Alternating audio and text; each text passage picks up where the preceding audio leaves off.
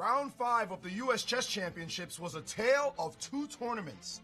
In the open section, 4 draws out of 6 games barely made a dent at the top of the standings as world number 2 Wesley So maintained his slim lead over the rest of the pack. In the women's section, all the favorites won their games in a completely bloody round, leaving the only 3 women with championship credentials tied for first going into the rest day. The players are refreshed and ready as the second half of the tournament gets underway. Round 6 action live from St. Louis, coming up next.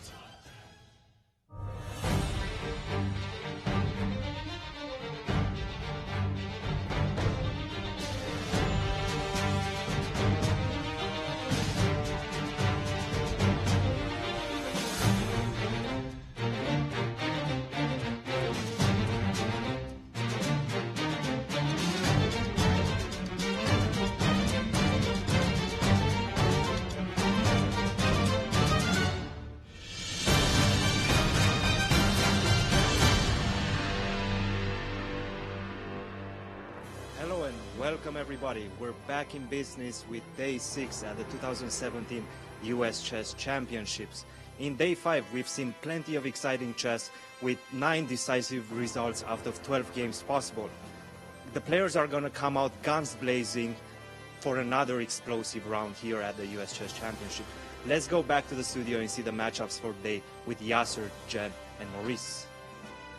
Thank you, Cristian. Good afternoon, Jennifer. Yes, I'm Jennifer Shahade. I'm back with Yasser Seirawan and Maurice for another week of excitement at the U.S. Championship and U.S. Women's Chess Championship.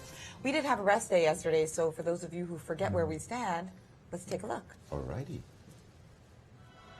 Well, world number 2 Wesley So leads this tournament by half a point, just behind a roving pack, Nakamura, Naroditsky, Zherubuk, Robson, and Akobian.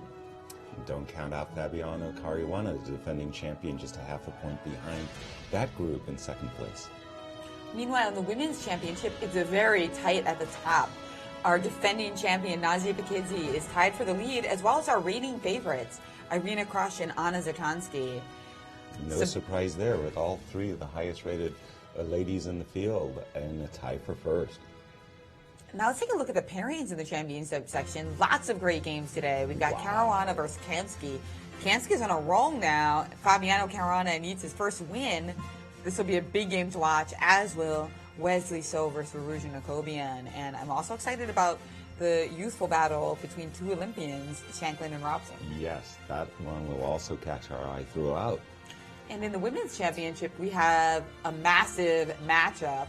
Irina Krush versus Nazia Paikidze, the battle of the 7-time champion versus Nazia Paikidze, who is our reigning champion. Exactly, and their game last year, featuring the same colors, decided the championship in a dramatic final round. Ooh. A beautiful game by Nazia Paikidze. So Absolutely. We'll see if Irina can find a better position today. But now we have Maurice Ashley with his thoughts on what we'll see today.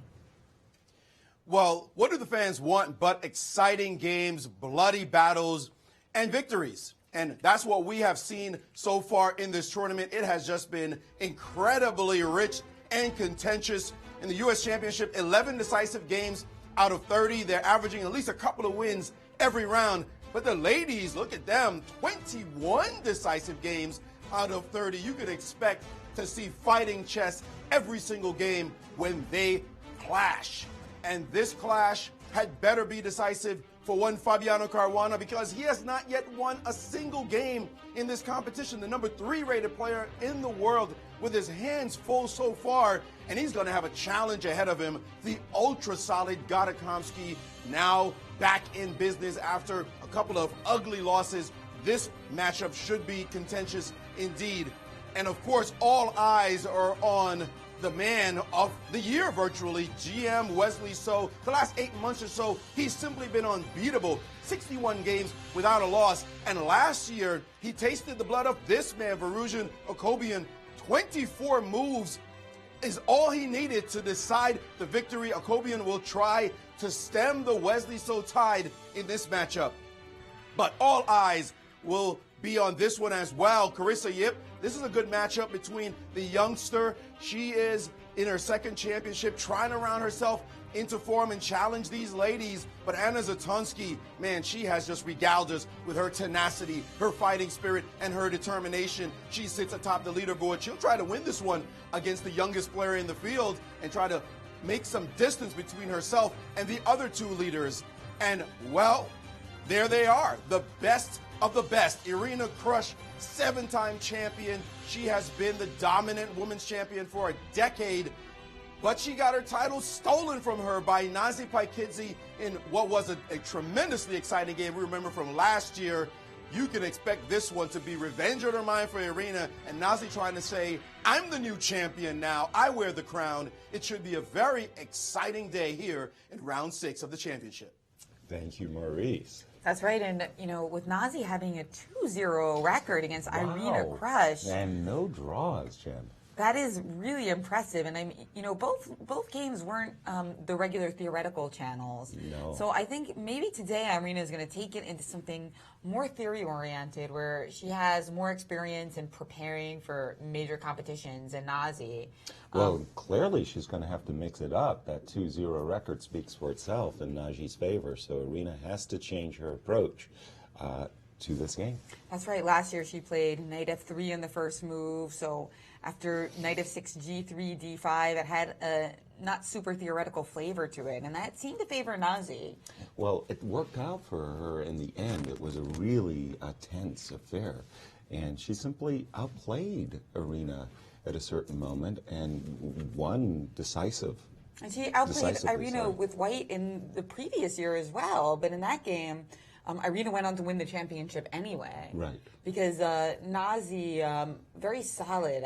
Sometimes she just didn't score enough victories in that championship. She played great. Right. And a lot of people remarked she might have played the best chess of the tournament, but just too many draws. Exactly. She drew herself out at first. So this year, very interesting to see what kind of approach Irina is going to take in the opening. My guess is that she's going to go for something more mainstream this year and start with 1d4 as opposed to c4 and knight f3. And like you say, more challenging opening, and there we see University of Michigan student Apurva Yes. Verkud showing up for the game. Yeah. She's got 2 points, and anything can still happen in this tournament. It's very crowded at the top. Even Sabina Foizier and Tatev Abrahamian, they're only half a point ahead behind the leaders. Right. And let's take a look at the prize money for this, the richest national championships in the world. That's right. Easter's coming up. What's in their basket? Well, $50K for first prize here in the U.S. Championship, and a total prize fund of $200,000. And serious bragging rights to go with all of that moolah. That's right. Meanwhile, in the Women's Championship, we have a $100K prize fund, $25K for first. And, of course, all the players get something for their trip here to St. Louis. And there's differentiation at every prize point. So in these last rounds, players will have some of the money on their mind. And how does that work, Jennifer, for example, if there's a tie for second and third? How do those prize monies get They're split then. evenly? Yeah, the difference Okay. is if there's a tie for first, there is a playoff for the money, because we have an overall champion, and those playoffs determine not only the title, which is of course the most important, but Right. also the other related prizes like the moolah. First, second, or third. Okay. Other opening predictions today. What do you take on Wesley So and Varuzhina Kobian? Well, last year, as Maurice was saying, it was a dramatic and very exciting, scintillating game, actually, between Wesley and Var in an E4 Rubinstein French defense. So Wesley opened E4, but in this tournament and throughout his whole streak, he's been using a kind of an English ready queen pawn openings as well as E4. In other words, he can really mix it up. He's a seriously difficult target, a moving target in the openings for all of the top players, and it just depends upon his mood.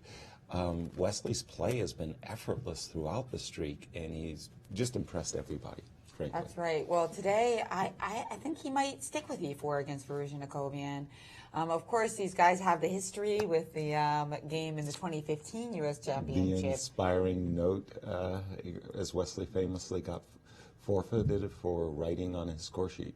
Yeah, that was such a difficult moment in his career, and it's kind of amazing to look back and think how far he's come since then. I mean, who would have thought that he'd have like such a terrible moment in his career, and since then, just like a glorious rise. Exactly. It was really, really difficult for him, but boy, did he overcome it in style. And I was wrong like because it looks like C4 C4 is English. on the menu. Yes, an English opening. Like I say, he mixes it up very well.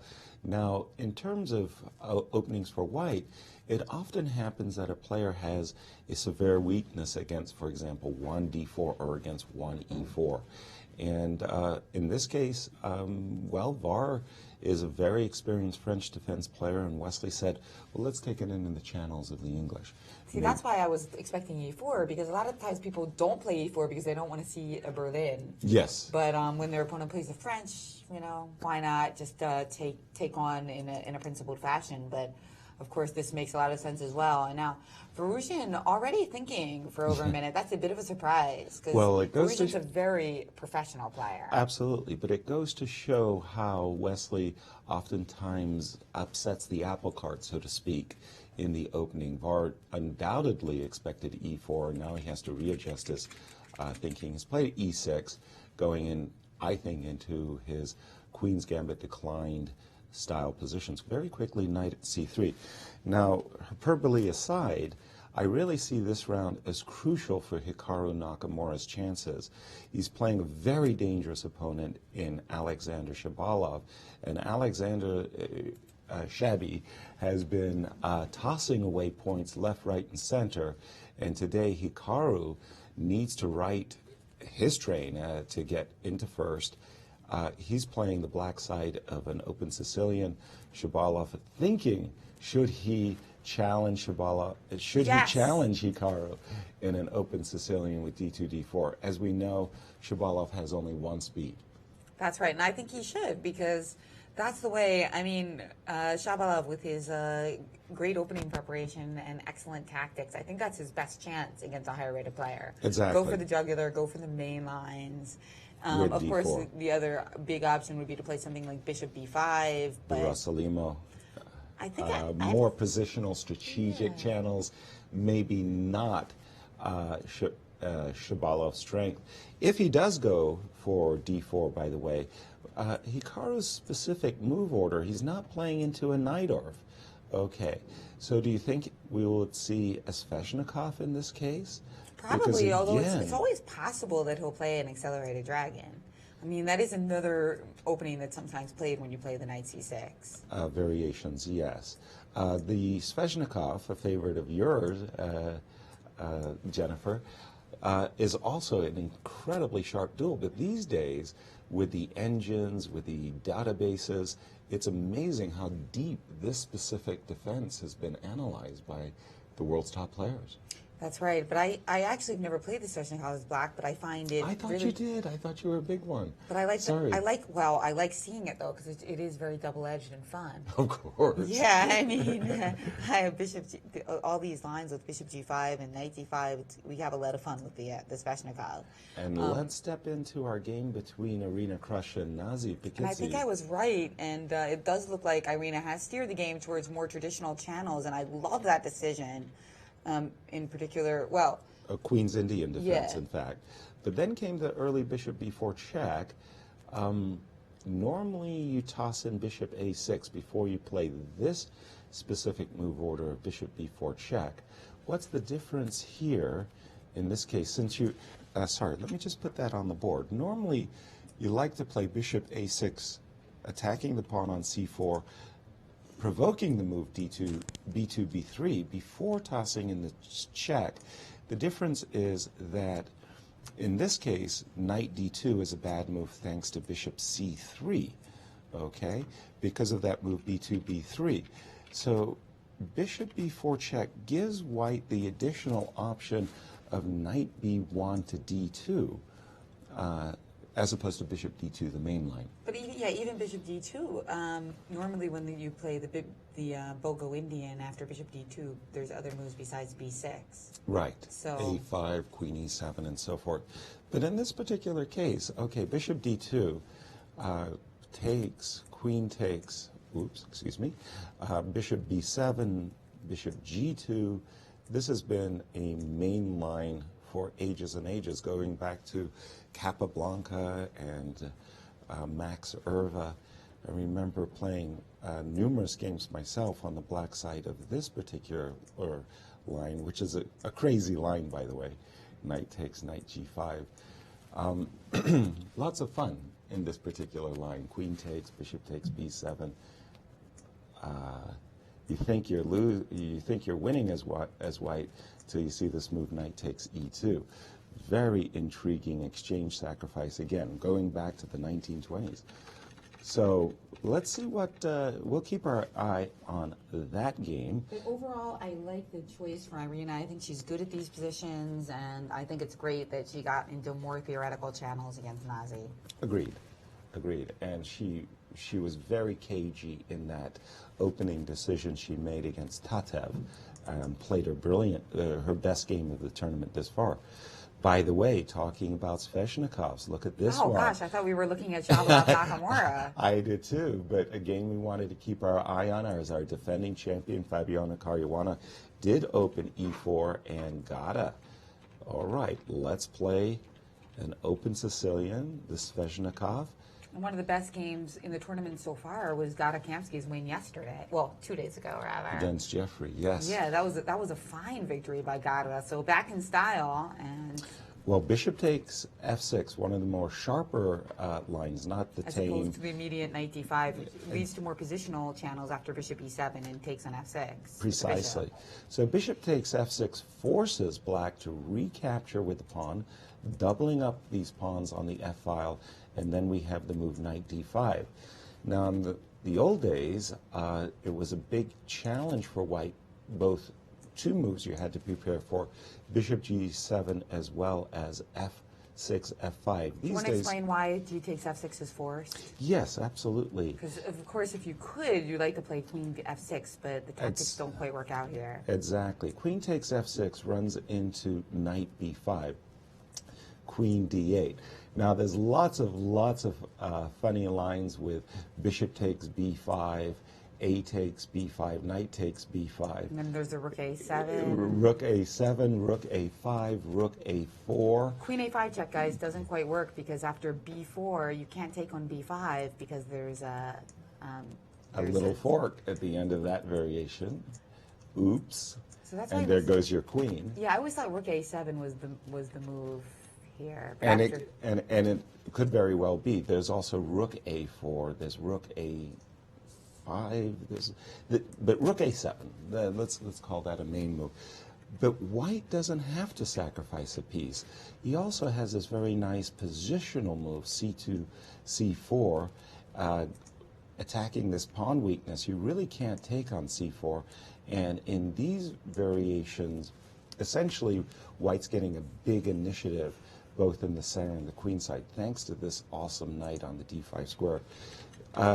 G takes f6 is, again, the main move, knight d5, and let's say bishop g7.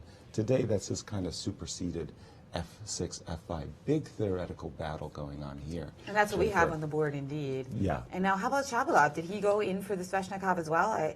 Yes, with Hikaru Nakamura. No, he played it in a very positional way. He went knight c3, e7, e5, bishop c4. So interesting thing, knight c3 could just transpose after, for instance, g6 or... I guess knight f6 is... after knight f6 or g6 or e6, there's all sorts of potential transpositions to mainline Sicilians. But in this particular case, after knight f6, bishop e5, we get into a Rossolimo style position where white has black has committed his knight to f6. He doesn't have a lot of the flexibility that he would prefer. Now, the problem with knight c3 has been this move e7, e5 as black tries to equalize bishop c4, maintaining a grip over the d5 square, d7, d6, d3. The players are in a well-known, well-trodden theoretical position. Black basically has been equalizing a lot of these games. For Hikaru, it's going to be very hard to create an imbalance. And as I was saying at the top of the show, I really feel that this is again, hyperbole aside, a make-or-break game for Hikaru, Now, just because Shabalov has been losing so many games. Now, about the transpositions with Yes. knight g3, so we can't play, are you saying we can't play Sveshnikov anymore? Can't we play e6 or something here? E7, E6? Oh, yes, you can. Yeah. And then, for example, after It's- bishop okay. E5. So it's a way to get a favorable Rasalimo. The reason is because to me, knight c3 seems odd because I can still play any Sicilian I want to play, but you also give me the option of playing e5. So I guess Yes. if the idea, it just seems like more work to play knight c3 because you have to know what to do against e5, and then you don't really subside, you don't eliminate anything, right? Those tricky transpositions, though, these players are so Yeah. very cagey. They may have come with a particular defense in mind, and then they get, misstepped, and they're playing a position they don't want. Maurice. Well, some interesting battles taking place on other boards as well. The openings, just by themselves, you look at them, you say, okay, this one's going to be a war. So I'd like to draw your attention to some of those games. This one, Daniel Naroditsky, who has played enterprising openings throughout the competition, especially with the white pieces. He's facing off against world junior champion Jeffrey Zhang in what is a great matchup of two of America's finest young players. You see this position after the move C4 was played. Jeffrey accepted it, played the Queen's Gambit, accepted an E4, the most principled of the moves, although not the most popular one. Usually you see knight F3 and E3. Well, knight F6 attacking the pawn, E5, knight D5, bishop takes E4, quick tempo on the bishop dropping back, and now knight C6. Of course, in this position, you cannot make this blunder of taking with the queen because of check, and your queen is hanging, and knight C6 doesn't help because you lose the queen to that pin. So bishop to D3, knight C6, and now knight to E2, not allowing a pin on this diagonal. Well, the pin came anyway, and now F3, chasing the bishop back, and now bishop to E6, dominating the square D5 is this bishop, this knight, this queen, and now the move knight BC3, and we have a position that is absolutely interesting. White has space, but black has this square, unbalanced battle going on there. We see another unbalanced battle going on between these two youngsters on this board, Jennifer Yu and Maggie Fang. After knight F3, D5, G3, this move, bishop G4, has been getting some action lately, much more popular these days. Interesting variation. Actually, you can find in American Chess Magazine a whole article written about this move. Both of them probably read up on that line after knight to D7, C4, C6. And this trade, we see the early sally of the queen to A4, move that you wouldn't expect, an early queen move, but she's trying to pin this knight, maybe get in knight to E5. Well, knight F6 was played, and now knight to C3 with threats of possibly taking this pawn and then picking off this bishop on this side. Some tactics that black has to watch out for. The Indians giving an early bishop F3 as a way to somehow bring that position down, tamp it down a bit. But this one is not going to get tamped down at all. Knight F6, knight C3, A6 played. Katerina Nemtsova against the youngster Apoorva Verkud. I went with Katerina yesterday to a juvenile detention center. We went and played against some young men. We played a tandem simul where I made moves and she made moves. And I got to tell you, she acquitted herself quite well. There were some boards where I just had to play mate because she was just kicking it with the tactics every time it was her turn on those boards. We played about 22 young men, as a matter of fact, and they were in awe at the games we were playing. In fact, sometimes something would happen on a board. I got to say that, a player tried to make two moves, and Katerina would say, "Hey, Maurice, did you just blunder a piece?" I said, no way. What are you talking about? And we had to fix those positions a little bit. They were in awe of the fact that we could remember all the games, of course. That was the case. Well, she has come with fighting chess on her mind today. The move knight to B3, Naroditsky special from earlier in the tournament. And after E6, the point made that if this had been played in that Naroditsky game, I think it was the game Naroditsky versus Ray Robson, Ray did not play this move. The move G4 is possible. And Apoorva Verkud has been staring at this board for quite some time after seeing this move.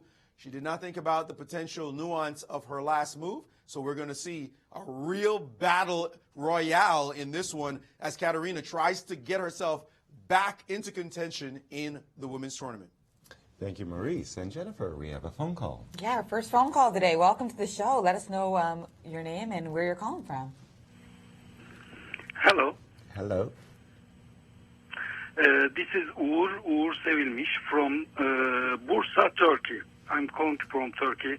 I don't have any questions. I just want to thank you all, Jen, Yasser, and Maurice. This is a great show. And I'm very happy to watch your show. And guys, you are being watched all over the world. Thank you for the compliment. Turkey, with a shout out for our show. I love it. I mean, I was in Istanbul, Turkey for chess a couple of times, and it's just it's one of my favorite cities I've ever visited. Just so interesting and so vibrant. And what a history, of course, as well. I remember also the 2 Olympiads that Turkey has hosted, and the players really enjoyed Istanbul as well. So thank you, Turkey. I wanted to turn our attention to the game between Carissa Yip and Anna Zatonski, if not only just to describe the name, the defense that Anna has played. She's playing what is called the Fort Knox variation of the French defense. You just got to like that, the Fort Knox variation. Speaking of history. And after knight d2 in a French, Taresh, knight takes e4, this early exchange. The move bishop d7. And what is the idea behind this move bishop d7? Well, if you look at the position, there's one piece in Black's army that really doesn't have a great view.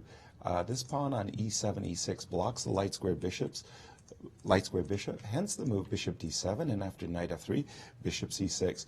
Black spends 2 tempi to bring this bishop out into the open and control the center. Bishop d3, knight d7, bishop e3. Now I think this is Carissa not being aware of all the nuances here in this particular opening defense by Anna. Queen e2 for many a decade has been considered White's principal and really only way of getting an advantage. So bishop e3 is kind of blocking your queen from defending e4. When you put it there, And also, it'd be better off on like d2 or g5. Or even f4. Yeah. There's bishop on e3. If you imagine a situation where White wants to bring a rook to the half-open e-file and menace a potential knight e5 in the future, your bishop e3 is in the way. So for a lot of players, they're very happy to play knight f6, and after knight takes f6, knight takes f6. The question is really where White is putting the pressure on Black's position, and Black's game is ultra solid. Recalling the game of Tatev and Irina Krush, Irina really limited Tatev's ability to mix open the position and took away her attacking potential, which is exactly what Anna wants to do against this very young and talented Carissa Yip. But the thing is, in this line, Carissa could get attacking chances with this queen e2, queenside castles idea. Okay, well, let's just take a what one line that I liked as Black, and I remember playing this many a year ago, was in case of the short side castles, you were mentioning the long side castles. This move knight e5 is very suggestive. I mean, look at that. You put your knight in the middle of the board and you want to capture this bishop and really wreck the pawn structure. Well, be very careful, because the shoe could very easily slip off. And after trades and queen d5, there was a secondary purpose of putting that bishop on c6. You got the double attack against the pawn on g2 with the threat of mate in 1, and you want to pick off this pawn on e5. Now, you mentioned the superior idea, Jennifer, for White in this position, queen e2, once again with the idea of castling long, right? Yeah, and I would prefer to have my bishop on d2 or g5. Right, or f4, or anywhere, but not e3. I think Carissa shows that her inexperience. But I'd still go for this plan of castling queenside. I think that's what she should do if she wants to try to get advantage, almost especially if she has a bishop on e3, because now these ideas of knight e5 are kind of off the table. Exactly. Well put. And Maurice, over to you. Well, an exciting game of foot yet again in the position between Wesley So and Varuzhin Akobian. This line that Wesley decided to play had seen some mileage a few years ago. Just a few years ago, 2013, there were a lot of high-level games, quite a few games and quite a few victories for White. The move bishop f5 has been seen, and now just daring the move g4, which Wesley said, come on with it. That's the kind of move I want to play on this board. And after bishop to e6, h4 was played. But VAR was prepared for this line. I should say, however, those games in 2013, quite a few games saw Black going down in flames. So a little surprising that he would go for exactly this position, but we have it on the board, G4. Let me refresh my board as some more moves have been played. After H4, knight D7, G5 was played, and now H6 and G6. 10 moves in, and a pawn has already been sacrificed on the board. FG6, bishop D3. Wesley playing instantly. He started the game, as you know, with 90 minutes with a 30-second increment. He has now gained almost a full 5 minutes on the clock after his move bishop to D3. VAR responded with knight to F8, so it seems like we are absolutely in Varuzhin's preparation as well. A dynamic battle after only 11 moves. Will Varuzhin go down in under 24? Remember, he lost last year with the black pieces in 24 moves, and he has dared the hottest player in the world to come get him. This should be a good one. Yeah, it should be a good one. I can't say I like it for Varuzhin. This looks like Wesley's going to have some fun today. You know, I wanted to point out that sometimes people like to make a point about the horrible game from 2 years ago where Wesley was forfeited against Varuzhin Akobian, but now these guys are actually teammates on the Archbishops. Right, so, and the champions of the Pro League. That's right. So from rivals to teammates on the debut champions for the Pro Chess League. So, exactly. How relationships can change quickly in chess, right? Exactly, and they're very professional about it too. We have another phone call, Jennifer. Yes, welcome to the show. Let us know your name and where you're calling from. Hi, guys. My name is Shekhar, and I'm calling from India. Hey. Hello, Shekhar. Hello. First of all, let me say that I find your commentary extremely insightful and instructional. Thank you. And also kudos to Maurice for his great work. Thank you. Thank you. And to your question. Yes, I have a couple of questions on tactics.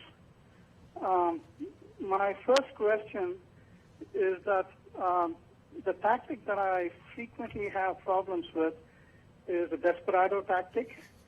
I mean, especially if both sides are making 2 or 3 desperado moves one after the other.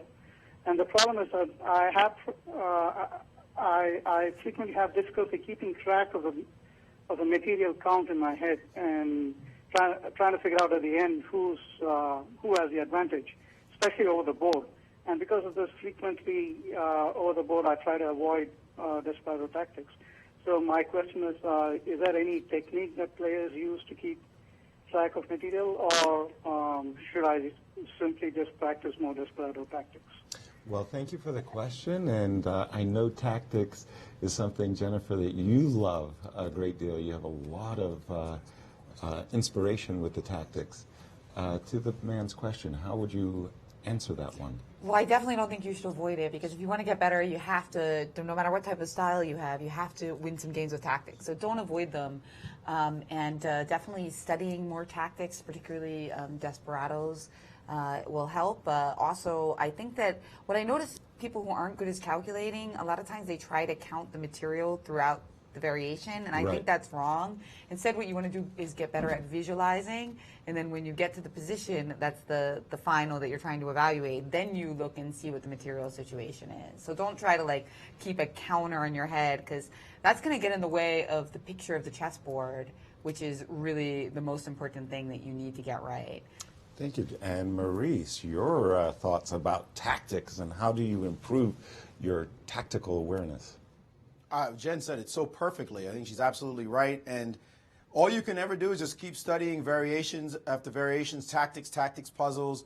You start with the easier ones, you get to the harder ones, and you just keep doing it, and you grade yourself. I used to grade myself that I saw every single variation that was in the puzzle. If I missed a variation, scratch it, not good enough. I have to be great at every variation, all the salient lines. So being thorough as possible, and even if it's obvious, you be as thorough as possible. Say, okay, I worked out every variation, there's nothing there. The more of those you do, the more your vision just builds and builds over time. And about desperados, we had two very salient things that you should look at in this tournament. First of all, Gatakamsky's miss against Varuzhin Akobian, where he lost because he missed his desperado tactic. Queen takes C4. Queen takes C4. That was the key one. So you can see it happens to even the best. And the other thing I tell you to look at is go to the game a couple rounds ago. That would be round 4, where Fabiano Caruana was showing off some analysis. Against Jeffrey Zhang? That's right, and that was a brilliant web of tactics involving lots of desperados. What you could do is you could pause the tape and try to challenge yourself to analyze those lines and then compare it with what Fabi said. Yeah, exactly. And you said it very well, and I say the same thing. Don't concern yourself so much with what comes off of the board, but rather what stays on the board. So if you're worried that you might be a pawn or a piece or rook down, but you have a mating attack, well, that's all important, of course. It overrides material considerations. And just keep plugging away. It's the experience factor that's going to be most crucial. And speaking of material, what is your assessment of the Wesley So Varusian Jacobian? You say you like the extra pawn, but are you shaking in your boots here as VAR? Yeah, well, this goes back to the days of Michael Botvinnik and many others thereafter. This whole pawn sacrifice idea was considered extremely dangerous for black, and most of the black players avoided this particular variation. And after takes bishop d3, knight f8, you instantly understand why black players wanted to avoid sticking their knight on f8, which keeps the king in the center. White, in my experience, after queen c2, followed by a very quick knight f3 and knight to e5, has been getting some very serious advantages. And I'm sure VAR has prepared himself well. Has he made the right practical decision? I would say no. And I think that Wesley, for one, is very happy with this pawn sacrifice.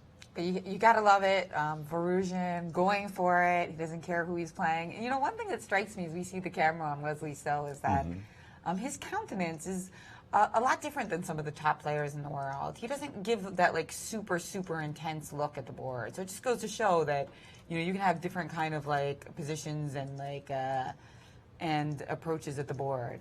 He's very composed, a real equanimity at the board, and you don't get this feeling of this intense wrath. That his brain is going to explode, like you do like with Gary Kasparov or Hikaru, yeah. Or even Danya Noroditsky. We saw Danya early in the tournament really in great agony while he was studying the move. And Wesley, very composed at the board. He looks great. He looks relaxed. Yes, yes. So to the position on the board, I'm pretty sure there's a lot of theory in this game that Wesley has played with VAR, and I'm going to ask Maurice to help our viewers out. How many games have been played in this variation, Maurice?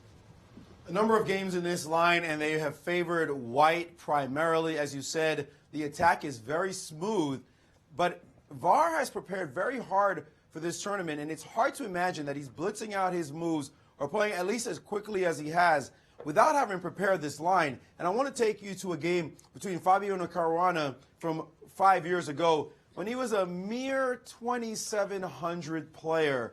2736 I'm talking about. Yeah, back in the day. Now he's 28 plus, almost 2820, and showing that that's where he really belongs at 100 points. There's a lot to gain. Well, he played this game against Melkumian back in Aeroflot in 2012. And in this position, the game proceeded knight f3, and now bishop f5, looking to trade off this dangerous bishop, knight to e5, and now knight to f6, and rook g1. This was the purpose of the sacrifice, to get the pressure on this g6 pawn and say, this pawn is going to be mine sooner or later. Don't act like you own it. Well, knight to e4, blocking the long diagonal, and now the bishop takes knight trade, further trade, and queen b3, threatening a maiden one. Well, queen a5 check, forced the king move, and now queen b5. And even though they proceeded to an endgame, it was white that had the better coordination. As you can see, the two rooks are in the game, the knight, the bishop, all of black's pieces still on the back row primarily, except this bishop. The bishop did take a pawn and a slow move, bishop h2, but it didn't matter because in two moves, this is what happened. Knight d7, rook takes g6, bishop f6, rook to c7, and you can already see from this position that there's a huge challenge ahead for black. White's pieces just crawling all over him every which way. White went on to win this game. Varusian had better come up with an improvement to this one, because otherwise Wesley will have a smooth victory here today as well. And Wesley did play Fabi's move, knight to f3, on the board right now. Thank you, Maurice. And we have another phone call, Jennifer. Welcome to the show. Let us know your name and your question. Hey, my name is Joel, and I'm from around Yasser's old stomping grounds in Seattle, Washington.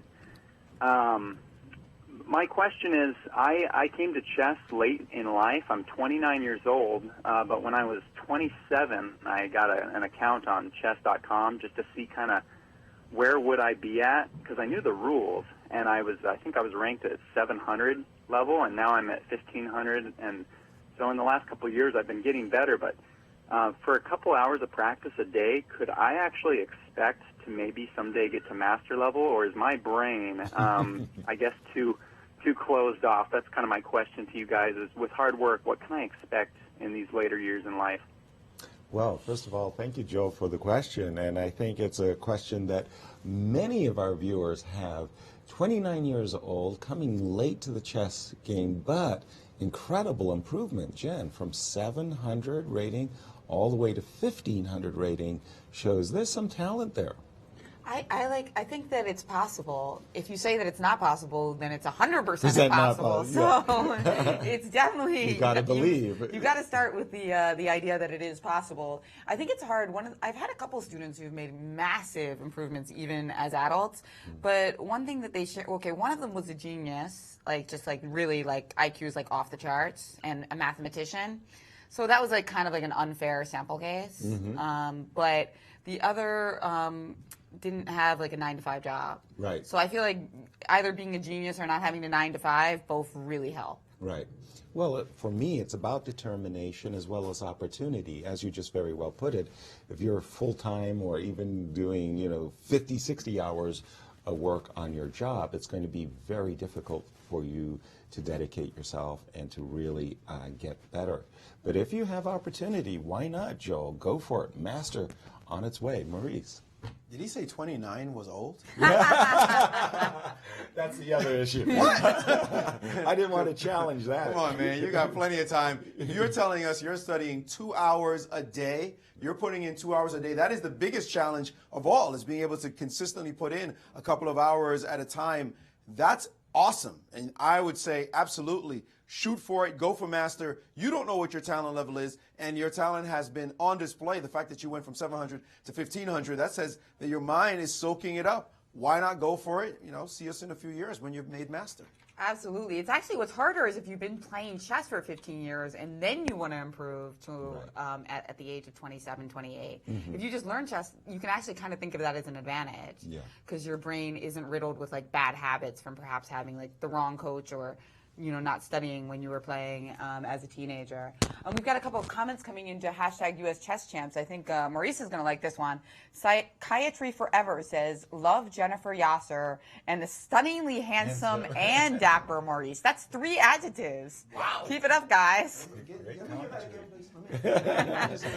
Stunning, handsome, and dapper. Delete. And this is a tweet, so they have a limited number of characters, and they still got that all in. Just at Maurice Ashley, please, so I can retweet that. Right. Well, thank you very much, Dr. Cricket Winnows. Wow. Okay, compliments. We love them. Keep them coming. Going back to the game of Alexander Shabala versus Hikaru Nakamura for a moment, it's been very unexpectedly for me, just a positional maneuvering game. Right now, it's all about control over the d5 square, and make no doubts about it, White has that square firmly in his mitts. Castles, knight, c3 to d5. I think a lot of Sicilian players don't like to see that knight stuck in the middle of the board, and Hikaru has been stewing over this position for quite some time. And it's going to be very hard for him to create a favorable imbalance for himself. The whole board is closed, and with this knight dominating on d5. Now, what do you think when Alexander Shabalov was preparing this morning? Do you think that he thought that there was a good chance that this position would appear over the board? Because Nakamura could have played any number of other things. Exactly. No, I don't, because it's so... Hikaru, we talk about moving targets. Well, he's one of the most difficult players in the world to pin down, and I don't think that Shabalov had any particular expectations of what type of defense Hikaru could play. Hikaru could play a Berlin, he could play Frenches, he could play all kinds of things. And to get this particular position, I think that Shaba will be very pleased with the outcome of this opening. Maurice? Someone else who may be pleased with the outcome of the opening is Varuzhin Akobian. Take a look at this line. We had mentioned this move, knight f3, by Fabiano Caruana back in 2012. He won that game in style, and we showed that. Queen c2, though, has been the much more popular move in this position. Knight f3, bishop f5 was only played once. In fact, knight f3 itself was only played once, and that was in the Fabi game. And it looks like VAR has come up with his own novelty, because this move has not been seen before, and in fact, it's the engine's very first choice. So he must have looked at this line, Varuzhin Akobian, prepared it, and now he has a chance to spring it on one Wesley So. The engines are saying that this position is slightly better now for black after this move.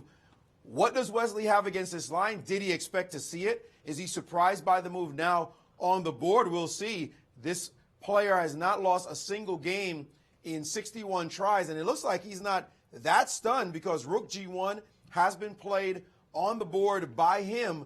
He played it fairly quickly as well, but the engines are definitely liking black. No question about that. The engines even more so like black after that last move. Bishop h5 is a suggested move now, clamping down on this pawn on g6, saying, I'm not giving it back to you come hell or high water, or you're going to have to disrupt your play somehow to get it back. The engine saying also the h-pawn is hanging with the rook on g1.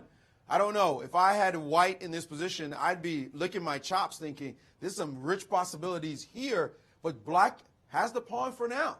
And you may have to prove real compensation with the white pieces. So we definitely have a big battle afoot in this game. Thank you, Maurice. Yeah, and my understanding of this whole line, I had actually started with the move queen c2. I hadn't given the move knight f3 consideration. I was surprised that Fabiano in the database had played the move, because the idea of queen c2 is very straightforward. You don't want to allow your opponent this opportunity to pin the knight, because that knight really does belong on e5.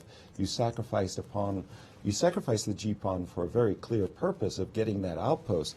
With this particular move order that he played, that move bishop g4 is very disruptive. I like the move knight f6. I can understand very well the computer's greed. The move bishop h5, you want to be able to capture this pawn on h4, but this knight on f3 being pinned like that, that really disrupts the natural flow of the attack that Wesley was trying to concoct. Maurice?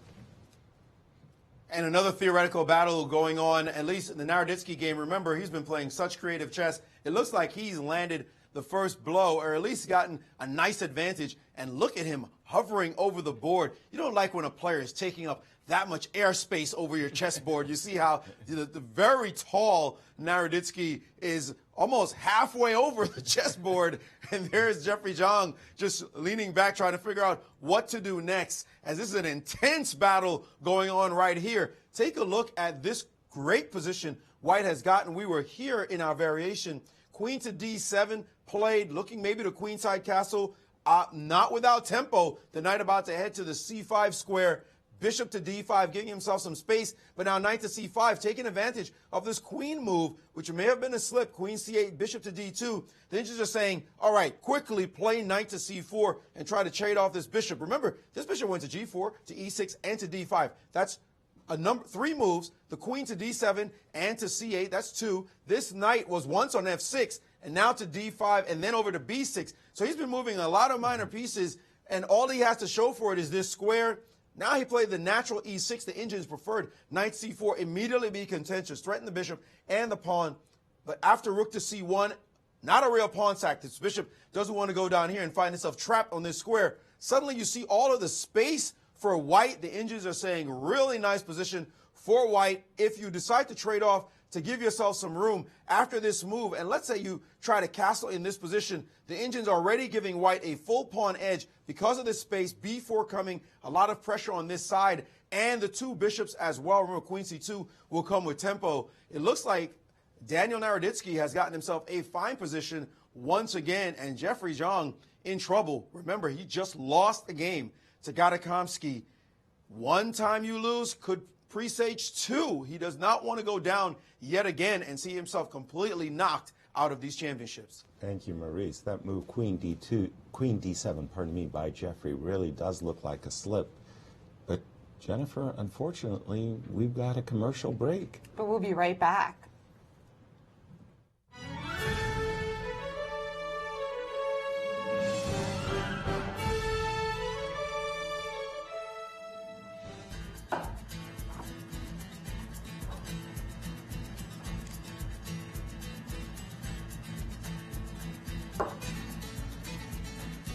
I'm Mike Matheny, manager of the Cardinals and chess fanatic.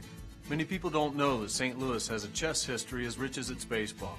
At the world-renowned chess club and Scholastic Center of St. Louis, across from the World Chess Hall of Fame, our goal is to teach, play, and promote the sport. Come to the Central West End and experience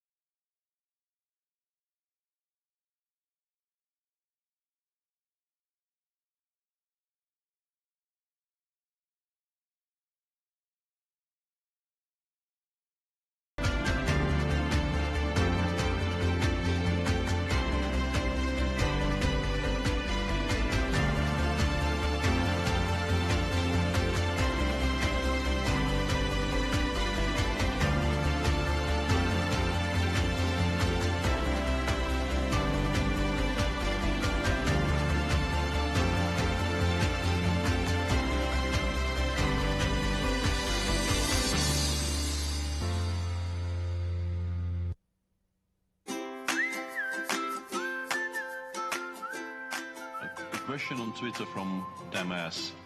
I should not have pronounced that. That was a bit of a trap, yeah?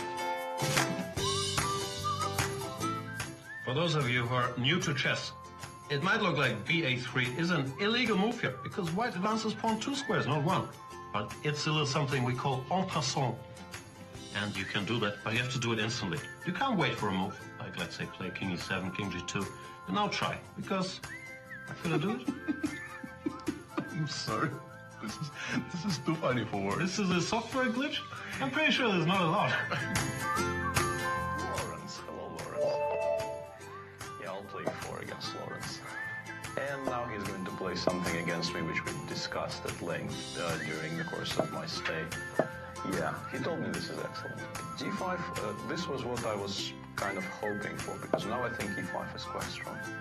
No, Lawrence, this is not how chess works. Sadly, it would be much, much more fun if chess actually worked like this. But I don't think it does. Or maybe it does.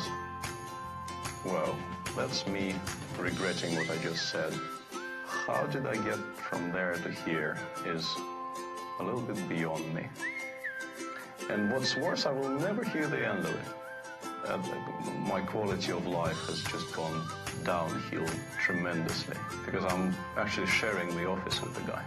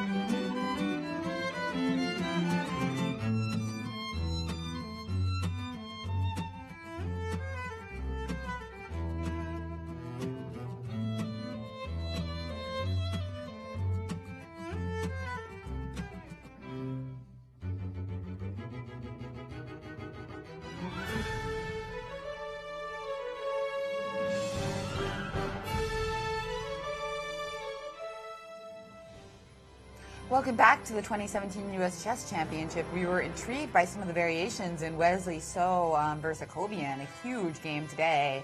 As if Wesley So manages to win another game, he could really start running ahead. And we've got, you were mentioning Rook G1, Bishop H5, that the knight on F3 is pinned, and we were discovering that Queen C2 is possible anyhow, because after Bishop takes F3, there's Bishop takes G6 check, and Knight G6, Queen G6, King D7, Queen F5 check, with Rook G7 behind, and this looks like too much to handle. Exactly. No, that piece sacrifice works very, very well for black. But against the move Queen C2, remarkably, VAR should not be capturing the knight on F3. Rather, instead, he should just capture this pawn over here on H4. At first sight, it releases the knight to go to E5, and white looks like he's got a dominating position till you analyze one move further with this move G6, G5, keeping the rook on G1 contained while also stopping all of these sacrifices on the G6 pawn. 2 pawns for black, and VAR saying, come and get me. And what about Knight G6 here? How's that work? Because at least I'm attacking, G6. At least I'm threatening your rook on H8. Well, you better give this move pawn takes, knight takes, pawn takes a double look. The attacker gets attacked. Yes. What? Who's hunting who? Remember that bishop on H5 actually controls the D1 square, so white's king is not escaping to the queen side anytime soon in this particular line. And if I were to play, that's kind of fun still. So if I play Rook G7. Rook G7. I just want to see how this ends, because those bishops are cool. They are, and after check, okay, I have one move. King and Better play Queen H4. Hello, I don't think you didn't get on a 61-game non-losing streak by getting your king, by having Wesley's king exposed. Very, very dangerous line for Wesley and Maurice. Back to you. Yes, this game certainly, because of so many imbalances in the position, is really attractive to the eye. You know, this kind of game we love to look at because anything could happen. And take a look at this explosive possibility that could happen on the board.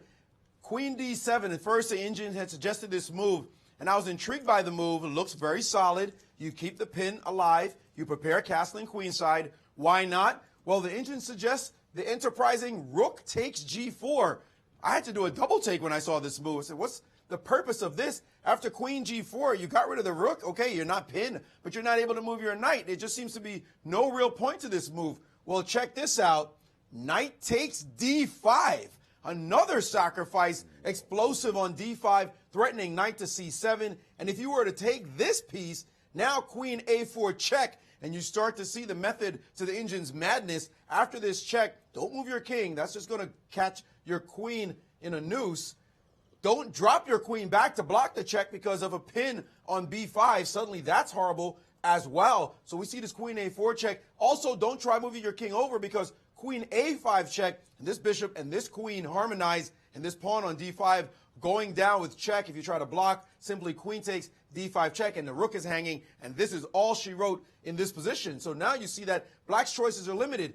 Only knight to D7 is possible, and now knight to E5, and this knight coming under tremendous pressure, the queen hanging at the moment as well. Hey, remember G6? That's hanging with check too. It turns out that black is supposed to be okay, according to the engines, with this sudden desperado, the move that he was talking about, the sacrifice. Throw in that move that the previous caller was talking about. Throw in it now. Trust me, caller, even us GMs would have missed something like that. Or maybe we'd see it because we're desperate to get out of the situation.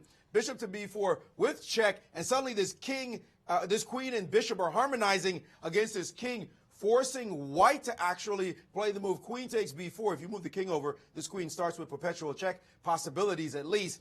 And now the move, now that he's no longer pinned, knight takes E5, bishop takes E5, and the line goes knight to E7 and is apparently now okay for both sides. The engine's cryptically giving triple zeros in this position, a favorite assessment saying, it was just flash tactics, no big deal. But at any rate, we see instead it looks like he has played knight to F6 as VAR against this attack. I don't recall this being one of the engine's moves. Let me get to this position. Rook to G1. No, it didn't feature it. Actually, now I'm seeing it as the third best option. Knight to F6 on the board. And this allows white to play a move like Queen B1 or Queen C2. Some of the lines you guys were discussing, at least in that general direction. Very rich position, guys. Crazy chess with all these imbalances. Absolutely great to look at. But I got a funny feeling that VAR could go down in the next 10 moves. Well, again, double-edged position, and VAR, I feel, has come to this game well prepared. This hasn't been unexpected, let's put it that way. Funny to me that Knight F6 is the third best move in the position, when, to my eyes, it's the most natural move. Bishop H5 might have been the best move. Looks a little unnatural. What do in the opening? Well, you're supposed to be developing your pieces. And the move Knight F6 certainly would have had my stamp of approval. But Queen C2, as you were mentioning, Maurice, that may be a refutation of Knight F6. Maurice? Not a refutation, actually. The only reason Knight F6, the Indians consider the third best moves is because the Indians thought that black had better. They thought black should have played Bishop H5 and gone for it in this position. Let me just go back a move to this one. They thought that here the move Bishop H5 should have been played, or even Queen D7 in the line we just saw, where white is like throwing out pyrotechnics to get equality.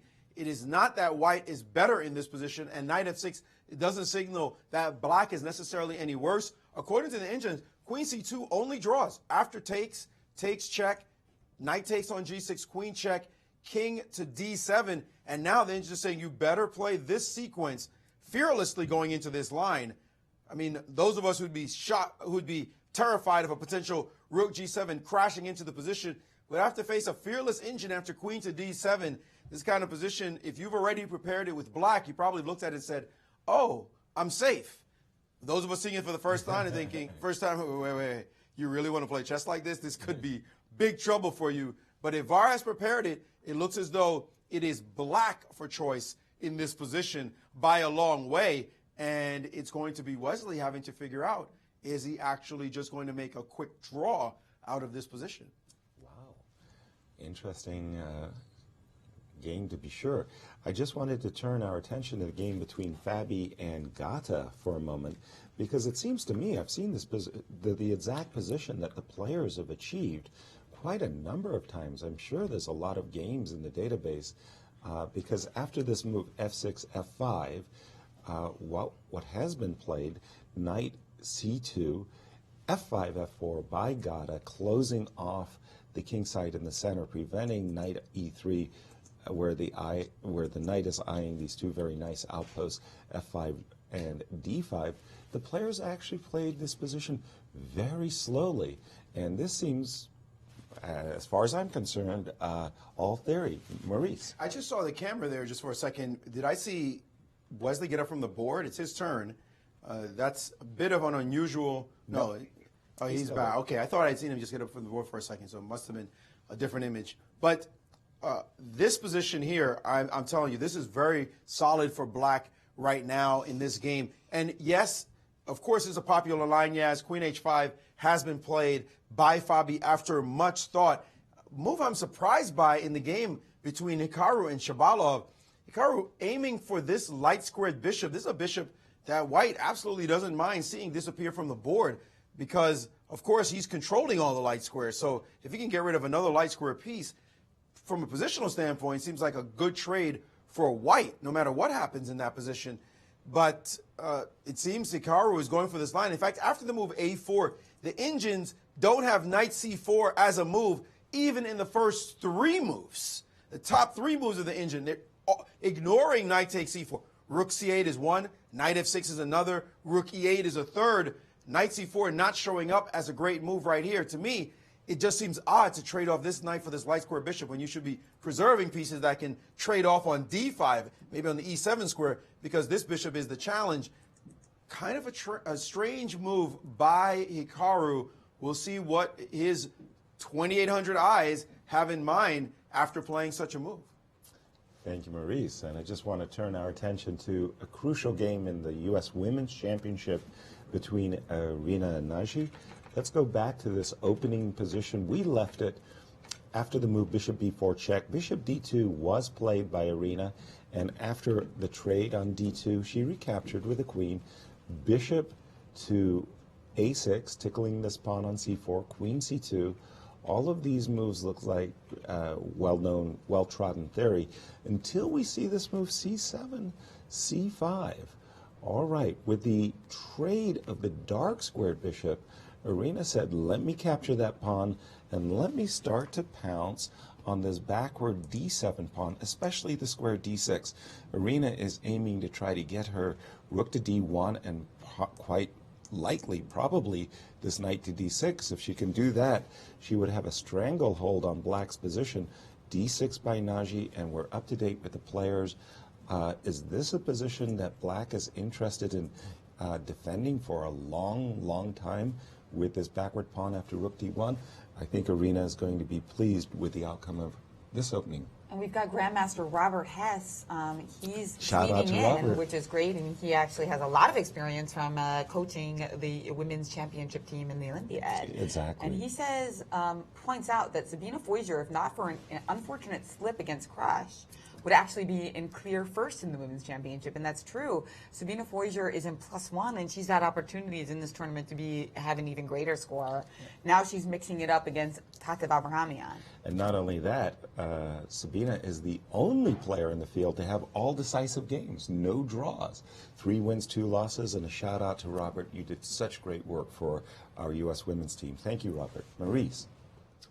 Fellow New Yorker Robert Hess, glad to know you're watching.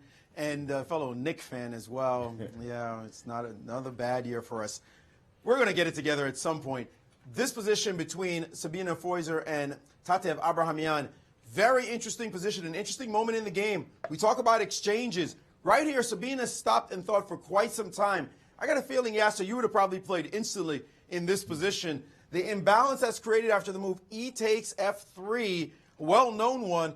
D4 is pretty much unstoppable, and now these two bishops had already been conceded by black in this game, and you see this bishop on this long diagonal looking to make some trouble after queen e7, rook f to e1. D4 will happen at the right time. F4 will also happen, maybe after moving this bishop off the square. So this trade on f3, creating an imbalance that looks good for white. Another trade on f3 that took place is in another game, this one between Anna Zatonsky and Carissa Yip. Again, the idea of two bishops against a knight and a bishop. We see it here. Carissa Yip played queen to c2. Right in this moment, this queen and this bishop were on her knight. She said, queen c2. I dare you to take this pawn. Well, Anna knew better. Taking this pawn allows bishop to e4 with a hit on the b7 square, so she didn't want to take that. But she did want to at least take the bishop, take the knight, and fracture the pawn structure, and then play the move c6. Now this pawn is under threat, a dynamic position with open file on the G file, reminiscent of the Wesley So game against Firouzja Nakobian, where there's a lot of action happening on that F3 square as well. And a third game on the women's side showing an imbalance. Here, the two bishops against the knight. This bishop also traded back here on F3. So we see this theme popping up again and again with the black pieces and that light square bishop. Bishop F3, E6. The game proceeded very quickly into this active line, this A6 move. Queen dropped back, B5. She said, here we go, E4, D4, and after E5, F4. So these two bishops trying to prove that they are dominant in this type of position. Very imbalanced play in all these games. Again, the players are refreshed and ready, looking for a fight today. Sure does feel that way, doesn't it? That the players are really come to this round with a great deal of energy. And after the move knight f6 in that Wesley So game that we've been keeping a careful eye on, Wesley has actually taken quite some time as he's now looked at those lines with queen c2, bishop f3, bishop takes g6, that perpetual check that Maurice showed as earlier. And Robert has a comment on that game as well. He said that he thought it was a strange decision by So for such a practical player to play knight f3 before queen c2. Agreed. Agreed. I was a little bit surprised that Wesley allowed it. I was just going to go to the game between Danya and Jeffrey Zhang, because when Maurice left it, he just played this move, rook takes c5, and Maurice was explaining that with all of the space and 2 bishops that basically the only thing black has to say about it is this bishop on d5. And with this move, queen e7, which for me was a little bit surprising. I play this line as black, this queen's gambit accepted variation, and I've gotten into, oh, pardon me, a2, a4. I meant to say not a3. I really feel very uncomfortable in this position as black. I don't like that knight e4, knight c5, and I think that Jeffrey has just fallen into a line that is very difficult for him. However, he does have the famous tactic on tap, which is this knight takes d4, knight takes, whoops, black, okay, let me just play a bad move for white, for example, b4. No, knight b4, knight takes d4, knight takes d4, queen h4 check. And how many of us who have ever played chess have not fallen for a tactic like this? I think everybody. And in my case, probably about 20 times. Yeah, fork you. Fork you. All right. So, but in any case, I do feel that Jeffrey's under severe pressure. And Daniel has actually played a very impressive tournament thus far, and he stands amongst our leaders. So, we're behind So. Yeah. Behind the pack of contenders. He's in the contending pack, no question. And let's take a look at the standings to remind you. We've got Wesley So ahead of Nakamura, Naroditsky, Zherevuk, Robson, and Akobian. So a nice mix of youth, college students, Olympians in the contending pack. But this game today between So and Akobian is so huge, because if So manages to attack and defeat Akobian, he has a chance to run away with the tournament. Meanwhile, if Akobian draws or wins, that also allows the pack to catch up with Wesley. Exactly. So a really big game, and we're still waiting for Wesley to make a move. He does still have a 10-minute advantage, but this is a critical moment, and he's taking his time. Yeah, because if there's nothing better than that perpetual check that Maurice showed, that would be a big theoretical win for VAR. And Maurice, back to you. It's definitely a surprising situation. And he's played Rook G3. Whoa. Let me just first talk about this position, and then we'll let you go on that move, Rook G3, which he surprised all of us with. Nakamura, with the black pieces, playing this move, knight to a4. We talk about this exchange all the time, bishop for knight. Usually it's bishop takes knight, as we've seen on many other boards. In this case, it was knight takes bishop, creating the imbalance. And when you play knight takes light square bishop, generally speaking, it's because you feel like you're going to dominate the dark squares. You removed this light squared piece. You removed your knight from the board. So now you have this piece, and your opponent has this piece. So therefore, you're going after the light squares. This bishop is the key piece. You have a piece that your opponent doesn't have. It's the opponent who thinks they have the dark squares. I had that backwards. Excuse me. So I have a knight, and a bishop. These three can control dark squares. You're left with a bishop that can only control light squares. And these two pieces can control dark squares to compete, but I'll always have my extra piece that can control dark squares. So you think you're going to control light squares when you make an exchange like this one. But in this case, it's obvious white has no problems on the light squares. He's got d5 under lock. He's got c4. He's got e4. So black doesn't have any light square domination. And in all likelihood, black's going to take this knight at some point.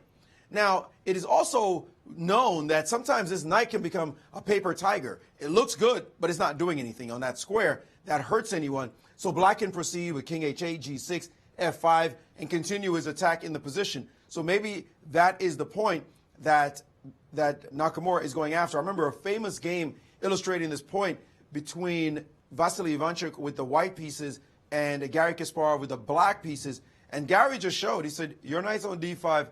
I don't care. I'm just going to work around it. And it was like magic the way he got his attack going. So the big critical question, is this clear positional edge? If you're going back to the old school classical players, they'd say white is dominant here. I mean, are you kidding?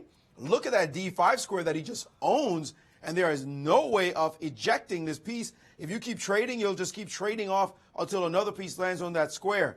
We'll see what Hikaru is thinking about in this positional struggle in this game. But we got to get to the other one. Guys, take a Right. look at that. Wesley So playing rook g3, which was not on tap for the engine. Seriously, Maurice, first of all, thank you for that explanation of what's going on, a very positional game.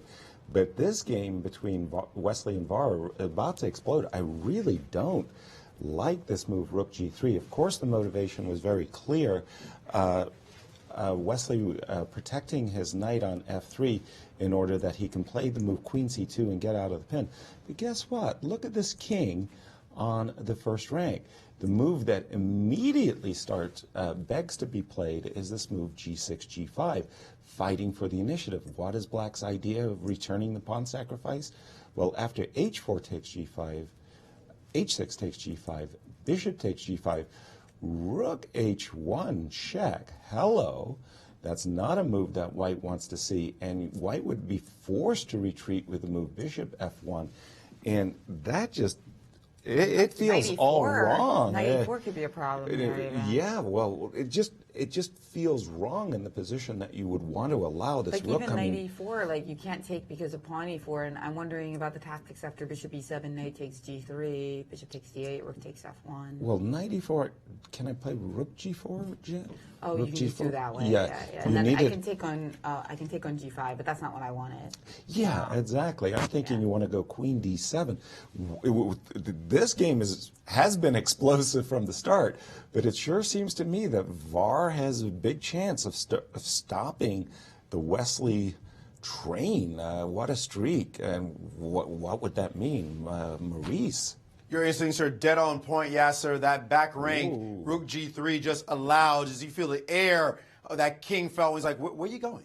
Get back, stay back here. Too late. g5 is a huge move, and the engines are screaming for it. And if we look at the line, after g5, this pawn is under attack. So if you move your bishop, he's taking it for nothing. He's just going to capture the pawn. So must be very careful here. H takes g5, bishop takes g5, rook check. Of course, you can't bring the rook back because of this pin along this diagonal. So you have to play bishop to f1 to save your queen. The edge is actually giving the very nuanced queen c8, instead of queen d7, just to avoid the knight e5 shot. So your queen is completely out of any range of this knight. And now you have trouble with bishop h3 potentially coming, and also dangerous bishop to d6. What's he doing on g3? I mean, that rook is trapped on that square and will likely be sacrificing itself very shortly. The engines give bishop takes on f6 for now, and now this move, g takes on f6 in the position, and still this rook is a problem. These squares are covered. This knight's going nowhere. How can this be anything but worse for White? The only problem for Black right now is castling. That doesn't seem like it's going to take too long to do. Wesley is in absolute trouble. If g5 lands on the board, he will be in serious danger. VAR is not known to take a lot of risks, but this seems one of those pawn sacrifices, returning the pawn, that is without any risk. It's just a good-looking position, and he sees it. I'm sure he sees it. The question is, will he play it? Now, in this streak, Wesley has not done it smoothly, like 100% smooth. Don't be fooled. He has had horrible positions. He has had dead lost positions. The one against Rapport in Tata Steel comes to mind. He was dead in that position. But somehow he finds a way to squirm out of it. Who's going to be the one that stops him and lands the blow?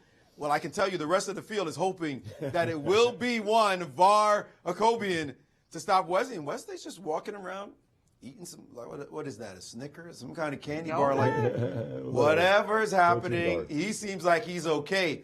But this man knows he has a golden opportunity. Will he find and play the move g5? Well, he's a French player, so he's used to playing g5 for the attack. And by the way, Grandmaster Josh Friedel actually chimed in as well. He said he thought that Wesley should pre-move 14 rook takes g4. Pre-move referring to what you do when you're playing a bullet or a blitz game, and you play the move regardless of what your opponent's going to play. Right. So he must not have agreed with rook g3 either. And we'll keep our eyes on VAR and see if he plays that move g5, giving him the initiative against the super hot So. We'll be right back, and we'll have more for you in that game.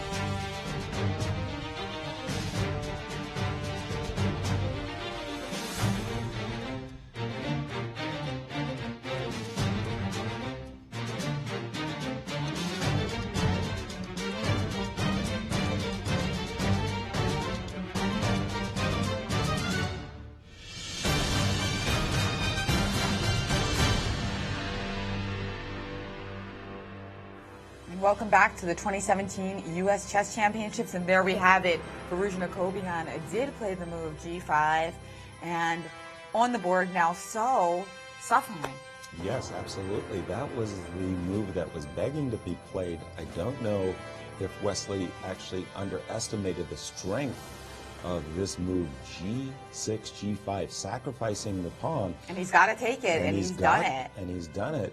But, I mean, the analysis that Maurice gave was really scary piece of analysis for Wesley So's fans, as Firouzja, with this move, rook h1 check, seizes the initiative. Now, the really tough move here, I think most grandmasters are begging to play the move queen d7 in order to be able to castle. You develop your queen to this nice diagonal. You protect the bishop.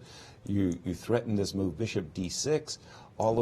But this really subtle move, queen c8, the differences between playing the queen to d7 and the queen to c8, that's really, really hard to decipher. But should VAR come up with this move queen c8, the streak's in real jeopardy. Very quick recapture there by VAR on the g5, and again, the line is very forcing. There's nothing really to talk about. Rook h1 check, bishop f1, and then we'll get to that crucial position where the move queen c8 will give VAR a huge advantage should he find that move. And Maurice, coming back to you. And it's entirely possible that Wesley missed queen c8 as opposed to queen d7. Maybe he thought he'd make something out of this particular position, although I don't think he'd play this with g5 in his head. It's hard to imagine you letting a rook land on h1 with all this natural play for black. But assuming he did see deeply into the position and saw this position, queen to d7, knight to e5 does save white. And black must go into this ending after bishop takes d1, knight takes on d7. And the best move is to just keep this bishop in the position, bishop to h5. And after knight takes f8, you're not talking about any advantage at all for black. Just zero edge in this position. Even though you have this pin here, it's just not that much. For example, let's say you play king f8, now you play rook to h3, you've got to trade this off, and this is a drawn position suddenly. So this position here would save him, but it's a big difference between the queen going to d7, and he has played rook h1, we're waiting for bishop f1, this move versus this one. Now here, there is no knight e5, your knight's just pinned, bishop d6 is threatened, all the nice lines we saw earlier for black, and in this position, the engine is giving a real edge to white. The only move the engine gives right now, the best line, is queen to b3, bishop to d6, and now the move knight to e5, bishop to h3, rook takes on h3, and this line where you're getting chased, rook check, king takes, queen takes on h3 with check, and now king back to e1. The king unable to castle, black castling in this position. A very straightforward capture line after queen to c8, forcing white's hand tremendously. It looks like a normal position if only you could play this move. Oops, you can't. Your king is caught in the middle, and now it's going to be black's turn to have some fun. Is it decisive? Well, it's not completely busted right now, but certainly white is in trouble now that this rook has landed on h1. When is the last time you've seen a top game where rook h1 check by black has been played in the middle game? And the early middle game is that. Can you remember any game, Yas? I'd have to go way back into the archives to come up with that. But no, I mean, you're absolutely right. It's such a rarity indeed. And again, this move, queen d7, in that line, Maurice, that you were showing, you immediately played rook takes f1 check. Was there a reason why the queen on c8 couldn't have just recaptured that rook? It was the bishop h3 move that you had put down. You went rook takes right here. Yeah, you went rook takes f1. Queen takes h3. I think everybody in our audience would say, whoa, give me that rook. Yes, indeed. Very good point to make here. The problem is after castles, suddenly, sacrificing, suddenly the king is safe, and after rook takes, now for the moment you're down a full rook. Right. Except after queen takes on b7, it is white who has the advantage in this position. Remember, step 1, you're hanging a rook. Step 2, you're hanging check on c6. Step 3, you're hanging check on f7 as well. f7, this one, let's make a random move. Well, you could actually play rook takes here. He'll remove this knight from play just to make sure you have nothing else. And if you play something like queen to c8 defending, suddenly there's this move check and queen takes, and from his back to standing and punching is white, because suddenly it's white who's attacking in this position. Black's king cut off along the rank, and white has all the aggressive play. So a very good point, Yaz, but it looks as though the line does not win any material at all. In fact, it allows white to come back in the game. So he has to be careful there. Another little trick. It just shows how dangerous chess is. You think, I always tell players, it doesn't matter, and I've said this before actually in this broadcast, it doesn't matter if you think you're winning. It doesn't matter if you're better. I'm better. I have a great position. I have attacking chances. Look at the sweet position I caught my opponent in the opening. Good luck with that. That's just the start of your problems. Now it's your responsibility to come up with genius moves to figure out how to win the game. It's not enough to get a good opening. Sure, you don't want to have a bad opening, but it's not enough to have a good opening. You still have accurate move after accurate move, consistent idea, tactics to duck, counterplay to make sure you suppress. That's all ahead of you, no matter how good your position is. So you have to play move after move after move, and VAR has a big responsibility on his hands to find those accurate moves right now. So that's why a defender like Wesley is going to sit there and say, okay, you're right. I messed up. I get it. I got to forget about that, though, and I'm going to play the position. And if you slip up, I'll be back. See, my thing is, I think Firouzja Jacobian might play queen d7 here just because that endgame after knight e5 doesn't look too bad. And that might just coerce him into playing the more natural move. So this is like a really big moment, and we see him thinking, which, once he starts looking for candidate moves, I think the chances of him selecting queen c8 go up. But well, exactly, because if it was a blitz game and you had no time, queen d7 is such a natural move. You want to get off the first or back rank. In this particular case, queen c8 is really nice. That really puts the onus on Wesley. And I'll point out that white is actually threatening bishop f6 in this position. I mean, white begins to respond to you. It's like white is saying, I do have ideas. White is also, quote unquote, threatening to move the queen and castle. Yes. And I'm sure that's what Wesley is hoping to happen. Maybe he even expected it to happen. You might argue that is what's going to happen. I'm going to move my queen, and I'm going to castle. And if you allow that, okay, wait a minute. It looks like he is playing queen c8. The way he has got his hand, the way that hand looks like it's going horizontal, looks like he's found it, and he's checking again this variation. Will he find the move? Now he's hesitating. The other issue in this game is the clock. He is behind on time, his VAR, so sometimes you can get a good position, but the clock is not your friend. We've seen much worse in the championships. Yes, of course not. Of course he's fine right now. He's got 40 minutes with 23 moves to go, so he's basically got over an hour with a 30-second increment. But any little bit of pressure, he's 27 minutes behind right now on the clock, any little bit of pressure could cause you to falter, but he knows it. He knows it, and how sweet would it be, the revenge from that ignominious defeat last year in 24 moves, to play something like queen c8 and take down the man who's had a 61-game unbeaten streak. Will he play queen c8? And he shot a look at Wesley's thumb. And I like your observation about the slide. You got it. Queen c8 is on the board. Because it looked like he wasn't trying to push it forward, but slide it. I caught the same thing. You saw the same thing, absolutely. We've been around the block once or twice. You guys play a lot of blitz. You're used to that side-to-side I think it's more of like a poker thing. I was like, he's moving in. He's moving in. But queen c8, the big-time move, has just been played by VAR, and that streak is on the line suddenly because bishop d6, all of these threats involving bishop h3, those that Maurice has been pointing out, whoa. Unfortunately, this game has gotten so much of our attention, we've kind of been missing some of the action on the other boards as well. And Maurice. And I don't know what's going on this board. What did Gata just do? He just played the move bishop from c8 to e6. Now, I've written about this before, but I've also done a DVD on what grandmasters don't see, the kind of mistakes they make, but also the idea of every time you move, you create a drawback. And I call it Aikido chess or drawback chess. This move creates a very simple drawback. He controls the e6 square, positional move. He controls the d5 square. Positional move, simple enough. But what's the drawback to the move? Well, clearly, it no longer defends the a6 square. So your eye should be drawn to that possibility, and most people might just see it instantly. What happens if this pawn's just taken off the board? Suddenly, you just dropped the pawn. Right. And what's your purpose in dropping the pawn? Where's the counterattack? What's your point? And the more you look at it, the more the engine looks at it, it says, it's just a pawn. That's it. Gata Kamsky has just blundered a pawn. This knight's going to repark itself forever. This pawn's supposed to play a5 in some position, and look at that. He knows it, and he's shaking his head.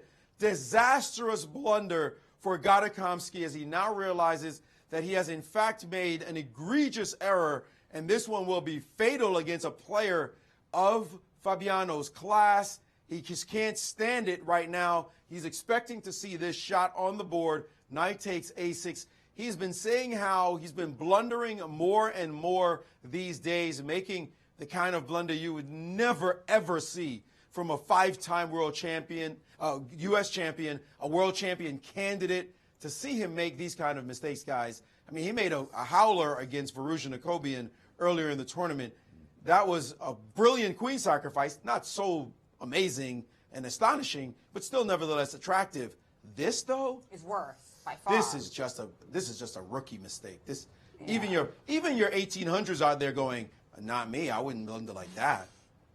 Wow, absolutely, Maurice. Egregious, and Gata knows it. And he's just shaking his head in recognition of this horrible mistake he's just made, which might, obviously it blunders one pawn, but it might even just blunder two pawns. That's that bad. Look at him shaking his head also. He's got no poker face here. Obviously, 100 times out of 100, Fabiano Caruana is going to see this, but if he's playing against a weaker player, don't go shaking your head right after you make a bad move. But Fabi's probably in shock. Fabi's going, where is the counterplay? There's no way he blundered this pawn. It's impossible.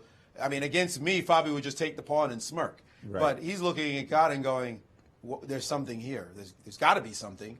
Why would he just donate a pawn, which may be two, and I just win the game without any effort right out of the opening with nothing going on? Well, you don't think Fabiano sees Gata, walking around? No, he did not see him. He didn't see him.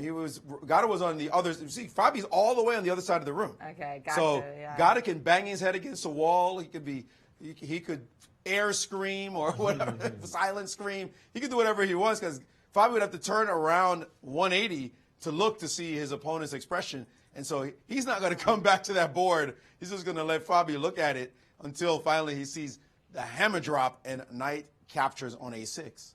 Such an emotional game.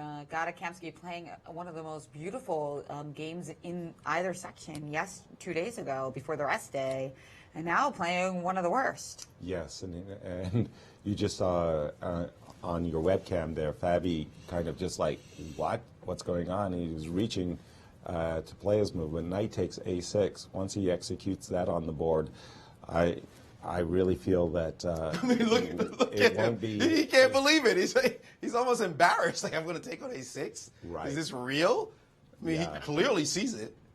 Well, again, and the very obvious concept behind knight takes a6, as Maurice was mentioning, this bishop no longer defending this pawn on a6 means that after rook takes a6, it would be materially decisive. And he's done it. He's grabbed the free pawn. No surprise there. Our defending champion. This is huge, Yasser, because if Wesley doesn't win, that allows Fabiano to right back in the mix. That's right. Forget about winning. If Wesley loses, then Varuzhin's leading the tournament. Varuzhin's leading the tournament. Fabi ties Wesley. All of a sudden, and then the rest of the field could leapfrog Wesley or even tie Wesley as well. So huge moments happening right now, right away in round 6, just after the rest day. Good thing everybody picked Varuzhin Akobian to win the tournament. nobody picked Var except for Var and his wife, lovely wife. But and their kid, right? And their 1-year-old. But knight takes a6, and Gata just trying to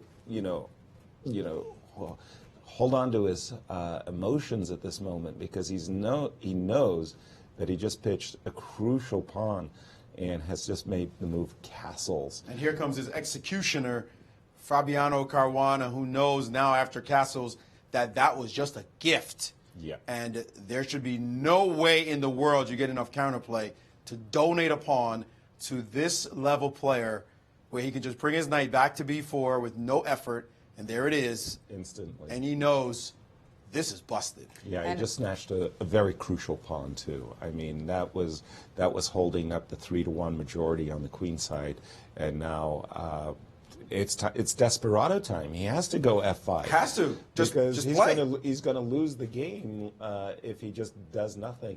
f7, f5, closes his eyes, says, okay, I got to go into desperado mode now and to try to use this clump of central pawns to create some tactical complications and hope that Fabi spoils it. You know the worst part about this? The clock. Look at the clock times. 32 minutes to look an how hour long. and 10. Look how much he invested in the position to get to this moment to play bishop e6. Remember we talked about long think, wrong think? If you don't know what's going on, sometimes you just make a mistake. He spent all that time to be down this heavily on the clock, and now he's in rapid chess mode after this move. It's incredible that he finds himself here. It's 18 moves into the game, guys. He's got 22 moves to make time control, and he's way behind on the clock, and he's dead lost in the position. Just, it's sad to see. It's sad to see him playing this badly. He's somebody you might have called a dark horse in this tournament. After all, he's won it 5 times. But his self-confidence is gone, and there's some kind of clarity that's just missing from his play. And he's in deep trouble right now. Well, last game, though, was so beautiful. I mean, this whole concept of rook d3, rook f3, which he saw and outsmarted his world junior champion opponent. So I think when he plays well, he plays very well. But then, unfortunately, there's just these aberrations that show up. Yeah, the queen takes e4. Now, having said all of this horrible things about his position, what he's done to wreck it, why did he play the move f7, f5? Well, he's got a desperado idea in mind. You capture this pawn, so that's pawn number 2 in white's pocket. You drop back with the bishop. Queen drops back to grab all of these light squares. Notice there is one trick.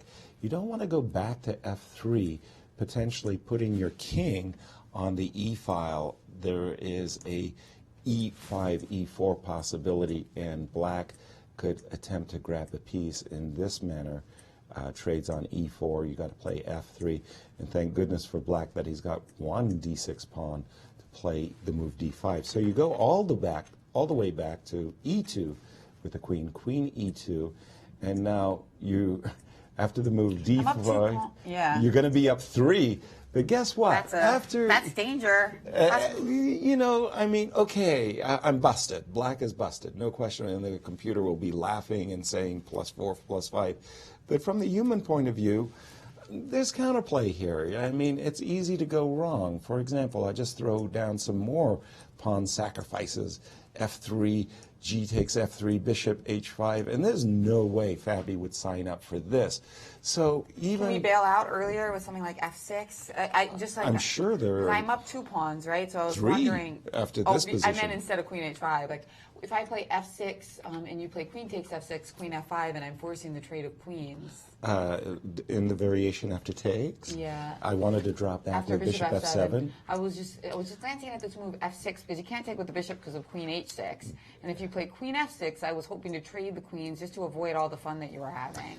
True that. I mean, that's a very stable approach, a safe approach that keeps white on top. So I'm just saying it doesn't look like you have queen f5, bishop a2, because I do have bishop e4 there. So no, definitely this is a professional approach. I'm just saying that in Gada's shoes, he knows he's blundered the game away. This is what he was hoping to try to get some counter chances by just throwing away 3 pawns in a row.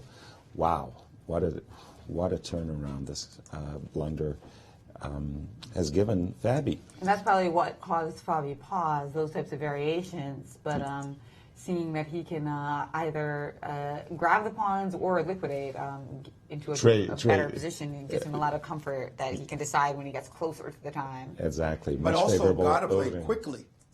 Got to play very quickly, so it's as though he's saying, I planned this sacrifice. Because Fabi doesn't know Gada's reaction at all. We do, but Fabi doesn't. Good point. Again, this game has taken, this and the Wesley game has taken so much of our focus. We haven't even mentioned in passing a game between Alex and Yarrow.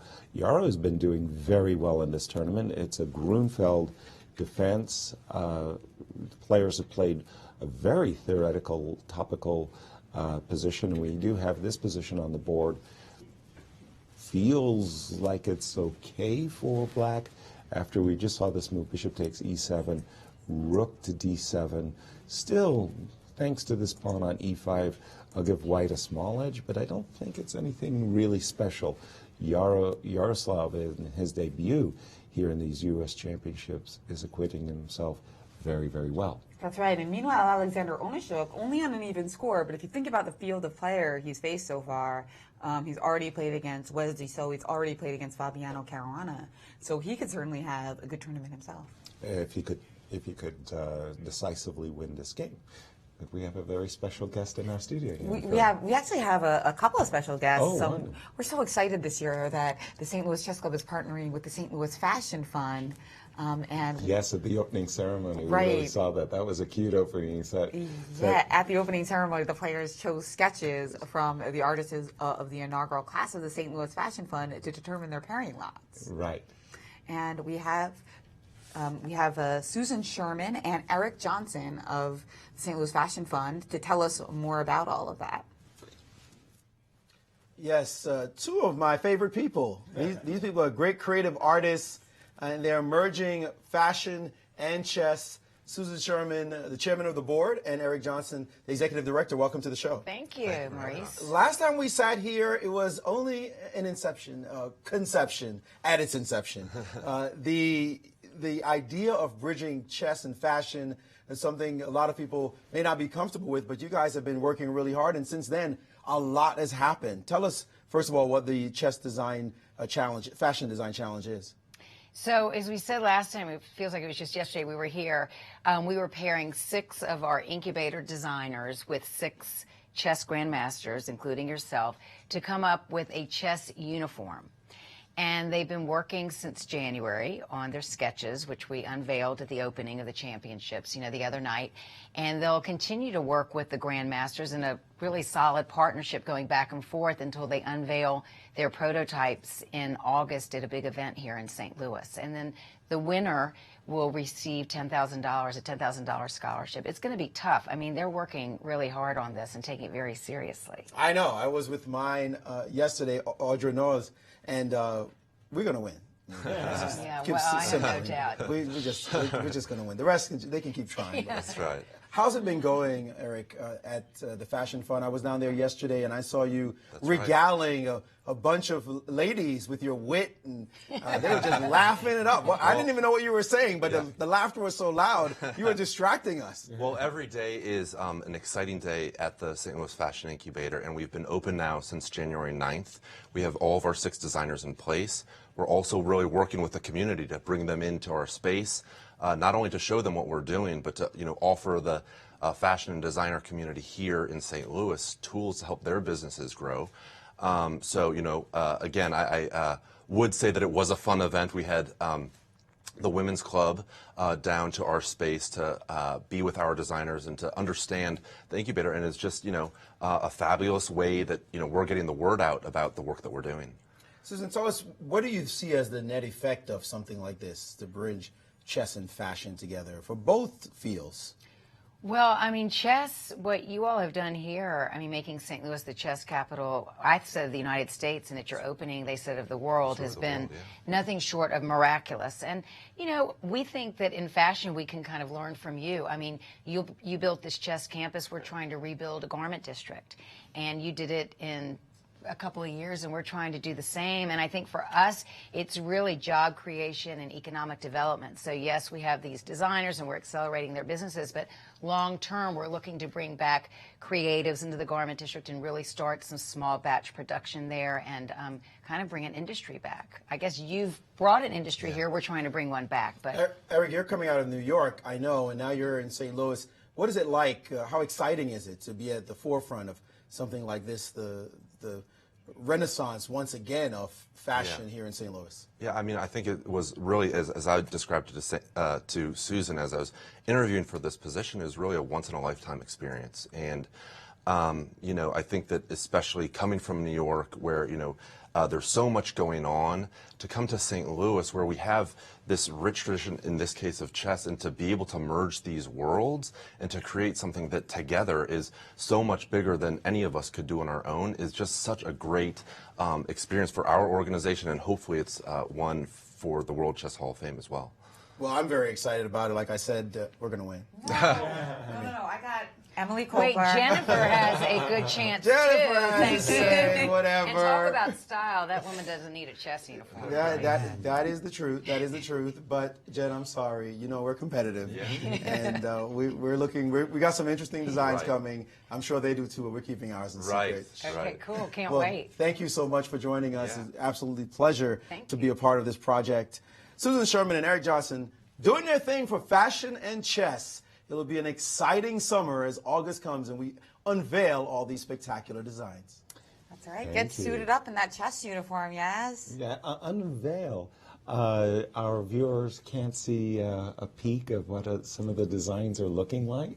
Well, there are sketches. There are photographs of the sketches up on the U.S. Chess Championship site. Oh, they are. So you can check it out there. And yeah, Maurice is trash talking, but you got to go check out this website, Wai Ming. Well, those outfits, I would wear anything that Emily makes. Wonderful. But let's take a look at some of our fashionable chess players. Well, somebody posted a tweet the other day that since there's so many cameras, are the players more fashion conscious and more beauty conscious? And I would say yes. I think the players, both sides, the open and in the women's, paying more attention to what they're wearing, knowing that they kind of have a platform with people watching them from all over the world. Absolutely. And that's not a bad thing. No, on the contrary, I think it's great. And there is a sort of a dress code. It's not strictly enforced. Please, no sneakers, T-shirts, or jeans. And we're not united. Leggings are allowed. But I definitely have recognized that thanks to all of these webcams and the videos of the players are more fashion conscious and they're dressing accordingly.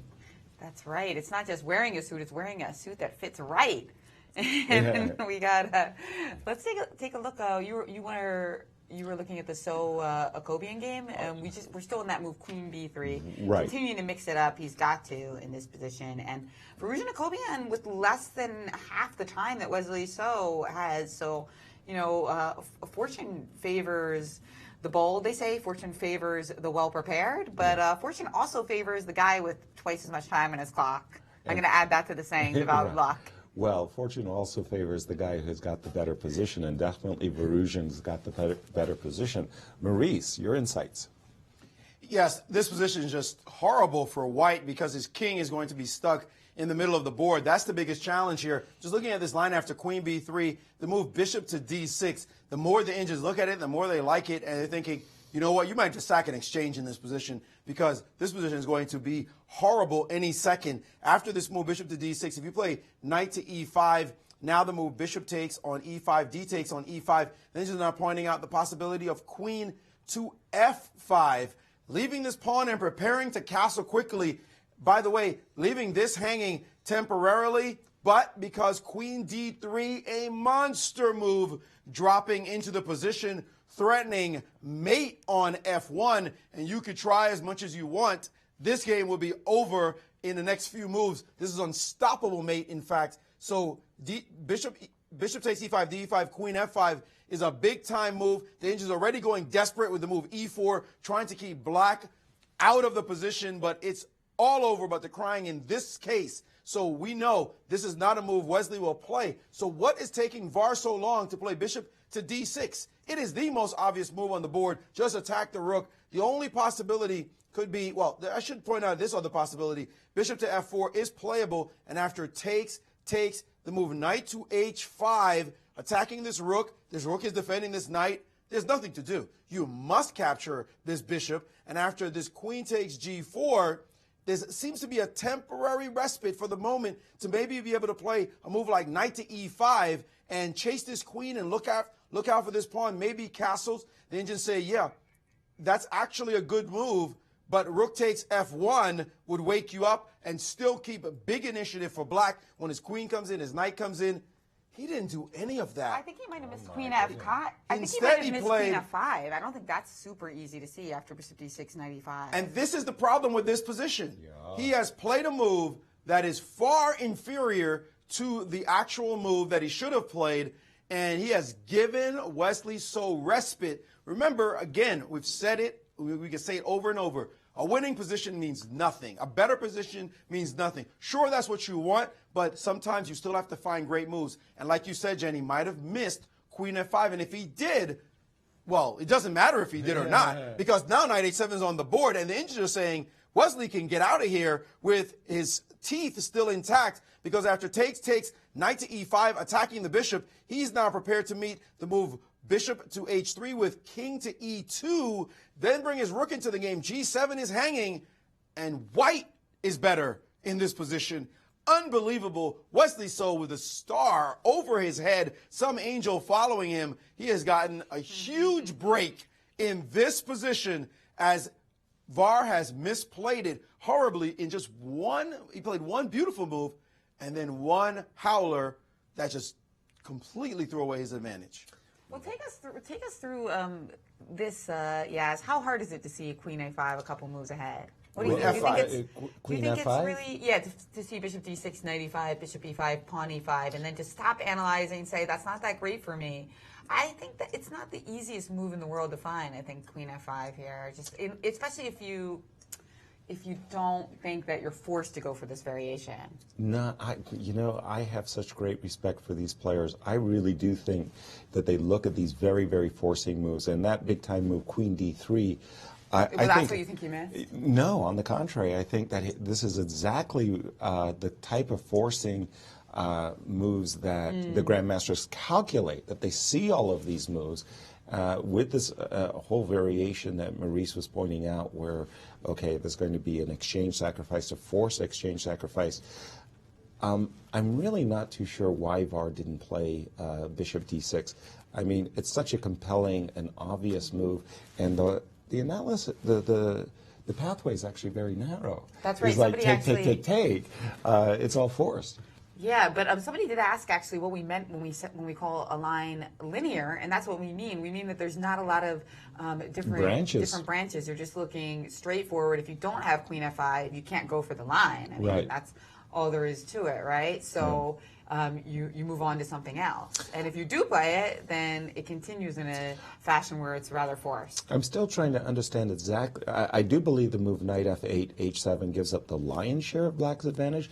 I haven't quite come to the understanding of why it's that bad. But Maurice, back to you. This position with bishop to d6 actually is, as usual, very complex. Black is winning, but he still has to find some genius variations to prove it. Even in this line, after bishop d6, bishop takes e5, d takes e5, VAR might be forgiven for, even if he found queen f5, maybe noticing this engine move f3 that is losing for white, much worse for white, but again, not easy to find the best move. The point behind f3 is if you play bishop takes on f3, suddenly queen b7 comes into position, and there's just been one tempo lost to allow white to be able to take on a8. There's all this sudden rook tactics. If you play a move like rook to d8, suddenly pawn takes, and there's a mate threat in your position all of a sudden. So that's not easy to judge if you're going to calculate, especially, remember, his clock is ticking down. That's been a big point here. So if f3, the engines, in their infinite wisdom, have calculated the move knight 6 d7, leaving this bishop hanging for the moment as the best move. Now if you play rook takes, well, if you play pawn takes, it's very clear that this f1 piece is hanging and your king is getting mated in time. But if you play rook takes, Now the move rook takes f1, king takes, queen takes f3 check, and then you pick off this rook. And again, you're winning. So not only queen f5 sacking a piece, but also finding knight 6 to d7. This move as well in this moment, not easy. That is definitely not easy to do, especially with the clock ticking down. So he decided instead to play very solidly and in a very straightforward way. And now we have this new position on the board, but one where Wesley So can breathe a tremendous sigh of relief. The pawn captured after bishop takes, and you can see the sudden change in the position. There is no harmony in black's play. Queen on c8, blocking castles. Knight on h7, not much of a future. Rook on h1, yeah, but it'll be ejected soon. And it's not easy to get away from this b7 point. This bishop will just develop. There is hardly any difficulty here for white. He just has a solid, safe position that he can easily defend. It reminds me of that game between Jennifer Yu and Anna Sharovich, where Jennifer was just dying, was just getting killed. And her opponent missed one move, the game completely turned around, and then she lost the game because she didn't defend properly. But I will tell you, Wesley So is not losing this game that way. It's going to take a miracle now just to get back an advantage again. Amazing. The unbeaten streak seems like it's back intact. Wesley So, what can we say, guys? He's a miracle worker. Well, we're just about to see this move, bishop d6, which was the entire intention of VAR. He didn't want to see this move knight e5, which is why he played knight h7 and provoked the g7 pawn coming to the f6 square. He's about to play the move bishop d6, but has he correctly calculated the consequence of this rather forcing and probably very good exchange sacrifice for Wesley after rook takes g4, queen takes g4, queen takes b7, the Achilles heel in black's position, this pawn on b7, this queen lands on b7 with the threat to the rook, with the threat to the pawn. And if you drop all the way back, well, guess what? This is a really nice move in the position for Wesley So, which could turn the position around into a very favorable endgame suddenly for white with this move bishop a6. Yikes. You don't want to be All in a the situation. pawns. All the pawns get snipped. Snip, snap, snap. Rook takes d1, queen takes d1, queen takes b7, bishop takes b7. And guess what? All of these pawns on c6 and d5 would be lost, and Wesley would be in the driver's seat in this case. That would be 5 pawns to 2 pawns. Varouche Kobian has played the move bishop d6. He has played it, forcing Wesley Forcing a good idea to make a very powerful exchange sacrifice. And I'm really shocked by VAR's misjudgment about this exchange. Maurice. Yes, this is sacrifices coming, and black is not having any edge at all, and white is completely out of the woods. The inch is giving possibilities for him of maybe only limited to a perpetual repetition of position in some lines. But that's it. Wesley is safe. That's it. There's not any coming back there. Again, that's perplexing to us. Another game that perplexed me from the very beginning, this game between Hikaru Nakamura and Alexander Shabalov, who had the white pieces, and asked him, he said, you want my bishop? Go ahead. Play knight takes c4. I don't get your positional point. Now, we like to move a4 a bit more than that, a bit more than a3. But still, he's going to drop his bishop back and ask you why you put your knight here. So Hikaru went ahead and took it. And like I said, I've seen this kind of conception before. Black just ignoring that side of the board and playing this way. And after rook a d1, now, usually the idea is go for f5 somehow and make that work and see if you can get some play. But Hikaru decided to play even slower. Rook c8, bishop e1, nice move, preparing to bring the bishop on this side. King h8, bishop to g3. Now f5, at some point, you can have an f4 move to meet it. Queen to e8, bishop h4, looking to get it on e7. f6 stopping him, rook d3, bishop to g8. He's like crouching tiger right now. Rook fd1. And yes, when you look at this, it's just like picture postcard for white. You play knight c4, gave away the squares, opened up the file, and it looks like at any moment this pawn could disappear. The only problem is the problem of the superfluous knight. White has an extra knight in this position. He'd like to take this knight off the board. Could we please remove both knights from the board? could you do me that favor? So that now I can drop this knight back to e3. I don't like both of them fighting for this square. This knight back, and suddenly the d6 pawn comes under fire. He can't make that happen, and that's what Shabalov is going to have to be looking at, how to get his knight out of the way so that the big guns can come through along the d-file. But it's certainly advantage white here, as black simply has not generated any counterplay after making what looks like a dubious trade on c4. Thank you, Maurice. And what about our predictions, Jennifer? Well, great minds think alike, Yasser, because they gave us the question, let's pick the winner. But it was a few rounds in, and you know how chess players are all mathematical. They just pick the guy with the highest rating and with the most number of points. That's what we all hasn't lost the game in 61 tries. Yeah. And meanwhile, on the women's side, there was hardly any dissension there either. You were saying great minds? Well, you know, it's the person who thinks outside of the box. Well done. Well done. You get 2 stars for that. Incredibly, no Irina crush on that page. Not 1 out of 5 picked the number 2 player in the tournament, the 7-time champion. That I find stunning. Yeah, I thought you went for the highest rated. Yeah, and because I did admire her fighting spirit in the game against Nazia Paikidze, where you know she had that stamina. She's not one of the youngest players in the tournament, but she was out there to 129 moves late. I said like to 129 in the morning. Yeah, partying.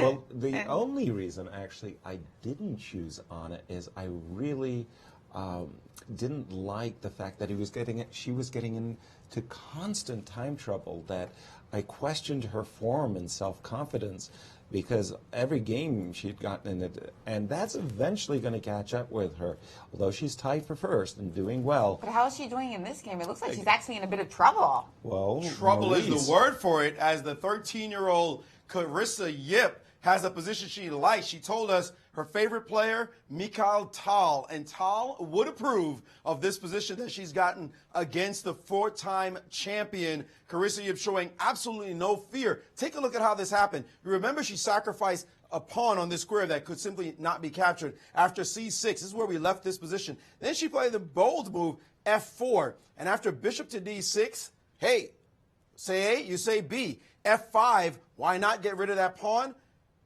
Positional play with e5, trying to keep the double pawns and block up this diagonal for the bishop. Well, that doesn't bother white. Castle's queenside, castle's kingside, into the thick of the g-file fight.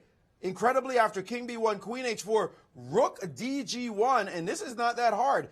Knight f6, f3, rook fe8, and you don't have to be tall to play queen to g2, threatening mate in 1, and after bishop f8, now she's taking on e5, and there's a big problem here. Rook takes on e5. Well, it has not been played as yet, but you can see the windup for the move bishop to d4. In fact, it's not best to do it just yet because of rook to d5, but she can play. She finds the nuance. Bishop f2, chasing this queen off of this square, and now where do you go?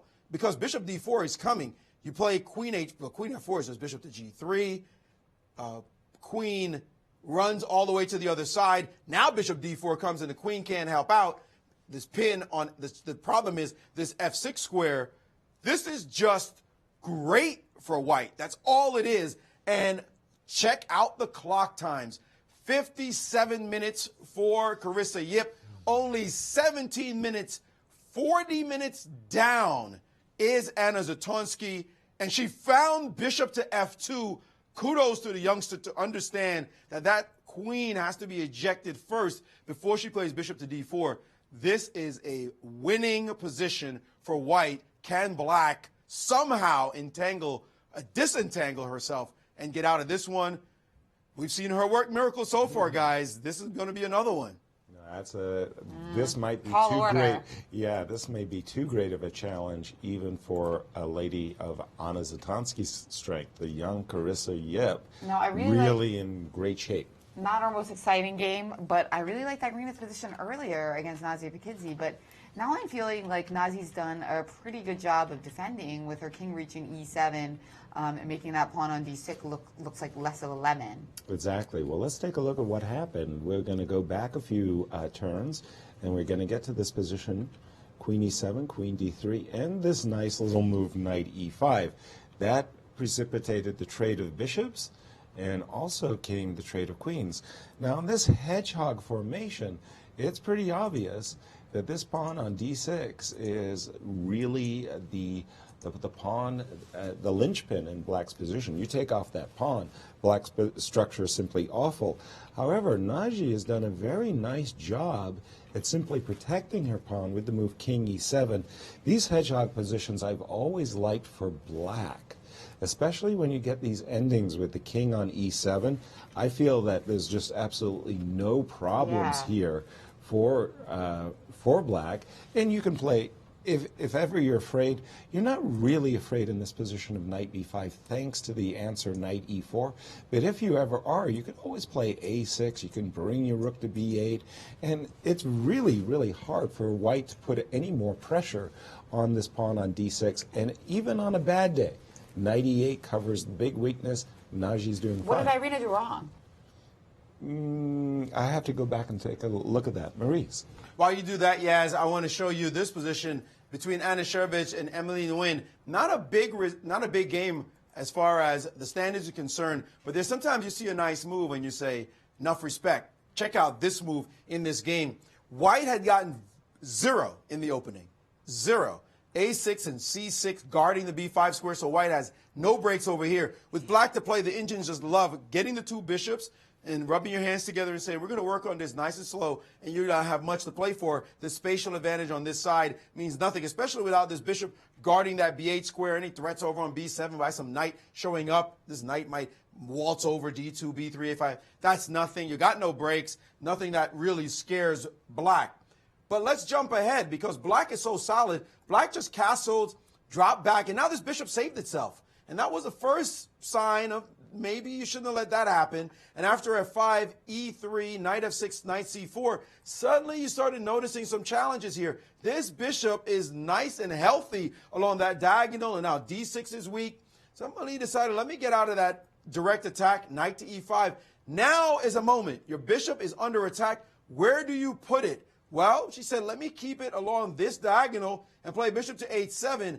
That was a mistake. She should have put it on e8, but she didn't realize that she wasn't stopping this move b5 anymore, and Anna played it. Beautiful move. We like moves like this one. Very instructive shot. The point being, if you take with the a pawn in this position, then, of course, the rook goes down to a7, and there's nobody home. You can't guard this point. Of course, rook to b8 runs into knight. c6 is the hit, hitting this pawn, hitting this rook. Remember the bishop this way, the pin on this side. That's busted. And the other move, the other capture after b5 is c takes b5, allowing that hit, and black's pawn structure has simply crumbled at its foundations. White is well on her way to winning this game. Emily Nguyen having a tough first time here at the championships as she's seeing just how difficult it is to play against the elite women in American chess. That's right, and the first championship is always very hard. We've got some news in the other games. Let's take a look at Gadakamsky, who looks like not only is he down pawns, but he's also down all of the light squares. Right. Well, being the bearer of bad news, when it rains, it pours. Gada just essayed this move, rook c8, c4, a move I really despise, not only because of the light squares that you were mentioning, Jen, just this d5 square, bishop to d5 is a great strategic plus for white, but what about the attack and the tactical plus that comes with the move queen g6? And now threatening queen h7 check, and not only I got a pawn in my pocket, but I got the attack and the initiative as well. And it also, the rook on c4 is just a liability, because if, for instance, if there's no mate after queen h7, king f7, we can always play knight d5. You can't touch the knight because we have bishop takes d5 check. And if you don't touch the knight, we have checkmate with the bishop or the queen on g6. Oh, no, this is really, yeah, this is very, very bad news, again, for Gadakamsky's fans. Gada's going down. And Fabiano is going to win his first game of the tournament, the defending champion, staking his claim. And a big part of that is, can Wesley be stopped? Let's take a look, because instead of your move, queen c8, it looks like Varuzhin Akopian, did he come up with something a little bit better? He's played rook to c8. Well, let's see. Well, first of all, VAR did force Wesley into this whole exchange sacrifice situation with rook takes g4, queen takes g4, queen takes b7, and a variation that I was really doubtful is any good for black, and he played the move rook c8 because queen c8 had this bishop a6 refutation. Now here I'm just actually licking my chops for white because there are some things, not to mention the fact that this knight on h7 is going to be under attack. Maurice, let me go to you right away. Ooh. Well, actually, black is okay in that position, Really? according to the engines, but you know it's the kind of okay where, like, you're okay, but you're up in exchange. That's never a good sign. You're thinking, okay, maybe I can defend this position and make a draw. But another game where black is definitely not okay by a long shot is the game with Carissa Yip and Anna Zatonsky. In this position after bishop f2, Anna realized the problem that her queen faced. If it leaves, bishop d4 is going to win big-time material. So she played the move queen g5, offering her opponent an entire pawn in this position. Queen takes g5 is what we expect to see. And after pawn takes, the most important move here is the move h4. That is the bomb. That's the one that's going to blow up Anna's position, because now she cannot capture on h4 because she switches directions with bishop to d4, and your rook can't move because the g file is once more open, and there's threats of f4 as well to pick off this knight. You have to be very careful here. You have to at least give back an exchange. You're going to lose this pawn for sure and just be down an exchange in this position. So that's the variation she should play. Takes h4. The engines give g4 as best. I'd rather even go the exchange down than play this move g4, straightening out the pawns. Look at this wall of pawns. You're down a pawn. Your opponent has all the squares, the two bishops. This is just a matter of time before you lose. And she's worse on the clock. 12 minutes left for the rest of her moves. Anna's doing it to herself yet again. And will the 13-year-old be able to take down a four-time champion who's much higher rated than she is as well? This will be a dramatic upset here in round 6. A real Cinderella story, no question. And there the young Carissa Yip looking at her position, and Anna in agony as she realizes she's in deep trouble. But guess what? Carissa said, nope, I'm not interested in your pawn. I want to keep the queens on the board because I've got a big attack. I don't want to play a technical ending, even if it's good for me. And this move, Queen F1, not a bad choice, but boy, I'm a pawn grabber. I would have gone for that line that Maurice was showing with H4.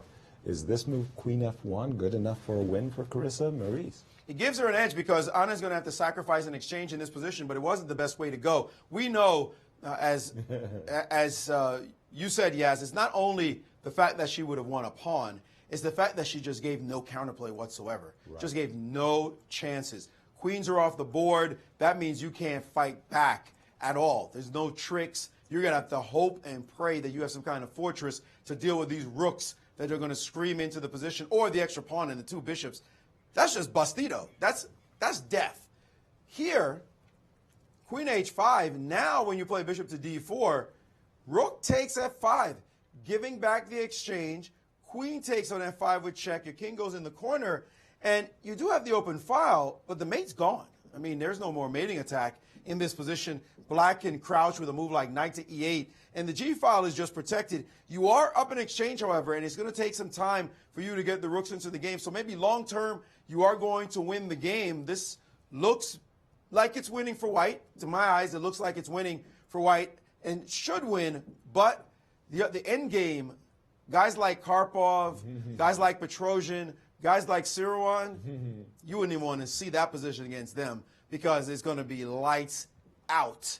And this one here, there could be some play, although it should be lights out here as well. But clearly the youngster, she likes the queens. She likes to attack, and she didn't want to give her opponent any end game where maybe she might squirm with some fortress.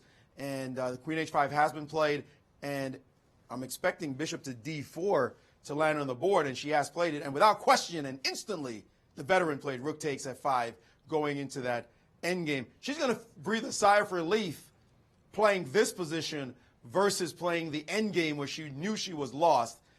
Guarantee you say to Anna after the game, which one would you have been more afraid of? She's thinking the other position. This one here, I've got a puncher's chance. Right. And meanwhile, we've got some moves in our critical game between So and Akopian. Wesley played the move Queen A6. After Rook C8, Queen A6, and you can't, Black, of course, cannot capture this knight because the protection of the Rook on C8 would be lost. Hence the move Rook C8, C7. I was about to say with the Queen on B7, the knight on H7 was under attack, but now with the Rook on C7 protecting the knight, and okay, it's an exchange. It's a bishop and a pawn. Well, not exactly, but knight and a pawn for the exchange. But Black's king stuck here, structural problems, and some ideas of knight e5, bishop a4 ideas. I'm not quite sure I feel that the exchange, well, practically speaking, I think I prefer white, but it's just a smidge. It's not the big edge that somehow I got myself all enthusiastic about when I played the move Rook G4. More sober assessment is Black's in the game. Yeah, I mean, Black's pieces are super uncoordinated, but at the same time, you know, when we try to get really frisky for White, sometimes there's going to be some issues in the back rank or even with C5 or something. So Black's not completely shut out of counterplay possibilities. But man, I really want to improve my knight on H7. Knight on H7 I'd love to play like knight G5. Of course. And that's why this idea of bishop E2 is really effective. Knight G5, we can play what you mentioned, knight E5. Right. So in order to improve the position of the knight, it looks like we have to move our queen from G4. So I would be looking at some queen moves here for Varuzhan, followed by knight G5. Very good, Jennifer. And Maurice? You know, it's sometimes there are typical ideas that we fall into that prevent us from making certain moves or having certain judgments. It's known that when you sacrifice an exchange, you generally want to make sure you have a pair of rooks on the board to compete with your opponent's rooks. So Wesley, you can understand, does not want to see his rook disappear from the board in this game. His best move, however, entailed that he did so precisely now. Bishop to D3 is what the engines gave, allowing rook takes and knight takes on the square, and saying that this position here is fine for White, and this bishop is stronger than it was before. But his chances of winning have dissipated pretty considerably in this position, as well as Black will be able to play rook c7. And according to the engines, this position was pretty even. The way VAR played it, he went from big edge, clearly much better, to, okay, I threw the edge away, the game is even. And so Wesley, if he's of the right mind, should be thanking his lucky stars that he's still here to be talking about this possibility of maybe winning, maybe, okay, I guess I'll have to take a repetition. That's how he should be thinking about the position right now. He might, though, feel the momentum having swung so dramatically that he's like, well, maybe I should start thinking about winning this game. And if he does that and overpresses, he could end up in trouble. But, man, I don't even want to say the guy's ever in trouble, because the way he's gotten out of any issues, and he has played Bishop E2. He has offered the exchange of rooks in that position. Looks like basically the position is just fine for both sides. Very good. A game we haven't looked much at yet, Foyger versus Abrahamian. This one intrigues me because now that it looks like Anna's in trouble and Nazi and Irina might be headed for Splitsville, that would mean that Tatev and Sabina, if either of them were to come through and win this game, they would catapult up to a tie for the lead. Exactly. Well, let's take a look. As you say, it's not a game that we've really kept our... And here are the standings. You see that Tatev Abrahamian and Sabina Foyger in a joint 4, half a point behind the leaders. If none of the leaders wins, they jump right in there. Yeah. And again, we haven't really been taking a careful eye on this game with so much action in the Open Championship. But after this move, Bishop F1, King takes F1, A6, Queen D3, Bishop C3. This is a big game for our standings. Knight E8. Seems a little bit overly cautious to my eyes. Knight E8, Bishop D2, and Sabina is looking, with her bishop on B2, it really wasn't that active a piece, that pawn on D4 really blocking the view of the bishop. She's looking to improve her bishop, and I think she took the right approach with this move, Bishop D2. You can see that this bishop, if it gets out here to the F4 square, putting a lot of pressure on the C7 pawn, Sabina will want the opportunity to use the C file, but she's got to combine it with B4, B5, taking more space on the queen side. I prefer white's position, but this cramped knight on e8 doesn't make a favorable impression. I'm not exactly sure what Tatev had in mind when she played the knight on e8. I don't see the root. Does she want to put her knight on f5? Where do you suggest? Because on the f6 it wasn't too hot either because of the move that Robert Hess mentioned earlier.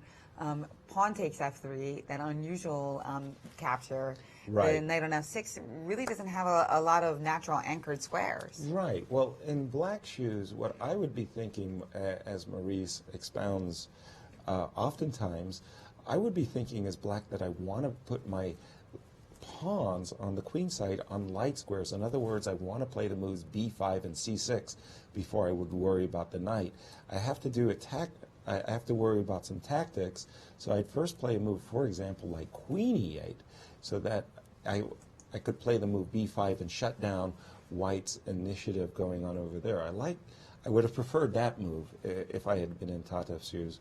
Queen e8 with the idea of b5. Now remember, if pawn ever takes on b6, black would be absolutely thrilled because then she could switch to the plan of playing knight d6 and c4, and then we have an absolutely stunning knight. So that's an important point for the amateurs watching. You don't want to make automatic captures, and then you wonder, why did I lose this game? Right. Well, because you made that knight on e8 from a 0 to a hero. Exactly. The wayward knight would suddenly find a beautiful anchor square. Maurice. An interesting moment in the game between Carissa Yip and Anna Zatonsky, a kind of move that surprises me. After this exchange sacrifice, king a1, you know as black that, again, you sacrifice an exchange. You don't necessarily want to trade off your remaining rook because you're not going to be able to compete with your opponent's rook that's on the board, the secondary rook that's going to be on the board. So in this position, to me, the move rook to e8 is a bit of a shock because you take the open file, but white's going to challenge you on that open file, and you don't want to trade off this rook because white's going to have another rook waiting to crash in and potentially cash into the position. Queen b1, she got it. She got the memo. Trade queens. You win easier that way. Anna said, no, none of that nonsense. I'm not trading queens with you now. You had your chance, youngster. I gave you a queen the first time. This time, you're not getting it back. And now the move rook to e1 was possible. She could have played this, challenging this rook. Again, I'm saying, why is the rook on the file? This rook cannot really get down to these squares. Even if she doubles, she couldn't get down there. So why are you just donating this exchange to her? Instead, she played queen to c1, offering the trade again. And once more, Anna said, you're not getting that guy. And now, a tactic you don't want to overlook, the move queen takes on h6, falling for rook to e1 check. Oops. That is not going to be pleasant to tell your friends about how you lost ridiculously at the U.S. Women's Championship. That's not going to happen. Carissa sees that. After queen c1, the move queen f5 on the board. And once again, then she's just saying, just repeat the position. Put the queen on b1, and when she goes here, play the rook e1 and challenge that rook. Remember, you don't want to exchange off rooks when you have sacrificed an exchange. That's the general tendency. This is showing itself in the game with Wesley So. In this position here, after queen a6, rook c7, the timing was wrong for it. He should have played bishop d3 earlier. Now with bishop e2 takes, king takes. The engine saying after queen f5, which is exactly what Akobian played, queen f5, the engine saying better for black now. Before it was a little bit better for white, triple zeros. Now saying, well, it looks like black has weathered any white storm and is now asked white, so how are you going to make progress here? What are your next few moves to do anything in this position? While black, of course, is thinking about improving this knight pretty dramatically. And this king will probably find solace over here because those open files don't mean anything. Why? Because white doesn't have any rooks for black to worry about. So that's something that is going to make white wonder if he'd played perfectly. I do want to point out this game quickly, though. This one, Gadakamsky rolling the dice in Vegas. Well, we're in St. Louis, so I don't know if that's going to work. He's just played f3 after his own exchange sacrifice. Excuse me, back here, he sacked an exchange, takes f3. Thanks to his rook guarding this pawn, he's looking for some pressure. The engines are saying, no, we don't think so. No way this is going to work. And suggesting the move rook to d3, controlling this rank. Once that happens, even if you get the pawn on g2, we got rooks. We've got the rook rank, we got the file, we got squares. Your attack is going nowhere. This position is completely lost. I wouldn't be surprised if Gata resigned in the next few moves. Thank you, Maurice. And we have Grandmaster Cristian Chirila, our analyst extraordinaire, with some thoughts of his own. Thank you, guys. Actually, I'm going to be talking also about the game Fabiano Caruana versus Gata Kamsky. We have this position on the board. Guess what Fabiano did during the free day? He prepared for a long time because this is move number 14. He has 1 hour and 35 minutes on the clock, 5 minutes more than what he started with.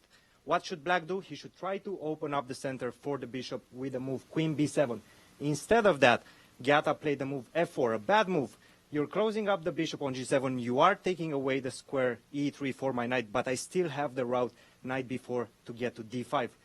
White stops Black's counterplay with F5, Queen H5, H6, a loss of tempo, Knight B4. Black is already in big trouble. If he plays Bishop B7, I'm going to blast open the queen side with A4, and White is going to have a great advantage. Instead of that, Black blunders with Bishop E6, and after Knight takes A6, White is completely winning. Gata is still trying to bluff his way out of this game, but against number 3 in the world, that's not going to work. Fabiano is going to get his first win, and he's going to try to catch Wesley. Back to you guys. Thank you very much, Cristian. And I agree. One of the things you don't want in the field is the number 3 player in the world catching his wind. And if Fabi wins what appears to all eyes to be a winning position, that's precisely what he would do, and bring him back into the competition, making him a player for the first place. That's right, and Wesley So's position, still not totally sure about it. It's quite a fascinating battle, and we're going to come right back to that after the break. All righty.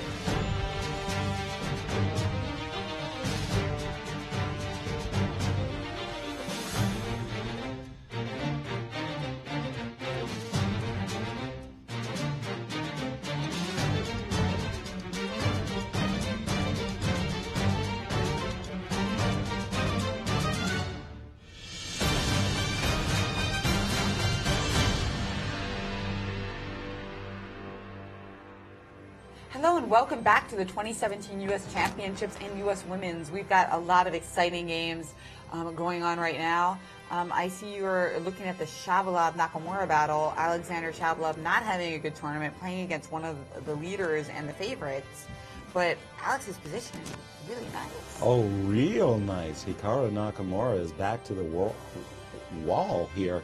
When we were on break, Maurice Ashley and I were very enthusiastic about a beautiful positional pawn sacrifice that Shabalov could have played. He did not.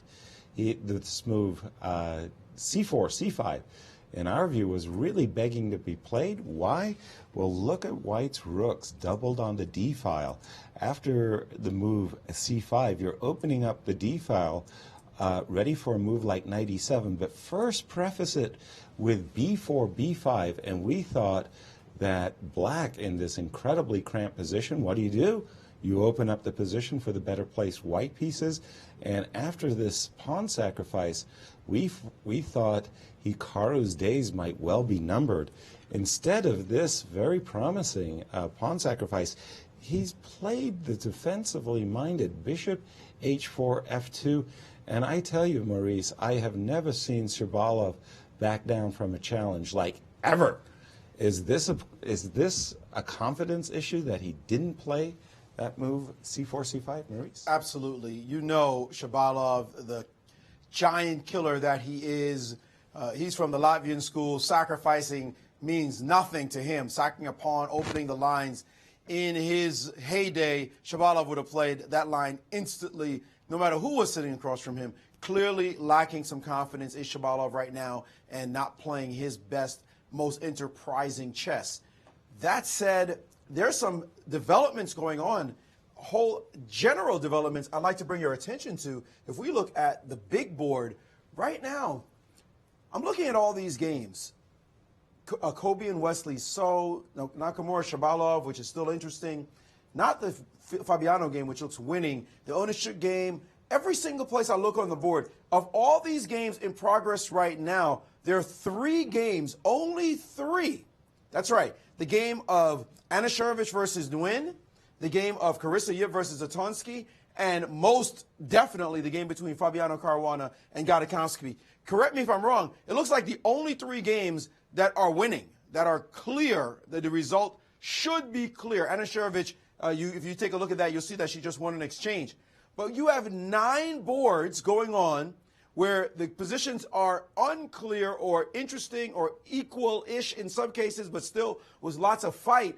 And why am I bringing that up? Because everyone is under 30 minutes virtually in all these games. Well, Wesley has a little over 30 minutes, move 26, move 26, move 26. 26 is a big number happening in a lot of these boards. Only 1, 2, 3. I thought I saw a third board over the move 30. This board, looks like it. Looks like that's it. 2 games over move 30, and all of them under 30 minutes on the clock, some of them in terrific time pressure like this one with 9:25 left in the game between Ray Robson and Sam Shanklin. There's time pressure everywhere. You know what that means, guys? We're going to have to hurry to keep up with these guys, with these players, because time pressure is about to hit with a force in these games. And when time pressure hits, the blunders start to creep in. So let's see who becomes a victim of that. Only in this game does it look completely decisive. Sharavich pocketing an exchange in this game against the youngster, and it looks like Emily will lose this game in time. And Fabiano also. Yes, yeah. Fabiano is definitely busted as well. Those are the 2 games where it's clear, you mentioned 9, right? Clearly finished. So we have 3 games where there are advantages. Carissa Yip still fighting to prove herself against Anna Zatonsky, but the other 9 games, I can only say edge for one side at best. No clear win in sight, with time pressure really beginning to hover over everyone's heads. Thank you, Maurice. I'm intrigued by this recapture in the Wesley game that I wasn't expecting. After 24 rook takes d1, right. we were looking at bishop takes d1. Right, and that had been the move on our radar. Yeah, it just seems a bit more natural, keeping the king tucked in c1. But I think what Wesley was thinking was obviously concrete variations, but also from a human perspective, the king on d1 has its assets as well. And certain tactical variations with the knight coming to b5, the bishop coming to b5, or knight takes d5, there's certain situations where we actually want that king on d1 so that there's no issues with our king on c1 and capturing with a reach with a check. And note that that bishop on d6 is hanging, so that's how some of these ideas come into play. Exactly. I'm wondering what Wesley wants to do about his f2 pawn. I mean, the problem, of course, is that this capture, queen f5 takes f2, is looming in the position. Does he want to play the move f2, f3, keeping that knight in bay? Wow, I'll talk about all three results being possible on 9 boards. That's very unusual, I must say. Yeah, it's true. So in this position, what if we play like bishop d3 and then let you take on f2 and play knight takes d5? You're forcing us to take on f2. Knight takes d5. Well, here just a second. I do have an opportunity to hit you with a check. Well, let's just go with the line for a second. Takes on d5, takes on d6 check. Now you've got ideas like bishop b5 check as well. By the way, bishop g6. Bishop g6 check. That could be a very embarrassing, annoying feature of the position. But you always have a perp if you want. No, because I can come down with knight f1 as well as with. Yes, yeah. And you've also got this queen takes. Boy, double-edged position. I'm not sure if I want to play queen g1 check, forcing knight f1. This position is really difficult. Yeah. Wild, and it is amazing how king takes d1 adds that extra flavor into the position. It could be good, it could be bad, but it makes it more dynamic. Maurice? Dynamic indeed. In this position, we see here dynamic for white, if anything. Queen takes e1. We saw the rooks come off. Remember, we said you want to keep rooks on. We see the rooks come off here, and now Black will have to tread very, very carefully in this position, because now that you can't compete with this rook, if it ever shows up in the position, it's going to gobble everything in sight. So what happened next? She played the move b6 to guard her pawn, and after rook to g1, she made the slip of knight to h5. This allowed queen to e4. Suddenly the queen sitting on the e4 square. Now she really has to play very precisely. The ninja's giving the move bishop to d6 as the only way. Instead, she played slowly with f6, now trying to stem all the tides on this side. The problem with the move, that rook again. If the young Carissa Yip finds the move rook to d1, Anna is going to be in a world of hurt. She's going to have to hurry, giddy up fast after this very nice move as well. Bishop to e3, making this knight an imprisoned character on the side of the board. And now the move king to e8 to make sure the rook cannot penetrate on any squares. And now that you're frozen with your knight, your bishop can't come to d6, your king is playing total defensive duty, and you have no counterplay on this side of the board, hey, a4, here it comes. b4, a5, your side is about to collapse on this side of the board, and white is in complete control of the position. Let's see if Carissa finds this maneuver, rook to d1, and she has to make 9 moves, does Anna Zatonsky, with less than 3 minutes on the clock. She's performed miracles before, but she's asking a little too much of Lady Luck in these games. Thank you, Maurice. Speaking of trading queens for superior position, that's exactly the opportunity that Fabiano Caruana is looking at right now in the position that he has against Gada Kamsky. Gada Kamsky, well, what to say other than it's been a blunderfest for this 5-time U.S. champion. Fabiano, there's this pawn on f3. Whenever there's a pawn on f3 and you're white with your king stuck on the king side, you do not want to see queen g2 landing in the position. So Fabiano, with his great material advantage, can simply play the very calm, cool, collected queen h4, a very powerful move. He's got other choices as well. That you take the queens off the board, Gada has absolutely nothing to play for in the position. Busto, indeed. Yeah. Fabiano Caruana going to win his first game of the tournament. But we've got a new move in So Akobian. Instead of what we were looking at, F3. F4 was played, attacking the knight straight away. F2, trying to F4 dislodge that knight. We were looking at bishop d3, and now after knight h3, their ideas of knight b5 and bishop b5 remain.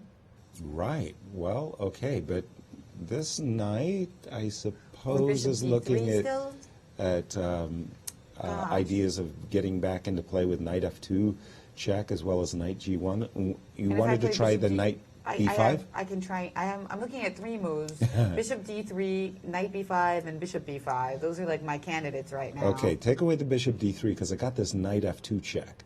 You don't want to see that knight or coming. Or you can just start with queen takes d3. Right, but yeah, that's just over. But your moves knight b5 as well. Ooh, okay, well let's start with one, right? Knight b5. I'm assuming black is going to have to take this. There's a queen c2 check. Let's say white is not too worried about the queen c2 landing in the position. And I noticed you didn't try to interpolate bishop takes b5 checks because there's just king e7. Right, and at the same time, I'm also thinking that this bishop on e2, black has to be careful not to allow bishop h5 check, which would be a scorcher of a check, should that come to pass. This is a double-edged game. I hesitate to say who stands better here. All 3 results, in my view, are possible in this. Well, it's been that way from the start, actually, and I like this move knight b5 for Wesley, especially as this knight on h3 is still out of the game. I wanted to go back to the game of Hikaru Nakamura because, frankly, even though I don't like the way Shabby played it with the move bishop h4 back to f2, he's still, I mean, Hikaru has virtually no play, and with his last move, rook on d2 to b2, it's very clear that white's intentions are now firmly aimed at that pawn sacrifice with c5 following up with b5. Hikaru Nakamura under intense pressure against the player who's had the worst luck in the tournament, Alexander Shabalov. Just don't call him shabby. It's shabby? like you call him shabby. Of course, you're not going to like one of his moves. Not too People shabby. do call him shaba. Of course. But usually they don't call him shabby. Not too shabby. And finally, Hikaru's said, enough's enough. I'm tired of sitting on the back rank, and he's just played the very active and thematic move in these King's Indian defense structures of f6, f5. Can he break out of his shell? Maurice. Fascinating position developing there in Shaba ranks. We call him after the Jamaican musical star Shaba, who's definitely unafraid of anything that comes his way. Well, we'll see if he can show that fearless style that he's famous for in that game. The youngster Carissa Yip is showing it in this game, and this one, we're going to see if Anna Zatonsky can keep up after f6. She played bishop e3 with the same threat, stopping the knight from coming to f4. Same idea of rook to d1. King f7 quickly to handle this threat. And now instead of a4, she played b4. Very similar idea. Now you can't play c5 without pain. And the same idea is to play a4, g5 quickly on the board right now for Zatonsky. But a4 is still the move with the threat of a5 and just crashing in on that queen side. Black is in deep trouble in this game. Lots of time. We talked about lots of time not remaining for players. Look at this one that Maggie Feng and Jennifer Yu, the youngsters, are playing. We haven't looked at this game too much. 26 moves in, 15 minutes for white, 19 minutes for black. 14 moves to play this thing to the finish line. 14 more moves to go. They do get the 30-second increment, but even so, this is not a great situation for either side. But it looks like black controls more space in this game. And one game we expect to really end very quickly is this one between Anna Sharovich and Emily. Looks as though white has now opened up the king side, open files everywhere for white, a really big edge, and Emily down on the clock with only 13 minutes to go. Sharp stuff going on all the boards. We'll see how the players acquit themselves in the next few minutes. Thank you, Maurice. And again, the big game going into this round in the ladies section was between Irina and Naji. It's been a bit of a snooze fest, but things are beginning to tighten up as black has just made this G6, G7, G5 grab on the king side, which was met with F2, F4 by Irina. Rook G8, King F2. things are beginning to percolate over here. Who are you going to take? Black. All right. So I like Black's position. I have That's a preference not for good. Black. It's not a big advantage in Knight, and I think the computers will probably prefer White's position, but my experience has told me, tells me, I should say, that in practical terms, I prefer Black's position. Oftentimes, H5 and a kingside expansion works for Black. Maurice. I agree with you, Yaz. That looks like something that Black has done to stem the tide there and is trying to take over the initiative. Well, Shabalov did play C5, not at the same point that we would have preferred it when he was blasting through on the D file. We'll get to this position here. He played this move, Bishop F2. He played a little soft. Bishop to H6, Rook to B2, F5 by Naka, C5 by Shaba. A breakthrough here. The engines think that by allowing this to happen, you basically gave Black the F file for no reason, just two free moves, moving your Rook over. White for choice still, but not the same gigantic edge and initiative as before because you gave Black a couple of moves. I want to show you another pawn thrust in this game between Onischuk and Zerbuk. Onischuk, after this H3, played G4, daring his opponent to grab this pawn. If he does, of course, he allows the move Bishop to C4, straight threat on this pawn, and after Rook to F8, gift me the pawn. White looking for an edge here, but not much going on. It looks like that position is essentially equalized. The game, though, that does not look equal at all, and let's take a look at it, and it has happened. The youngster, Carissa Yip, we're on the watch for a champion, four-time former champ to go down. She's played B4, she's played A5, and look at that clock advantage. It's moved 36, A5 on the board. She's got only 54 seconds left, counting down. Spent 2 minutes on the last move that she knew was coming. There was no doubt that A5 was coming, and now she's taking on A5, and Carissa can't even control herself. She just wants to snap back right now and keep the time pressure on her opponent with no Rook on the board to defend that side. She's got to pray that nothing crashes into her position as Carissa is now in complete control of that game. The engine's going crazy, saying that White is virtually up a piece. Not an exchange anymore, almost a piece in this position. And guess what's the easy move here? Rook B1. You got an open B file now. We ain't got to worry about it. Almost resignable after the move Rook to B1. She must have played it already. Let's see if we can get a shot of that.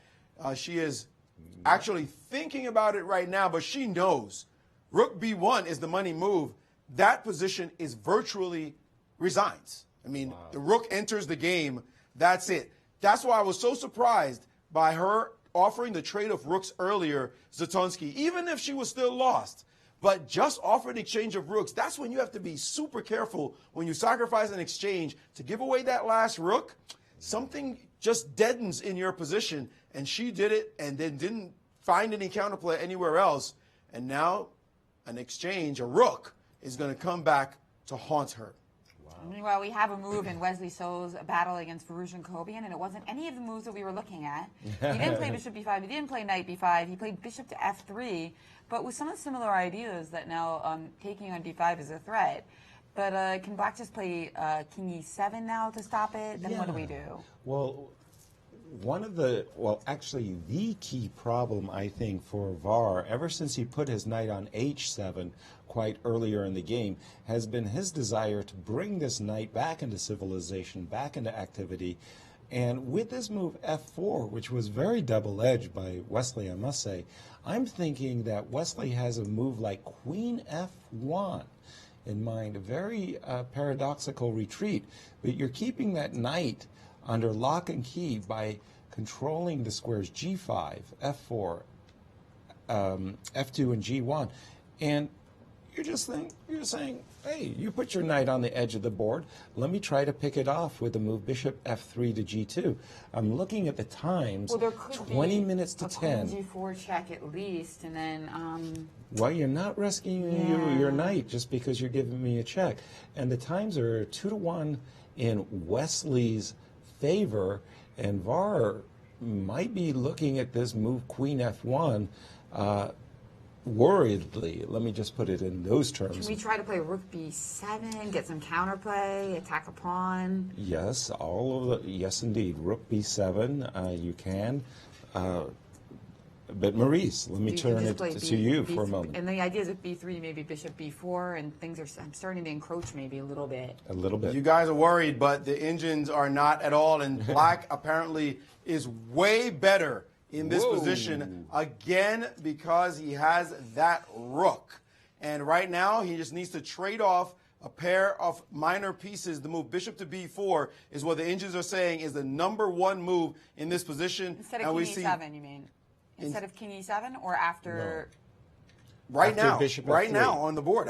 Bishop f3, black to play. Bishop f3, it's black to move. Bishop b4. And bishop b4, and his hand is on the bishop, and he's played it.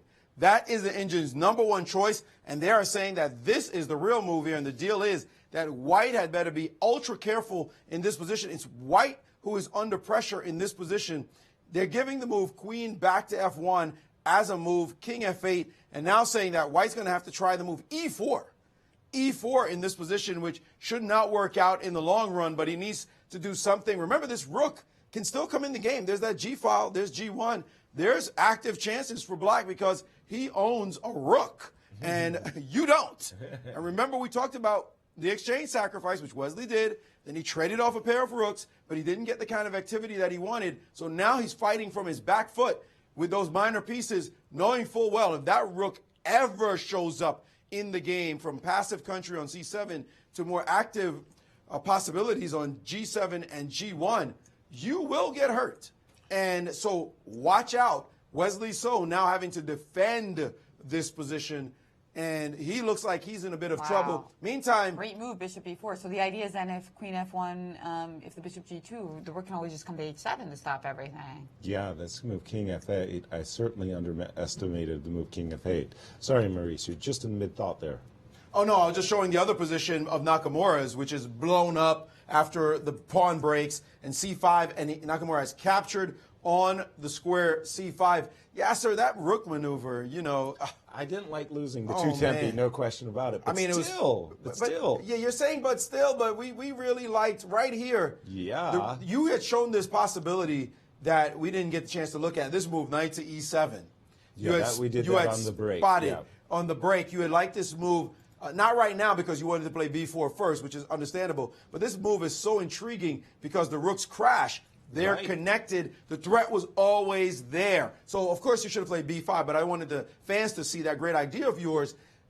But when the way he played it, he moved his rook away from the file. Now when he plays this move and allows this opening of this file, black getting play, now dc5 by Nakamura, those ideas are gone. There's no more knight move, knight threat, whatever. And now you have to change the nature of the position and play the move knight to c4, and it's still white for choice, but not the same way. Not with that big edge from before. Still, Nakamura has to watch out here, but just because he feels liberated. It's like, my bishop is awake. My rook on the open file, look at that. Suddenly I have extra pieces. Now I just have to fight him off.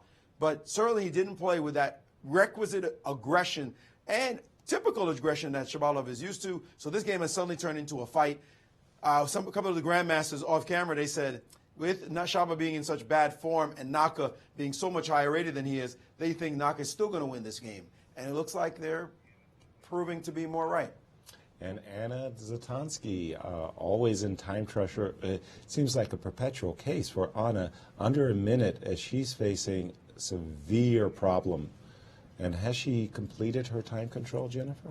Yeah, that's the word.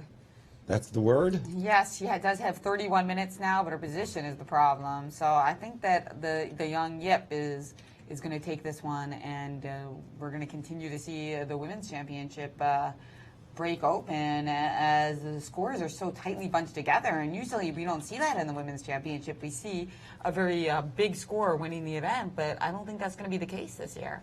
Well, that's... This is where we stand, yes. 3 players tied for the lead. Nazi, Anna, and Irina.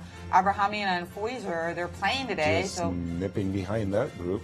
That's right. And meanwhile, in the championship standings, we had Wesley So in the lead at the beginning of this round. But after this great move by VAR, Bishop b4, is he going to lose? end his streak and break the entire championship wide open?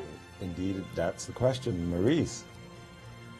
And just a little too fast, too soon, Carissa Yip in Anna Zatonski's time pressure showed her inexperience and didn't spend the remaining time on her clock, which was about 40 minutes she had, making sure that she had a crushing advantage and a cold win on the board. In this position here, Bishop D6 threatening the pawn on H2.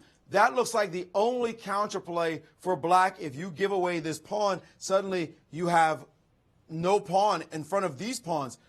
But your pawn on A5 is much further along, and you've got a rook to deal with anybody who decides to step in your way. Oh, and by the way, the bishop can help out too. And we know knights are horrible at defending against side pawns. Rook B6 was crushing. She played the move H3. She could gift this pawn away, allow rook A6, and now she's threatening rook takes on C6. If you defend the knight, well, suddenly you drop a material because check is skewering, and back here, that defense of that pawn did not help, and now she has a huge advantage with her A pawn going down the board. So she had that with just a completely winning position. Rook B6, take the pawn, move your rook down, and start pushing the pawn, and it's all finished. And the Indians are giving almost a full rook advantage in that line. So she didn't play the most accurate moves. Instead, she played quickly. She made sure there was no counterplay on this side. That's understandable, but not when you have 40 minutes in your clock to just work out the win. Maybe she felt like she didn't need to try to work out a win when she has this position that she now gets to play bishop to B6. Of course, she still has an advantage, but it's hard to see exactly how she's going to win this pawn after king to D7 in this position. I guess she has this move still. But check out that counterplay she was trying to stop.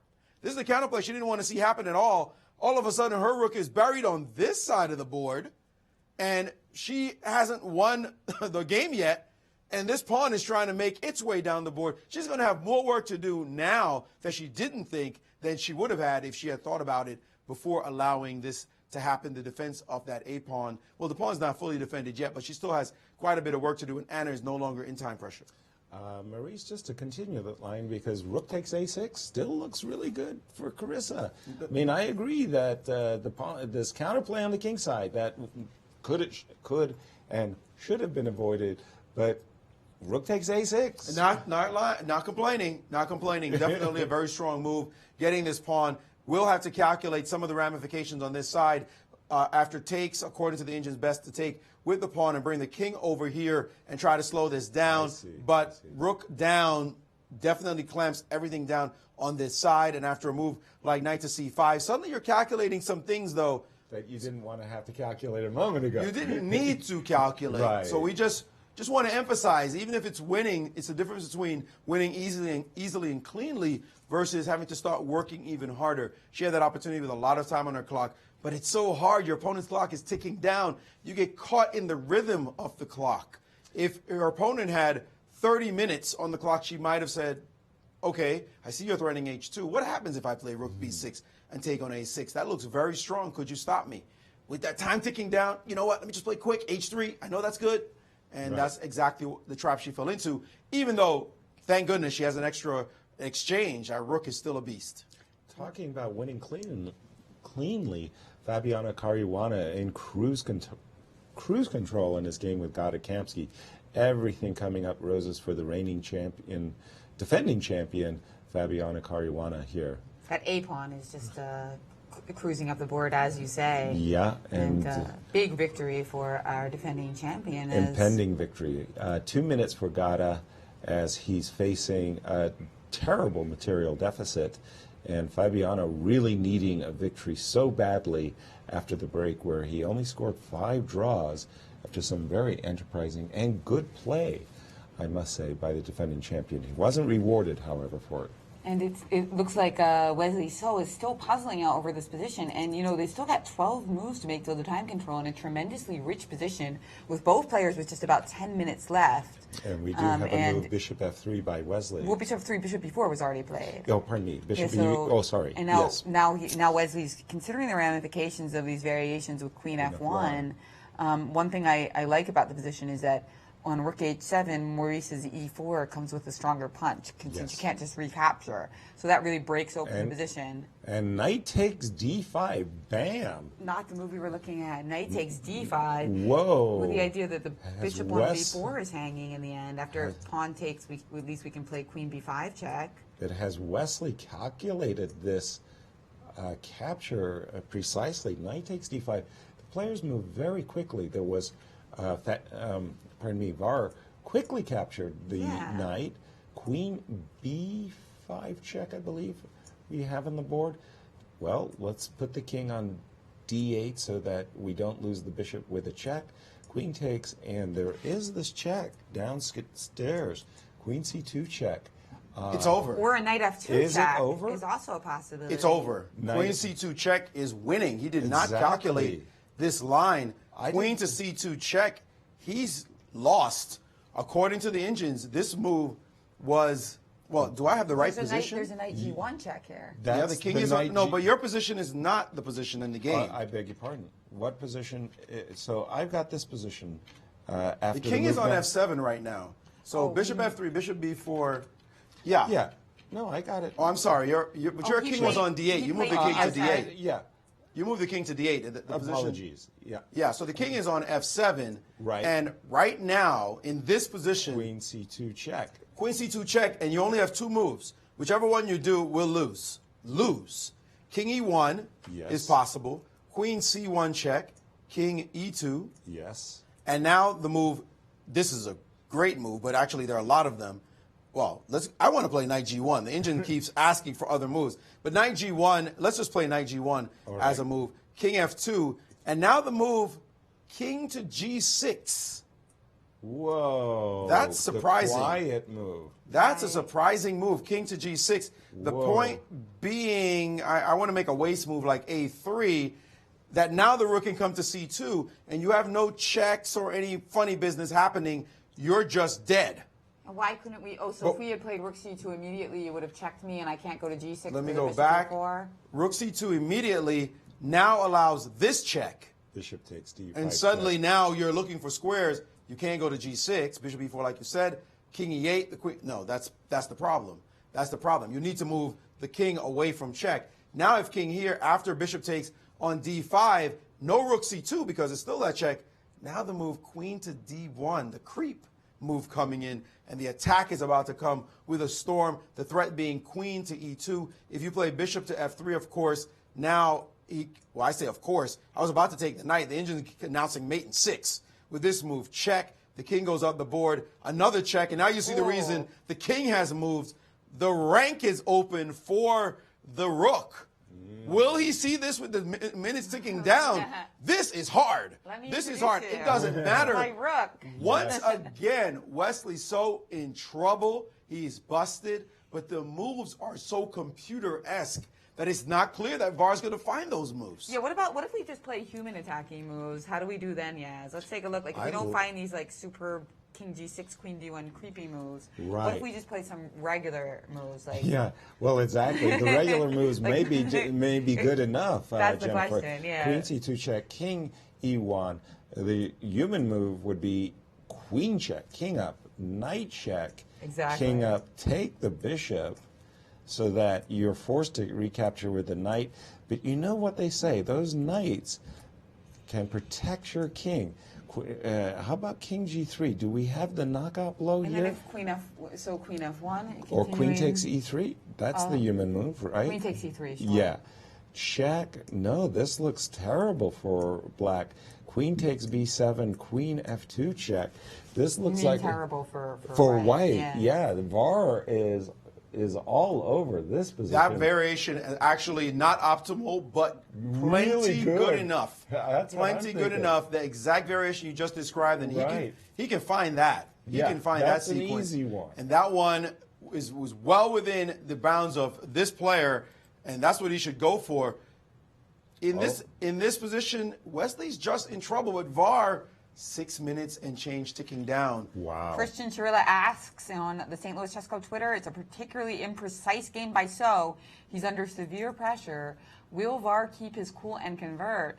Meanwhile, we have chess analysts who just says VAR, VAR, VAR. So you don't have only Wesley So fans in the house. Plenty of Varushinakovian as well. cheers as well. Yeah, but this Queen C2 check invasion into Wesley's camp, that's really, really straightforward. And VAR is really licking his chops here, as he's just calculating these variations. Just get rid of the bishop on f3 because that's the attacking piece that's trying to hurt you on d5. What does he have?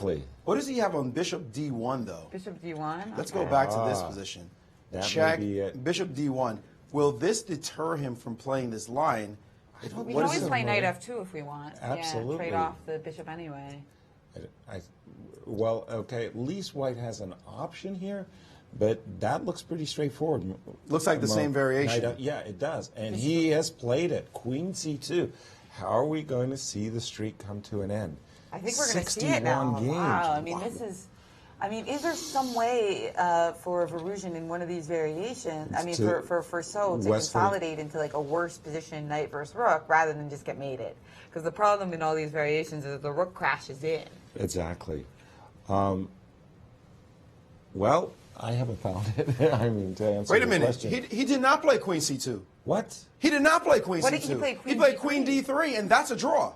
Whoa, what? He played Queen on? D3. Queen C2 was completely winning, but he played Queen D3. We also have him rich for the Queen. Then I looked up, and he's played Queen D3, allowing the move Bishop takes D5 check. All right, first the engine said it was completely drawn, but now saying, well, it looks more equal than anything else. Still, this looks like a dangerous attack. Sorry, I'm just flabbergasted. King to G7, and now the move Queen to B3, and where do you go? This check, King E1, Rook check down here, King takes, Queen check, King up.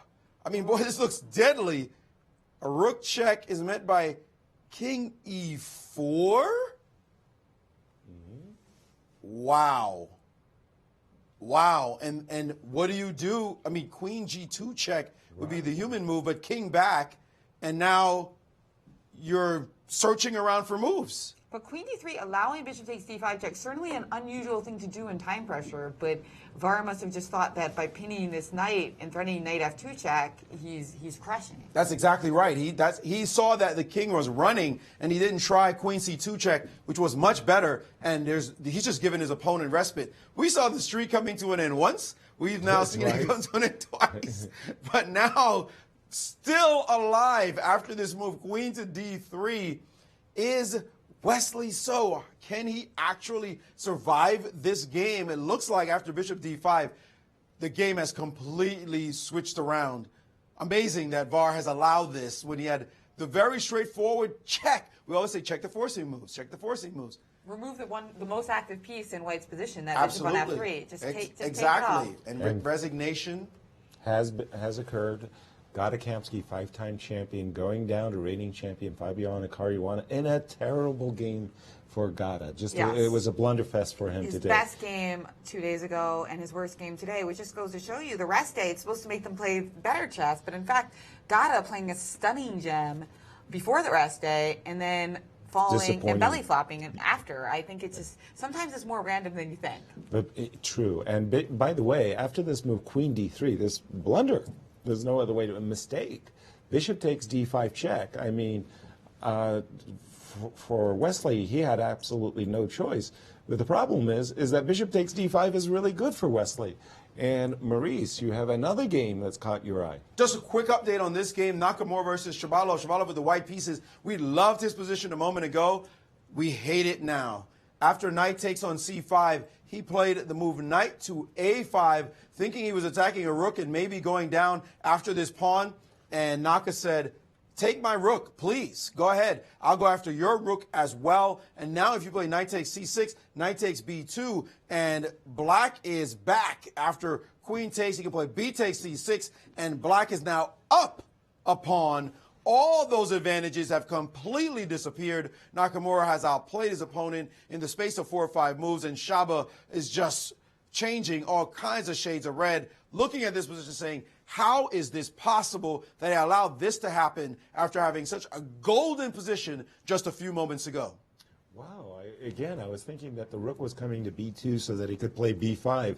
But after this, well, what dare I say it, blunder. Time trouble makes fools of us all. I'm sure he simply overlooked the strength of this move. Knight c5, a4, turning the tables, not having to defend his rook on c6, but going after this rook on b2. Really a shocking move. Let me just go back to that game of Wesley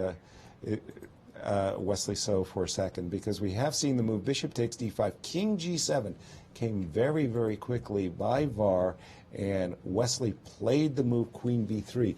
And it looks like he's surviving in that line that Maurice had mentioned, knight f2 check, king over, and I understand we have another result, Jennifer. That's right. Naroditsky has drawn, and we also, Naroditsky versus Jeffrey Zhang, so two of the youngest players in the championship, the two youngest, have drawn their game. And in the women's, we still have all of the games still to play.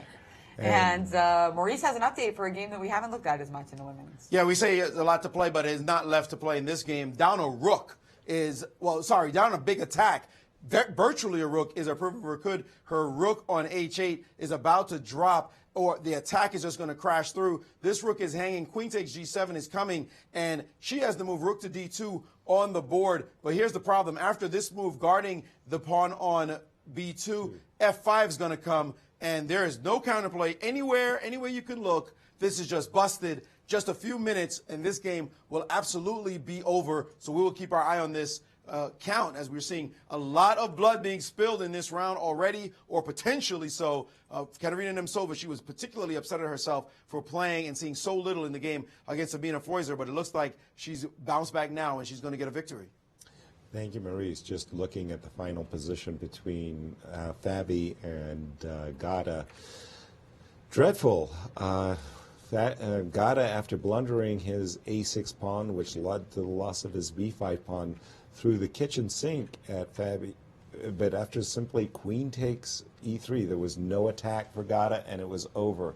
Maurice, back to you on our game of the day. That's one king that wasn't in any trouble, but this white king we thought might be in trouble. This probably, I bet you VAR saw this position and he said, I'm going to mate him. I must be winning. That's what's going to happen. I'm going to mate him. No problem. The problem is your king is a bit exposed. King f3, and how do you continue the attack? Rook to g1 also threatens mate on g2. Nobody can guard the square, but the king's going to dance like Michael Jackson. I mean, hey, I'm out of the middle of the board, and look at that. The king cannot be attacked consistently, yes, but look at this. The king might even march over to the other side now of the board, and after this check, the king will go up the board, and suddenly white is better? What? White is better?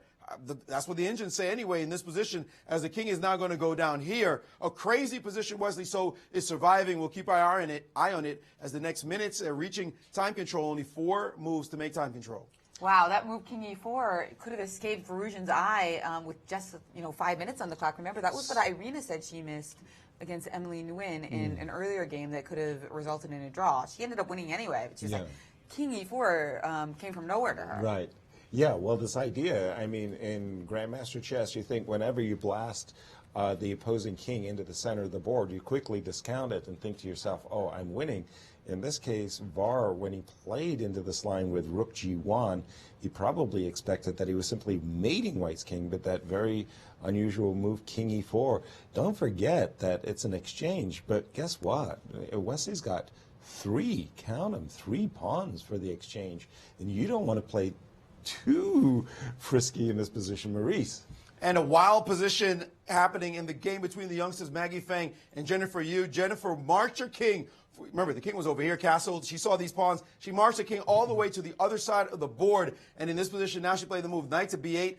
Both of them in time pressure, particularly Maggie with the white piece. She said, enough. I'm just going to sack a knight. She's just played knight takes on f7. That's a piece she sacrificed, but she got to play this move, bishop to e6. Her point being that she's after this b pawn, and if she can move it, then these pawns will start to march. And then she's saying, why'd you march your king all the way over there? Now I'm going to get some counterplay to be able to attack it, and all of these pieces will be lined up with these pawns. So bishop to e6, a great shot. This piece sacrifice on f7 by Maggie. Who knows what's going to happen in this game as it just completely exploded. Don't forget, the f pawn is passed as well. So a super sharp position from these two youngsters as they duke it out as the time ticks down. Speaking of time ticking down, Varujan Akobian now with less than 2 minutes on the clock, or just about 2 minutes left on the clock, as he tries to figure out what to do in this position. Where's my checkmate? Certainly King E4 is occurring to him now. He didn't see it when he played that move. Otherwise, he would have hunkered down and looked more closely at Queen C2. You kind of have to understand, he thought that Wesley So was busted. So when he sees this line with Queen D3, he's thinking, like, okay, it's normal that So is losing. Right. And, you know, it's funny because one variation involves getting rid of the knight, the other involves getting rid of the bishop, and it looks like Varujan just chose wrong. Yes, and no question about it. Well, I mean, what can I say? Wesley got lucky. It's concrete variations, but there is some logic to the idea that the bishop in this position is better because it can be both an attacker and a defender. And we have another result in Katerina Nemtsova has won against Apurva Verkud. Apurva was starting off really well, but unfortunately lost a couple games in a row. Meanwhile, Katerina hopping back closer to an even score, also not having her best tournament so far. Look at VAR, not sure what to do in this position. Yeah, let's take a look at his clock. He's got less than a minute now, with just only 4 moves to make, but still. Yeah. He's got to make them. Well, exactly. And, you know, we're talking about this move, Rook G1, threatening Queen G2 mate. The other move, attractive move that you want to make is Rook C2 with a similar idea. In this case, you know, you're kind of securing a perpetual check until you look at this move, King G4. Could White really essay such a dangerous looking move? And he's playing none of the above. E1. He played Rook E1, just trying to tie down. Well, Rook E1, and used a lot of time for that as well. Rook E1. Oh my goodness. Well, Is we've that got a good Fabiano Caruana, who also has a very big interest in this game. He just won. He's now got his first win of the tournament, and he's with Maurice. The U.S. champion, reigning champ, pretty much an easy win today. You must have been shocked when he blundered on A6. Yeah, I was surprised by H6 first of all, because I guess the idea is to trade queens with Queen G5, but then he just has a bad ending. I mean, I think there's some theory where he castles and plays Bishop B7, and it's a question if I get my knight on D5 in time and stop his pawns after he takes it, or not. And after H6, knight B4 is just bad, and Bishop B6 loses a pawn. When you saw that you could take a pawn, were you thinking, wait a minute, is this real? I assumed he had, I mean, I had seen it before that I could do this, and I assumed he just blundered knight A6. The funny thing is that normally Tempe will count for a lot in this position, more than a pawn. But here, the knight on B4, I mean, the A pawn is one of the most important pawns for black because it kicks the knight from B4 with A5. And with my knight on B4 not, I mean, immovable, he can't do anything. And he has to start sacking pawns left and right. Right, so you had just this winning position. We're in time pressure everywhere, so we have to keep this short. What does this win, obvious question, what does it win mean for you? You finally got a win in this championship that, you know, obviously you're trying to defend. Yeah, it's pleasant to win, and especially in such an easy game. I mean, it was a pretty quick game. So I think I'm still in the tournament. It was important for me to at least start winning one game. So we'll see if I can make it more than one. Final question. Have you looked at the game with Wesley So at all today? It's been just a roller coaster ride for us. Cristian showed me a few important moments. I mean, I thought it was very unclear, and then it looked very dubious for him, and apparently he was just losing. And I guess he missed Rook G1, King E4, which is, or mixed something up. I wouldn't be surprised if he wins this position, although it's very difficult for White to win. But if he can actually get his king to a safe place, get out of checks, then he might start to get better. Although the most likely result is still a draw. All right, well, we'll take that, and we'll let you go as these games are heating up. The U.S. champion finally got his first win, and the rest of the field did not want to see that happen. Fabiano Caruana back in contention. Thank you, Maurice. Thank you, Fabi, and congratulations for getting yourself back in the tournament. Very, very important win for the tournament standings. And very fun for us to watch. Now, can't VAR bail out with a perpetual in these lines? I'm looking for it. How does he do that, though, Jen? He just played this move, Rook E1. Where's the perpet? Well, I was just thinking that if you play king e4 with my rook on e1, I might be able to play like f5 check, so that could be a problem. Ooh, that's a fourth pawn, isn't it? Can I just take it? Yeah, I mean... I mean, your king is going to come up underneath some fierce I was attack thinking as well. how I could take the pawn on... Oh, I could take on e3 first, and then... No, I can't, because you have king f3. All right. Right. You don't win my king. You don't win my queen after trading f5 check. I can simply park my king back exactly. where it came from. That's what I'm saying. So I'd have to start with f5. That doesn't look that promising, indeed. But we've got considering a tough choice. Sorry. But we've got a guest in our studio, Caruana Nemtsova, getting back into the swing of things with a victory. All right.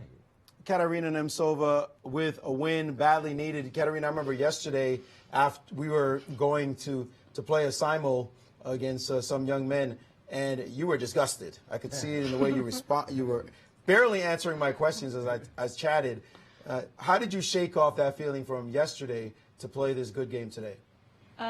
It was very hard, but yesterday was a huge help because this school visit that we had, I think it was very nice, very energetic, and then I had a lot of support from my family, from my friends, and they were like, you have to play better, you have to get back to the tournament, everybody blunders, you just have to get back. It seems that you did. Well, you used this opening variation that Naroditsky used. Did you notice it and decide, let me try it against her? Actually, it was my coach's suggestion, so I was just looking at the line, then I went back to what Daniel said, what Ray was analyzing, and I thought, okay, they are saying it's an interesting line, so why not to try it? Were you surprised you got such a great position? It looked like you were crawling all over her fairly quickly. Yes, that's what I thought, but then she played this knight a5, knight b6, and I was like, wait, what's happening here? And I was a little worried what to do there, but then I just simplified, and it was good. All right, well, congratulations on the victory, and we had a lot of fun yesterday. I was telling people that you were setting me up. You were giving me the easy checkmates in most of those positions, so it looks like nice. It was indeed a very nice day to do some community service, and I certainly enjoyed being with you. Congratulations, and good luck tomorrow. Thank you very much. All right. Thank you, Katja. VAR is counting down. That's 27 seconds. What move did... Wesley played a move that we weren't looking at. He played the move bishop to c4 after rook to e1. Bishop to c4, stopping any ideas of queen e2 check. But has this allowed Varugian a chance to close the net with f6, f5? We don't know. There's still queen b7 check. He played queen h2. Queen h2. Very, very hard to guess the moves of this player's in this incredibly tense situation. Is there any threat here? Is he trying to play queen h1 now and then... Queen h1 check definitely is on dangerous. the agenda. Now, White's queen on b3 really needs to do something in these types of positions. And that would actually be a perpet if we wanted it. I mean, if there's no mate, queen h1 and queen g1. Well, so I'm thinking queen check. Just let's take a look at the human moves for a moment. Followed by queen f7, trying to drum up my own counterplay. Now, I agree, Jen, that there's a perpetual that check, that is to say, for VAR in this position. But is there anything more than that? So we're starting from this position, queen h. Queen b7 check, king h6, queen f7.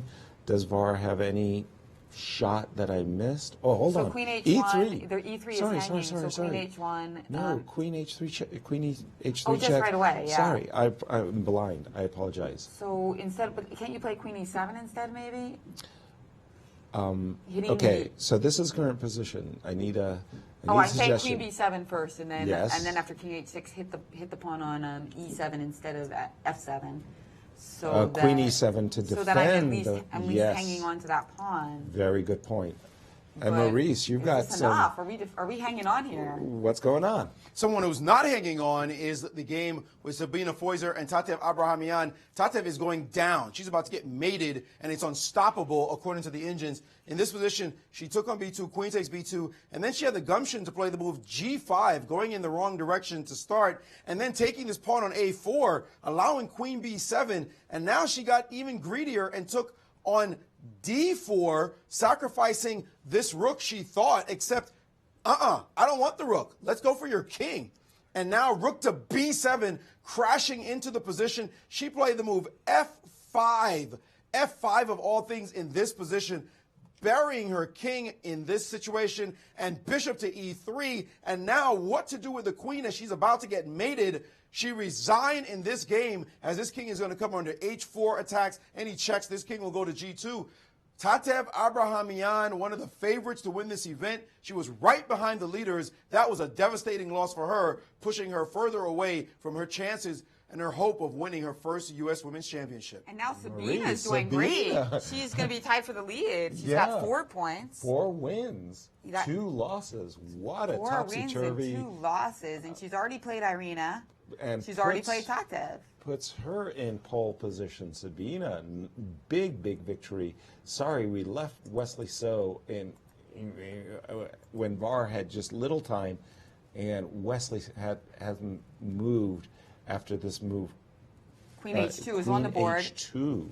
Queen H2 on the board, and now we're waiting for Wesley to make a move. He's got 3 minutes, and Varuzhin has less than 1. We've got 3 moves till time control. Maurice? And we have a big result, which we expected, but she has closed the deal. Carissa Yip has won her game as well, so we see another favorite going down. Anna Zatonsky losing against the youngster. This rook turned out to be the difference. We talked about that extra exchange. It was too much. And Carissa Yip, the giant killer, now Anna Zatonsky has to be disgusted as she is frozen in place with a 0. Meantime, though, the 2 other leaders are battling it out in a position where Black, Nazi Paikidze, might have a small edge against Irina Krush.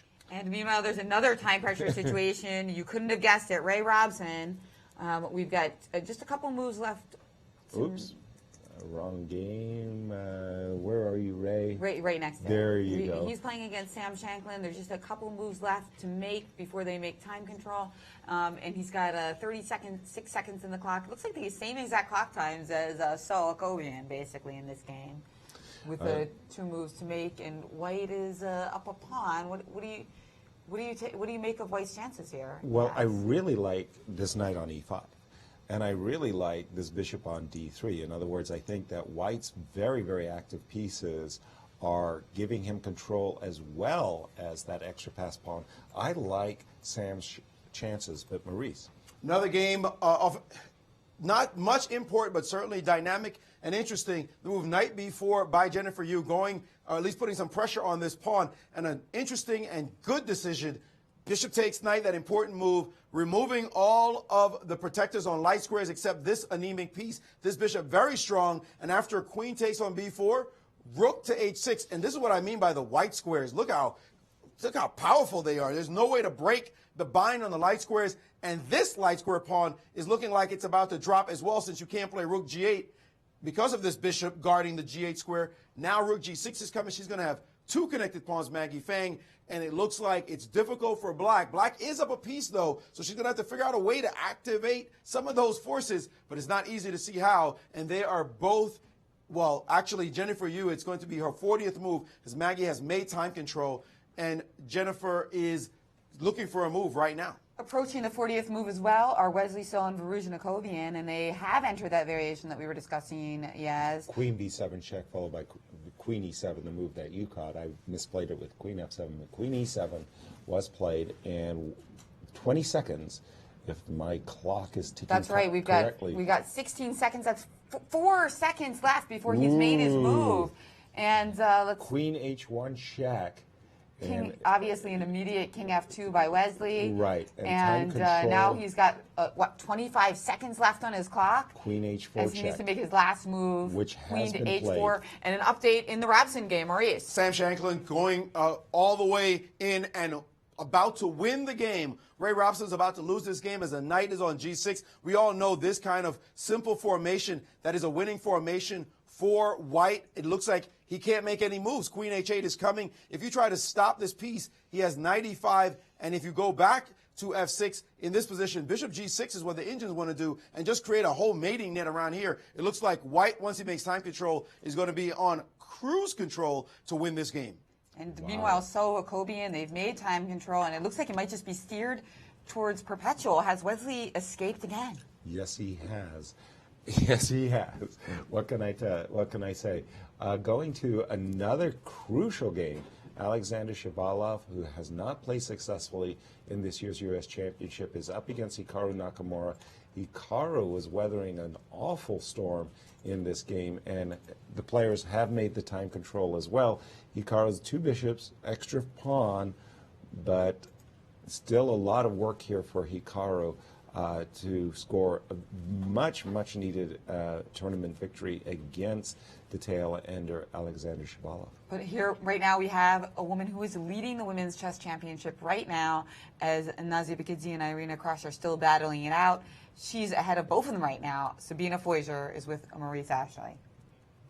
Sabina, the most contentious of all the players so far on the ladies' side in the championship, having won 4 games, lost 2, no draws. Have you decided that today or this tournament is gladiator tournament? Because it seems like every game is going one way or the other.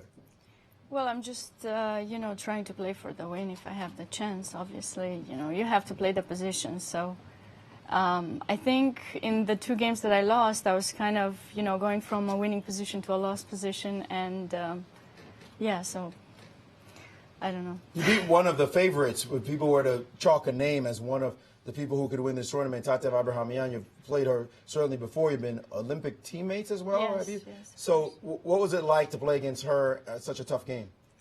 It was tough. I lost a lot of games against her. I think 6 so far. But I always got black. So the past 8 years or 7 years, I kept getting black. So it was good to have white. And, I just wanted to play chess. And I think I had... Okay, it was a balanced position, and at some point she made a mistake. She weakened her king, and, Big mistake. She got greedy in the game, and you just suddenly crawled all over her king. You're leading the tournament. That might seem like a surprise to you at the moment. What are your feelings right now as you sit atop the tournament, and it's unlikely that anyone will win to pass you? I'm really not thinking about that.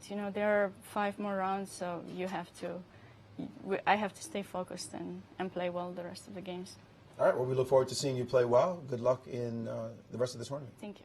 Guys? And rest up, Sabina, because having all decisive games, that's exhausting. It is. But here you see the winning standings with Sabina's result, launching her to 4 points at +2, Jennifer. And Anna Zatanski's lost, so she's going to be behind Sabina. Meanwhile, Nazia Paikidze and Irina Krush can catch up with the draw or surpass her if that game ends up being decisive. Exactly, but Tatev's dreams fading a little bit here with today's loss. And meanwhile, Berger Jacobian's dreams also fading. They made time control, but is he just going to acquiesce to perpetual here? He's got time now. It looks like he's grimacing a little bit here. He feels like maybe he blew it, and he's going to find out later that it's true. Indeed, that's absolutely right. He really had a big, arguably decisive advantage in a very topsy-turvy game indeed.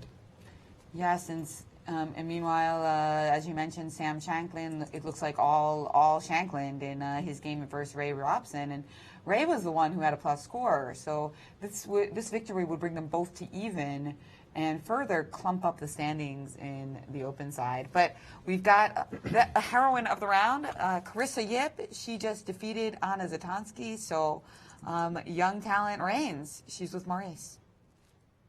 Yes, the youngster, 13 years old, the youngest player in the competition on both sides, taking down Anna Zatanski, who we know knows how to win these championships, having won it 4 times. Carissa, congratulations, first of all. What does it feel like beating Anna Zatanski? Happy? I don't know. You don't know? I'm okay with it. Wow, that is not an... You guys some emotional responses out of you. It's one of these points. You've got to feel good that you beat a 4-time champion in a game that looked like you were never, ever in trouble. It looked like it was just a smooth victory. Yeah, I guess. I think she just made a mistake, and then I got the exchange, and then it's kind of all over. When you played F4, F5, did you feel like you were in just a tremendous position at that point, or when was it that you felt like you had basically a 1 game?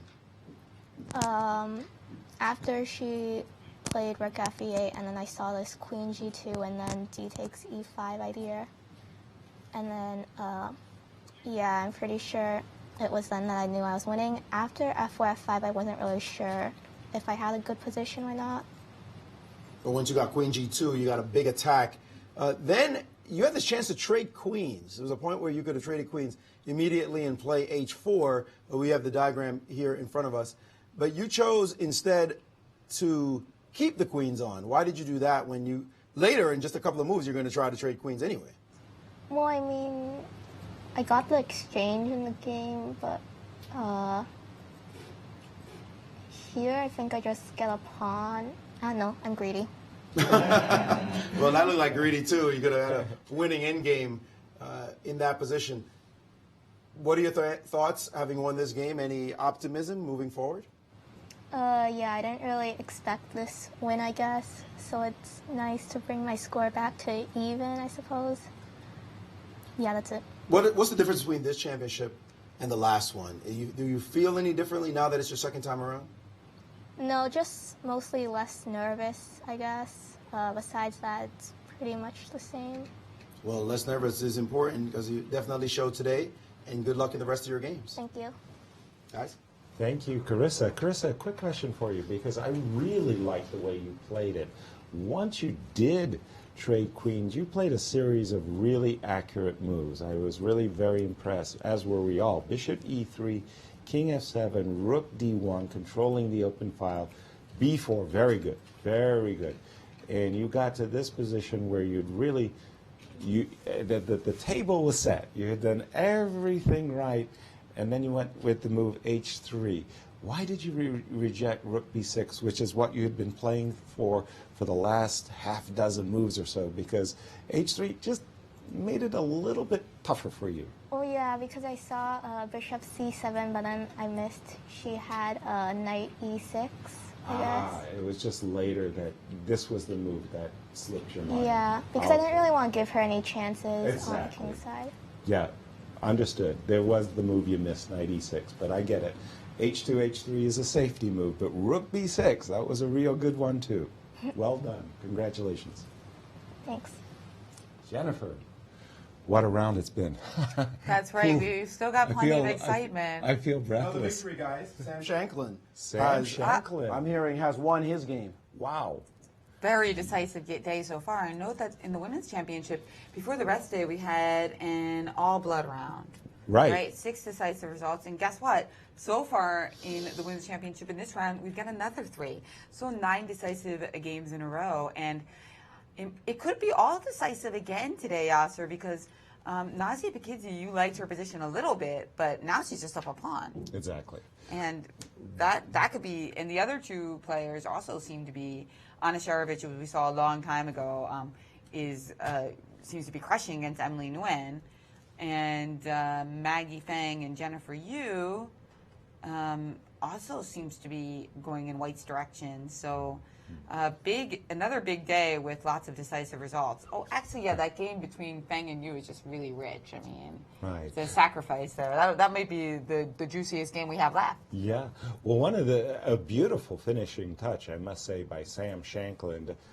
Very famous queen sacrifice from the matches of Spassky and Petrosian, as well as Alekine and Max Erva. This move, Queen H8 check. Why do we want to trade queens? Well, just have a look-see at that pawn on A6 and how important that was with that move, Queen H8 check. Sam Shanklin finishing the game in great style. That's right, knowing his classics. Knows his classics. And he's with Maurice right now to talk about a big victory, which put both Ray and Sam on even scores. Sam Shanklin needing a victory badly today and doing it against his Olympic teammate Ray Robson. Sam, you were not happy with how the tournament was going so far, but this win is just what the doctor ordered. Yeah, it was just what I needed. I mean, the tournament wasn't a disaster by any stretch. I mean, to be on -1 after 5 games with world number 2 and 3 included, it's not like a disaster, but it wasn't feeling good. And so, a nice win it really helped turn things around and back on 50%, and I think I'm doing just fine.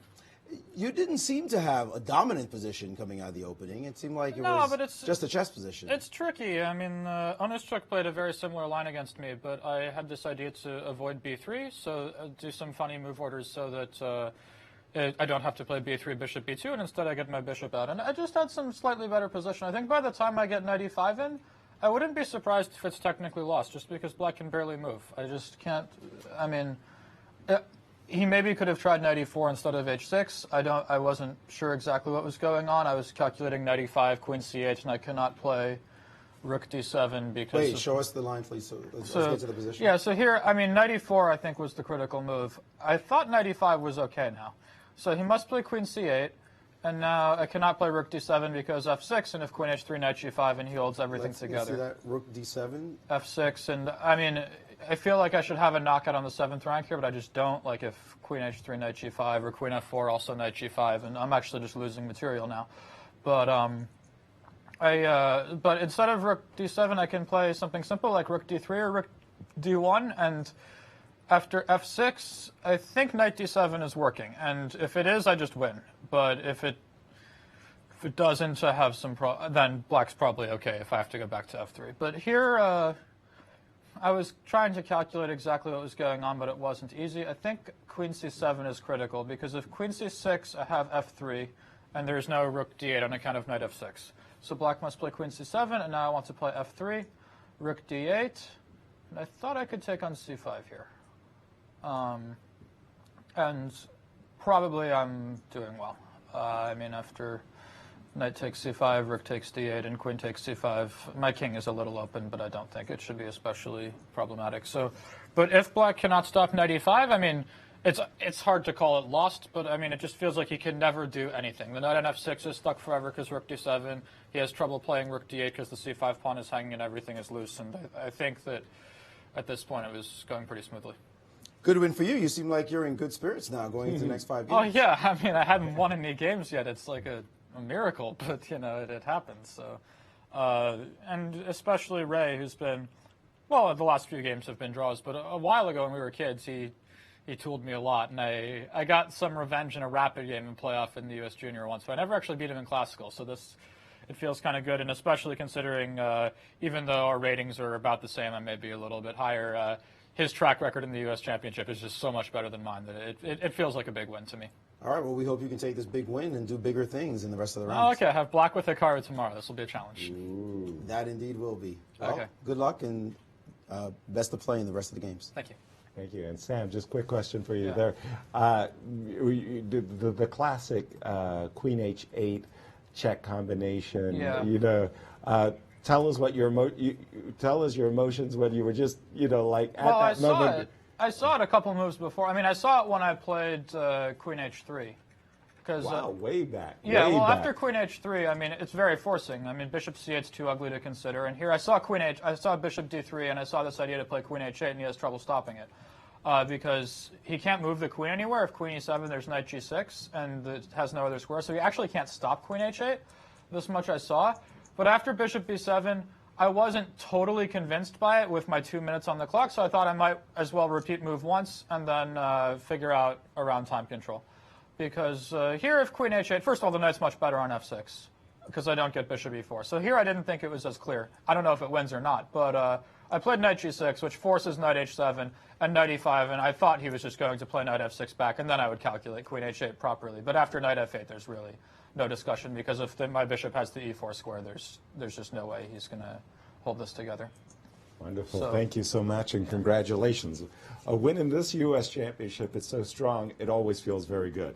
And meanwhile, we've had a bunch more results coming in, Yasser. Oh, great. It looks like Shabalov and Nakamura, that game was a draw. Onishchuk Zverev book a What? draw. Yeah, the No. Shabalov one shocks you, right? Not Wow. the Onishchuk one.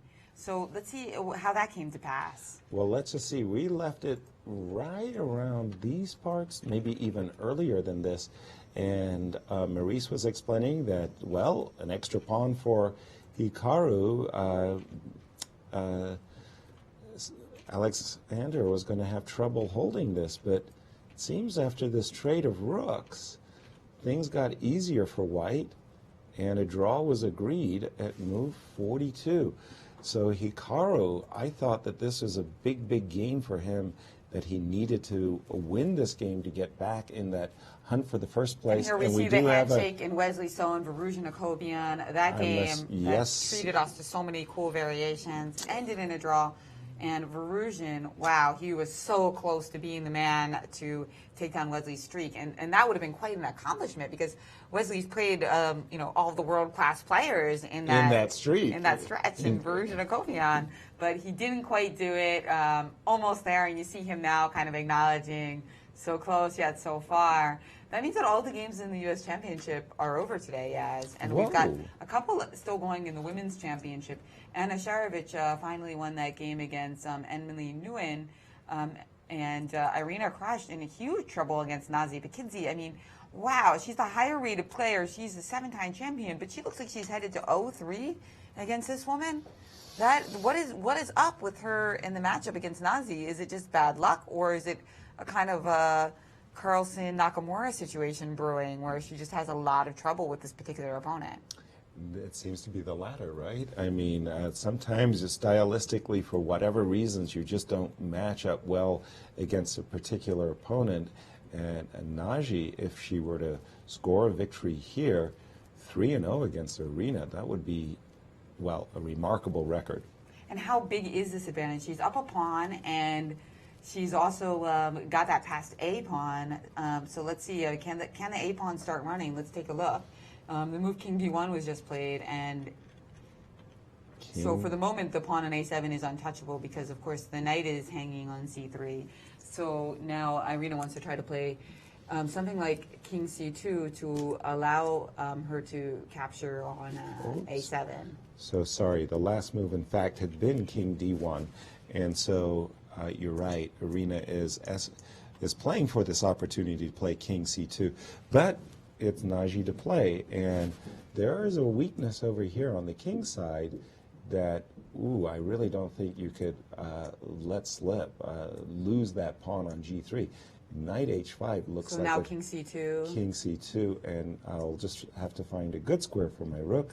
Let me choose one. I like my pawn. Well, I'm allowing knight to D6. Darn it. You mean knight to B5, knight to followed B5. by knight D6. Yeah. Well, just a second. How would something like this go? I mean, that knight takes G3 will give black a very powerful passed G pawn. So maybe it's better for me to keep knights on the board, try to play knight A7 so that I can get counterplay via knight C6, E5 against your idea. Okay, let's see. Knight takes G3, knight C6. Again, what you were just mentioning, Jen. Bring your knight to E5, fork these pawns on F7 and G4. Okay. So the game's not over yet. Nazi's got a lot of work to do. She's up a pawn. Yes, still work cut out for her, but it should be black. A victory for black after all. And boy, I don't know exactly where Irina blew it, because we were watching Wesley and Hikaru and other games, but yeah. And with all the games in the championship complete, let's take a peek at the standings. Well, Wesley So still in the lead with 4 points, but now he's got Fabiano Caruana as well as Nakamura at his heels. So the number 2 and number 3 players in this tournament are in that pack of wolves, as well as Mereditsky, Jarabuk, and Akobian. One guy to fall out of the pack of leaders is Ray Robson, who lost today to Shanklin. So they're both on even Steven, as is Alexander Onishuk. Wow. And meanwhile, we've got one other game in the Women's Championship still going on. But right now, we have a special guest, Varuzhin Akobian, who had everybody on the edge of their seats. Was Wesley's streak going to finally end? So close, but not today. Seems like he was in control after some brilliant preparation, but so close and yet so far. I know. It's one of those ugly ones. Still, Varuzhin Akobian, it looked like you had him. I mean, he just looked like you had all kinds of possibilities to knock him out. But this guy just seems so slippery these days. He's getting out of any net that people set for him.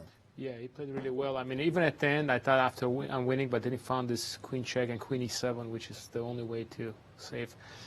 Yeah, Yeah, queen d3 was a mistake. I think up to that point I played well. I should have probably just played knight g1, my original idea, and I think I'm just winning after knight g1. Oh yeah, you were definitely winning with queen c2, knight g1, all those ideas. I didn't see queen c2 too much. I was just originally I thought if he does this, I just go knight g1, and it looks like I'm winning because once I exchange the bishop, it's just going to be lost. But I went queen d3. I thought it's just immediate win, but I missed the king escapes, and it looks like a draw. But yeah, it was kind of unfortunate because, you know, I was pretty close, I think. You were very close. I mean, we're close is not even the word. Is this a disappointing draw for you, given that last year he beat you pretty handily with the white pieces? This time you really gave him a run for his money. Yeah, no, I mean, last year I didn't play well, so I play much better today. And yeah, I'm happy to, you know, with black to play well against #2 player in the world. And, you know, I really thought I was going to win, you know, because it looked like, you know, everything was just going to work out at the end. But, yeah, he's still very good at defense, you know, which, like, you know, maybe some other people would just collapse already. But he found the only idea, and in time pressure, I you know, blundered. No, I'm happy with the game. I mean, you know, if I had the one, I would be fantastic, but I'm still happy with the draw. So. As you said, you drew the #2 player in the world after hunting him and making him sweat. So hopefully this is a sign of things to come. Good luck in the rest of your games. Thank you. Var, a question for you, if I may. When Wesley played the move Rook G3, I found that personally shocking because of that G5 opportunity, the move that pawn sacrifice that you found. If you could just tell us about your emotional state when you realized that suddenly the initiative was in your hands and, hey, I'm going to win this game. What went through your mind? Well, I wasn't so sure about winning here. It was still complicated. But, no, I like this queen c8 move. It's a very important move because now I want to play queen f5. And it's going to be all kinds of problems. So queen b3 was the only move again. And I don't know whether or not this knight f8 to h7 is the best, but it seems like I have some initiative here. There was bishop d6 in this position. Did you look at this? Yeah, one? I did knight e5. I wasn't so sure what's going on after knight e5. Just your instinct told you, queen f5.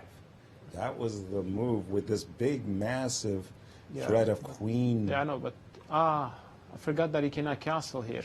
Yeah, I saw this line. I just forgot he can't castle now. Oh, boy. There was one beautiful line that went f3, and this surprising move, knight d7. But he wouldn't have looked at this because he thought castles was playable. Yeah, I just thought he castled, No, I think the way I played was probably still pretty good. No, according to the engines, white is fine after knight h7. This spoiled what the engines bishop d6 was just a huge advantage for you. I missed queen f5, and the idea that I just cannot castle, I just completely forgot. That especially since the knight was the bishop is guarding the d1, Right, and the knight was on f3, so it stopped that as well. I thought it's just probably about equal here. I wasn't so sure, but I think the engines did give equal. I was about equal here, by the way, before this, now it's just I think winning. Yeah, take. Yeah, just again, I have to stay with the intuition here. Just the knight g1 here. It was my original idea. When he was thinking, I saw this idea, and I just say knight g1, and it looks like I'm probably just winning. I mean, I know that queen c2 is probably winning. Winning clean as well. But I didn't calculate queen c2. I just knight g1 because I just want to get rid of the light score bishop, and I should be able to win here. Well, thank you, Var, for giving us a real topsy-turvy game. You kept us on the edge of our seats throughout. And well-played game. Thanks. Yeah, it's almost very unfortunate that for Var, of course, and his fans, that this King E4 thing existed. Yeah. Because it looks so promising, the line that he selected, too. So it's so understandable. And it's too bad that just by the luck of the draw, he didn't come across the other promising line. Indeed. He would have played that. Exactly. But, of course, unlucky for Var means lucky for Wesley, who continues his streak. And he's approaching an undefeated game for every square of the chessboard. Almost there. Almost there. What, 2 more games, right? He's at 62 and counting. That's an enormous milestone, especially in today's game where it's so competitive. and literally at any single day, somebody could beat you. And here he is, Wesley So, still leading the U.S. Championship with Maurice Ashley. Well, just an incredible save today for Wesley So. We've seen him in trouble before. He's gotten out. The guy's as slippery as an eel, somehow escaping all the time. Wesley, today, you must have seen the trouble when G5 landed on that board. You must have felt like there's some real danger in this position. Yeah, G5. But I was happy also to get my pawn back. So I wasn't really sure. Actually, if you go back the position instead of castling long, I was thinking maybe king d2, but in my game, that's hard to say. Well, this wasn't the point. The main point was bishop d6 he had, not knight h7. This is where bishop d6. You had some real danger in this position. So bishop d6, knight e5, take, and queen f5. And if queen b7, just queen d3. Yep. Ouch. And that's it. That would have been big danger for you. Yeah, obviously. So you did not see this line, that this was possible? No, there's queen f5, queen d3. Right, that's a slippery idea. There's lots of tactics. He'll let you off the hook with this move, knight to h7. Yeah, no, take. And here I was thinking king d2. It would be interesting to see how black defends. But even your move castles was probably not good. According to the engine, still okay if you play bishop d3 immediately as opposed to take this position, bishop d3 according to the engines. Oh, rook d1, knight d1. Knight d1. They were giving us fine for you, and he would have to go for rook c7, queen b8, king e7, and then just queen h8. I mean, probably a draw. Yeah. Yeah, interesting. Interesting this line because it's a very complex line. The line with knight with bishop d6, knight e5. It's easy to miss all the crazy tricks in that position because it's just so computer-esque. So your sensation was that it wasn't that easy for black, that you were okay. Yeah, I mean he didn't spot bishop d6. Also, it's a very complex idea, but of course it's very good for black. Right, but he was also already in some time pressure. He had like 35 minutes when this position appeared on the board, so it wasn't heavy time pressure, but certainly a challenge to find all these moves. Yeah, definitely. I think though that he'll get more time when he reach move 40, so it's not particularly big danger. I think if you have more than 15 minutes, you should be fine. Just have to pace well. But so yeah, probably my move. I made a mistake somewhere early on. Yeah, rook g3 looked like the move that caused some trouble for you. With g5 was allowed.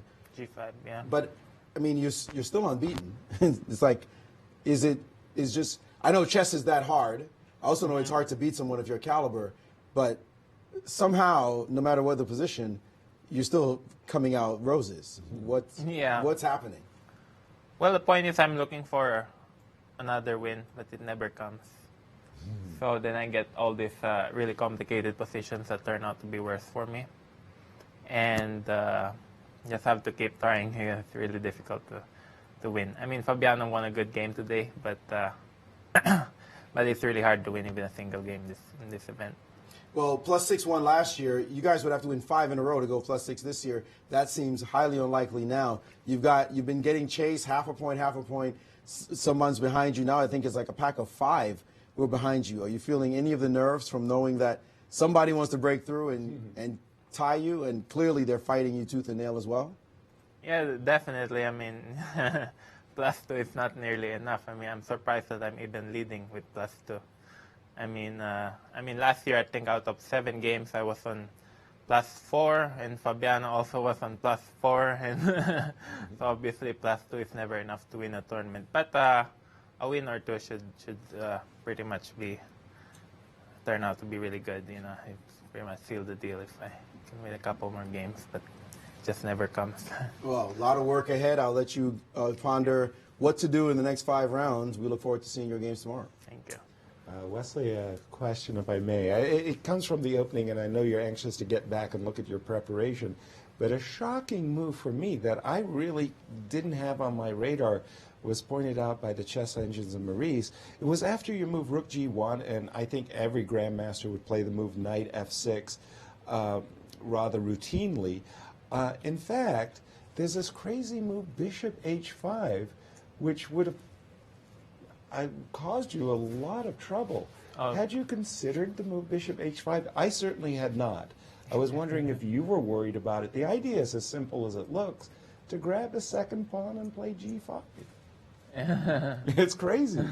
But you might be in some trouble after this. Did it occur to you, this move bishop h5? Yeah, definitely. I mean, I was considering knight f6, bishop h5, and queen d7, but I thought knight f6 was the strongest. Because here, after bishop h5, I play queen c2. Queen c2.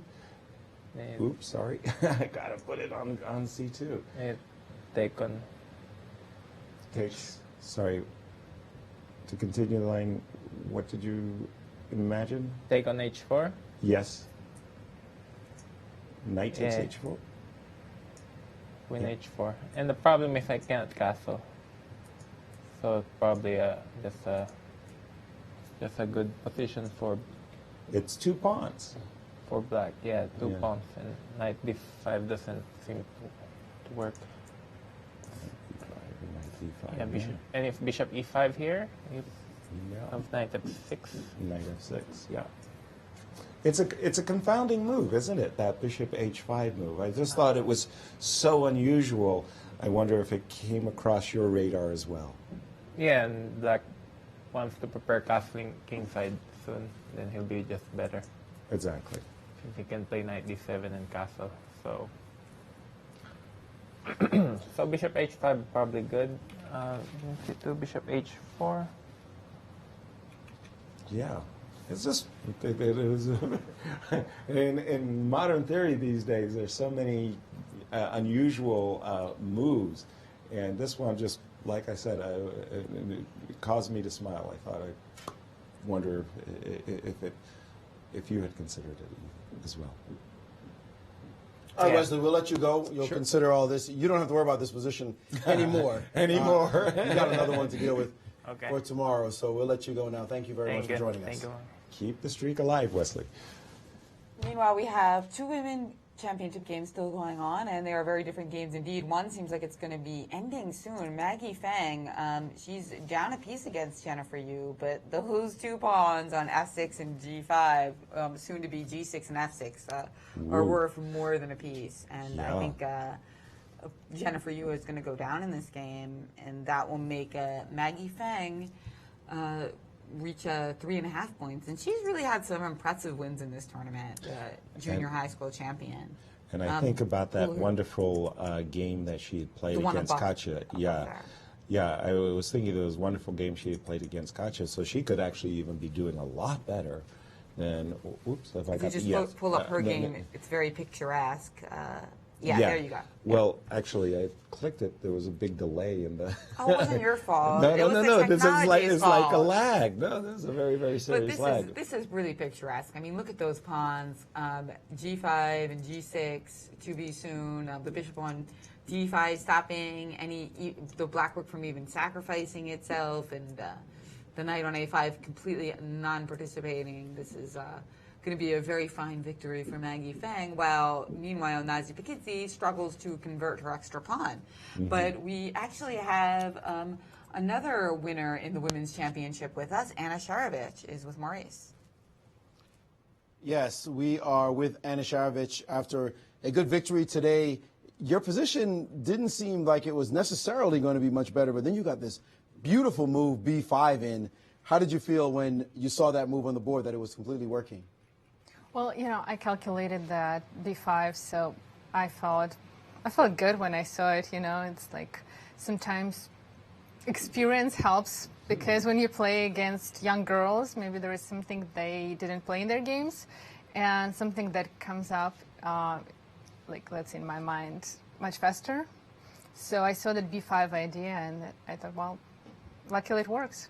Did it just jump at you? You just saw it as soon as she moved, or saw it coming when you played knight to e5? Because she could have played bishop to e8 to slow it down. She could have played bishop e8, which was much better than bishop h7, obviously. Right. So when bishop a7 landed on the board, did you just b5 just start screaming at you? Well, it was screaming before knight e5 already. So I was even calculating b5 before I played knight e5, and I thought, well, I'd rather probably be safe and play knight e5 first. But then I thought, I was actually surprised she played bishop h7 because bishop e8 was really asking. Right, to be played in that position. So a victory is always good. You've had fighting tournaments so far. How would you evaluate your play past 6 rounds now in the tournament? Well, you know, obvious there were many mistakes, but just the main thing, try to keep less and less mistakes, which I don't know how going to happen because the closer we're to the end of the tournament, usually the amount of the mistakes, I think, increases. But just play normal chess and prepare to every game and enjoy the game. That's probably the main thing. Did you actually go to work yesterday like you promised you would? Oh, yeah, I did. Plus, I went to volunteer afterwards to school. So you see, it works. So we're okay. Well, a new formula for chess: go to work, volunteer, and then play chess. Actually, I think going to work is easier than playing chess. Yes, and nobody's fighting you tooth and nail, just trying to stop everything you do. Right. Well, congratulations on your victory today, Thank you. Good luck in the rest of your games. Thank you, Maurice. Second in a row, Anna Sharovich, 2 wins in a row. So congratulations, big day for Anna. And yeah. we also have I am Eric Rosen pointing out on the hashtag US Chess Champs that 3 players today got their first victories of the tournament. Katerina Nemtsova, Fabiano Caruana, and Sam Shankland. Right. So a very big day for many of the players here. Well, that's a big tournament round compared to where they were going the rest day. But let's see how the tournament's been affected by today's scores in the women. Well, in the women's championship right now, we've got Sabina Foiser in the lead, but don't forget the one game still underway in the women's. Irina Krush and Nazi Paikidze will change that. If it's a draw, then Irina and Nazi will both join Sabina. And if Nazi wins, then it'll be Nazi in the clear lead with Sabina just behind. And if Irina wins, then Nazi is going to have to do something very weird because she is up a pawn in this position. But we've got Alexander Shabalov to talk about a very exciting game today with Maurice. He said it's very hard even to get a half a point in this tournament, and he had to pull out some of those Shaba pyrotechnics to pull this one off. But it looked like you had a really good position coming out of the opening. I was very surprised, Alex, that you didn't play more aggressively in this game, especially given that your position just looked so promising. Yes, I know. I just chose to play this fireproof opening just to, you know, make sure I'm not losing in the opening to Hikaru. And the way he played, it just turned out to be like super passive. I mean, he's normally not doing those things. But when he found himself in this pretty tough situation, he just like, you know, there was, again, the genuine, you know, Hikaru just found like a perfect chance. He just like, no, I don't know. I understand that I probably shouldn't be playing like c5 too early. I don't even know even now like where I went wrong. It looked like really promising, but well, it looked like you had c5 even earlier. There was a moment when you could have played it when your rooks were doubled, and we have this position here on the screen. Right here, instead of bishop f2, instead of giving him the chance to play f5 and bishop h6, couldn't you play c5 now? c5 takes on b5, right? Yes, this position. Yeah, I was thinking about it, and I was like, it's a little bit too early. I just want to get a little bit closer to, you know, time trouble, so I would, you know, play less moves and under, you know, whatever I had at this point, like 20 minutes or so. But I don't understand. You're saying you get to make a couple of free moves for yourself to get out of time pressure? Yeah. I thought, like, this idea is not going anywhere. Like, position is so good. It's always going to be there. So that's why I played bishop f2 and, you know, played a couple moves just to, before I played c5. I thought this idea always going to be there. But, of course, when we came down to calculations, well... Yeah, once you played f5, suddenly all the pieces were alive. As compared to I missed this rook c6. This kind of move, like, just didn't occur to me. Yeah, I don't know why. I mean, it looks so natural. So, I don't know. It's here. Yeah, B takes C5, knight A4. That's what I missed, of course. So, but now that I'm looking at it, is B takes C5 is a mistake. Probably knight A5 right away was better. Here. I'm kind of confused. Yeah. The Shaba I know wouldn't be gaining time on the clock. Yeah, I know. I would like now 9 games out of 10. I would play C5 and B5 instead of Bishop F2. Yeah, that's the kind of stuff I'm used to seeing from you. It looks like you're playing a little bit more. It's just when you're more passive now. If you're like -4 in the tournament like this, you're just thinking twice before doing this, and yeah, I mean, I understand that was my chance, yes, and I think afterwards, like, where did Hikaru made a mistake? He taken on C6 with a pawn. Yeah, I think I'm not sure. We stopped watching at some point when the game turned, and suddenly when we were looking. Here instead of B takes C6 was Queen takes C6 better. That's what I thought. Just like extra pawn to bishops. E5 was weak, but knight on D5 is good, but probably not enough compensation for me. After he played B takes C6, I'm not sure exactly what he missed, but my knight is clearly not dominating light square bishop, so I'm probably not the worst at this point. Right, but it still seems like you got less. I mean, clearly in this position, you got less than the position promised. Yes, absolutely. Which you would have had. Okay, that's so. So what do you do now? What do you do? Obviously you can draw these players. Okay. You're gonna keep doing that all day? Expecting that from you. No. Okay, 5 more games left, and I hope it's a little boost of confidence today that I've got, and hopefully I'll do a little bit better in remaining games. So. All right. I have the same sentiment, and congratulations on a positive result today. Thank you. Good luck in the rest of your games. Thank you, Shabalov. Jennifer, very, very eventful rounds, but we're going to be taking a break as we come back with 2 games remaining in the U.S. Women's Championship, and a key one at that. Yes, stay with us to see if Nazi can break through and be the clear leader in the Women's Championship. All righty.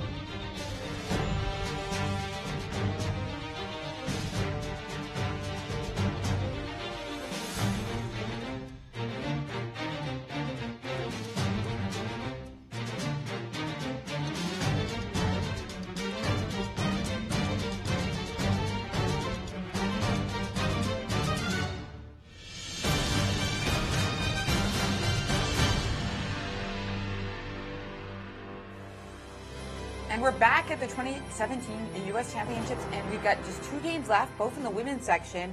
It looks like Nazi Paikidze is crashing through against Irina Krush. This will be Nazi's 3rd straight victory against Irina in the U.S. Women's Championship. And poor Irina is going to have a dartboard or something with with Nazi's face on it, because this is just a astounding 3 in a row. How's this rook endgame prognosis here? It seems to me that just after this move King F7, that there's no hope left for Irina. Agreed. It was a little bit tricky when we saw this move Rook F3, Rook A5. The move F5 is a move you just don't want to play without preparation. Rook F2 was more than adequate. I really like that move a lot. F5 check gave Irina the chance to bring back her king, and with King D3, King E2, and make it a lot more difficult for Nazi to bring in the victory. Instead, another mistake here. But natural. She's trying to get active. Yeah, but after this move, King F7, just saying, okay, what are you going to do about your E3 pawn? What are you going to do about your G pawn? We knew going into the round what a big game this was for the Women's Championship, and it does now look like Irina Krush is going to lose her 3rd game to the same opponent. But I think that in this position, she saw King D3, Rook to F2. I beg your pardon? That, in the position of F5 check, yes, she saw King D3, Rook F2. And it's not nearly as bad as it is now, for sure. Right. But the engines still say your king is cut off. Yeah. And with your king cut off, it's going to be work to stop this piece. You can't cut off Black's king because G3 is fast. Right. And this threat is so quick that it's going to take some time to march this king down the board if this rook were to come back and stop this pawn. But, which it can. It can play here and against G2, rook to G1. But, I mean, what moves are you going to play? Yeah, you're running out of moves.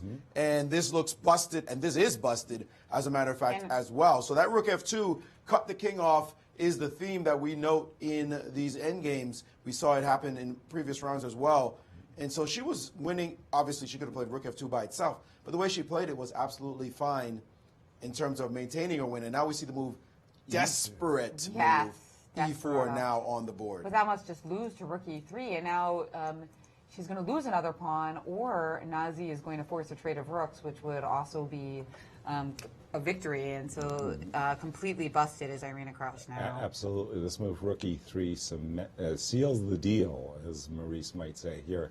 This is over. And Nazi's done it. She quickly and confidently twisted that move down against Irina Krush. And Irina, down to her increment, she's only got 20 seconds left to play, but it doesn't matter. The position's just dead lost. Yep, rook A7 check, and King G6 is about to appear on the board. That's right. But one comment, E6 pawn means nothing.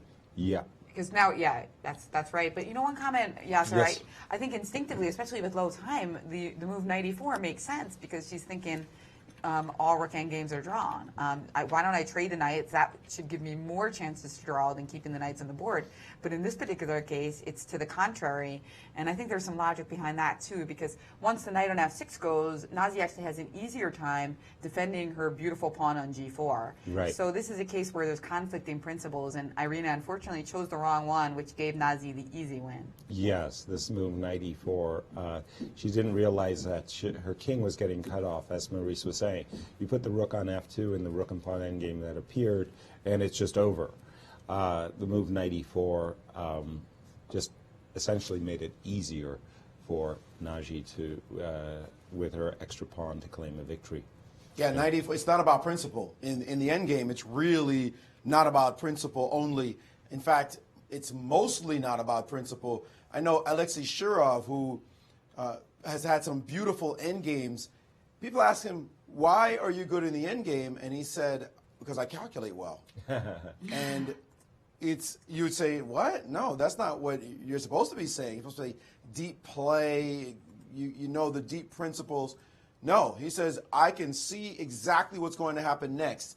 It just gets simpler and simpler. And if he would not play a move like knight to E4 because he would just calculate and say, I'm going to lose that position. That's I'm not right. playing Well, that move. Alexei Shirov certainly didn't find Bishop H3 on principles. No, That's that gotta was be sheer calculation, baby. one of the most Yeah. famous endgame moves there is. Yes, considered one of the most shocking moves in chess. Actually, this move, Rook, Bishop H3, that he essayed against Veselin Topalov famously. In this position, Nagy looking down and realizing, hey, wait, after the move Rook A4, can I just push my pawn? And the answer is yes, she can. G3 will cement her victory most assuredly after, for example, king takes E6, G2, threatening to queen, would force Irina's queen to come back, and then it's the harvest. You just collect everybody, and wins very, very comfortably, now assured. You said that we have 2 games remaining. That's right. Maggie Feng is still playing against Jennifer Yu. That game still looks delicious for Maggie, but is Jennifer Yu getting a little bit of counterplay here? Well, let's have a look. When we left it, she had sacrificed a piece. That is to say, Maggie had to get these 2 incredibly powerful passed pawns, and we currently have this position of the board.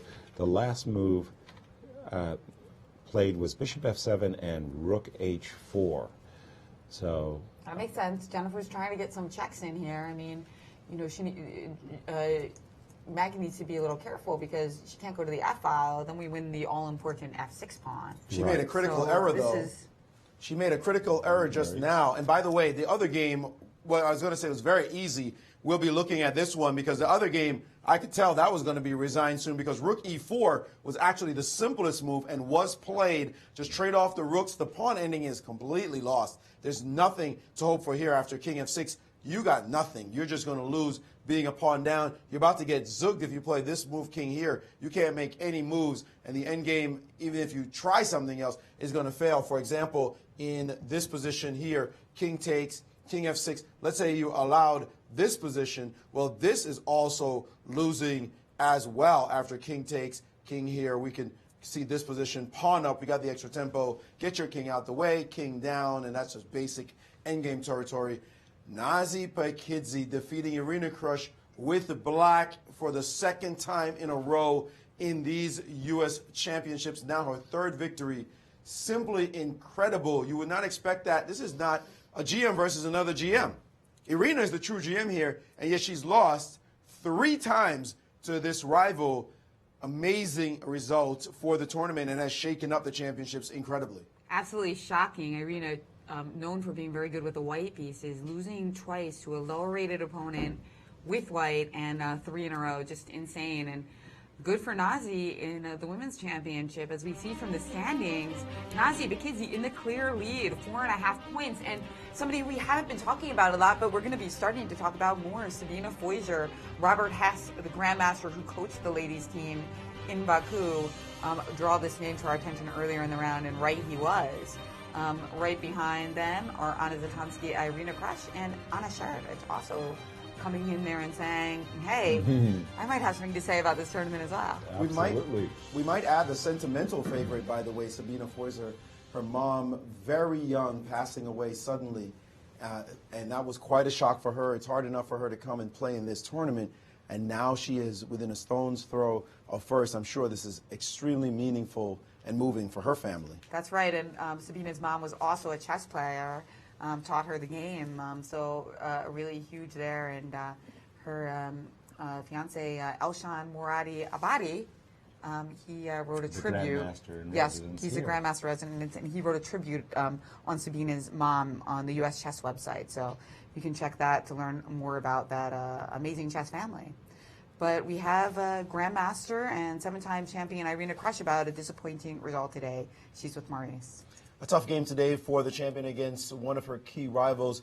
Irina, it looked like just a position at some point, not much of an edge for you coming out of the opening, but somehow it kind of slowly went wrong. Did you identify where you think that problem move might have been? Well, hanging a pawn and move 37 wasn't very good. So just a mistake in the position. But before that, you seem to have had a little bit of an edge. Was it just overpressing or just overlooking this move? Well, yeah, I mean, I got nothing out of the opening. It was a really balanced end game. She tried some stuff on the king side with g5 and h5. I think it didn't go very well for black because I was definitely feeling that white was taking over the initiative around move 30. My knight got to g5. It was a really good square. And black playing d5. I mean, here, I almost thought it was just like very, very bad for black. Maybe I overestimated white's position. It's a kind of a tricky moment, this knight f6. There's a move like knight b4 I was looking at here after knight e4, just to show you like a nice line, knight e4, knight b4.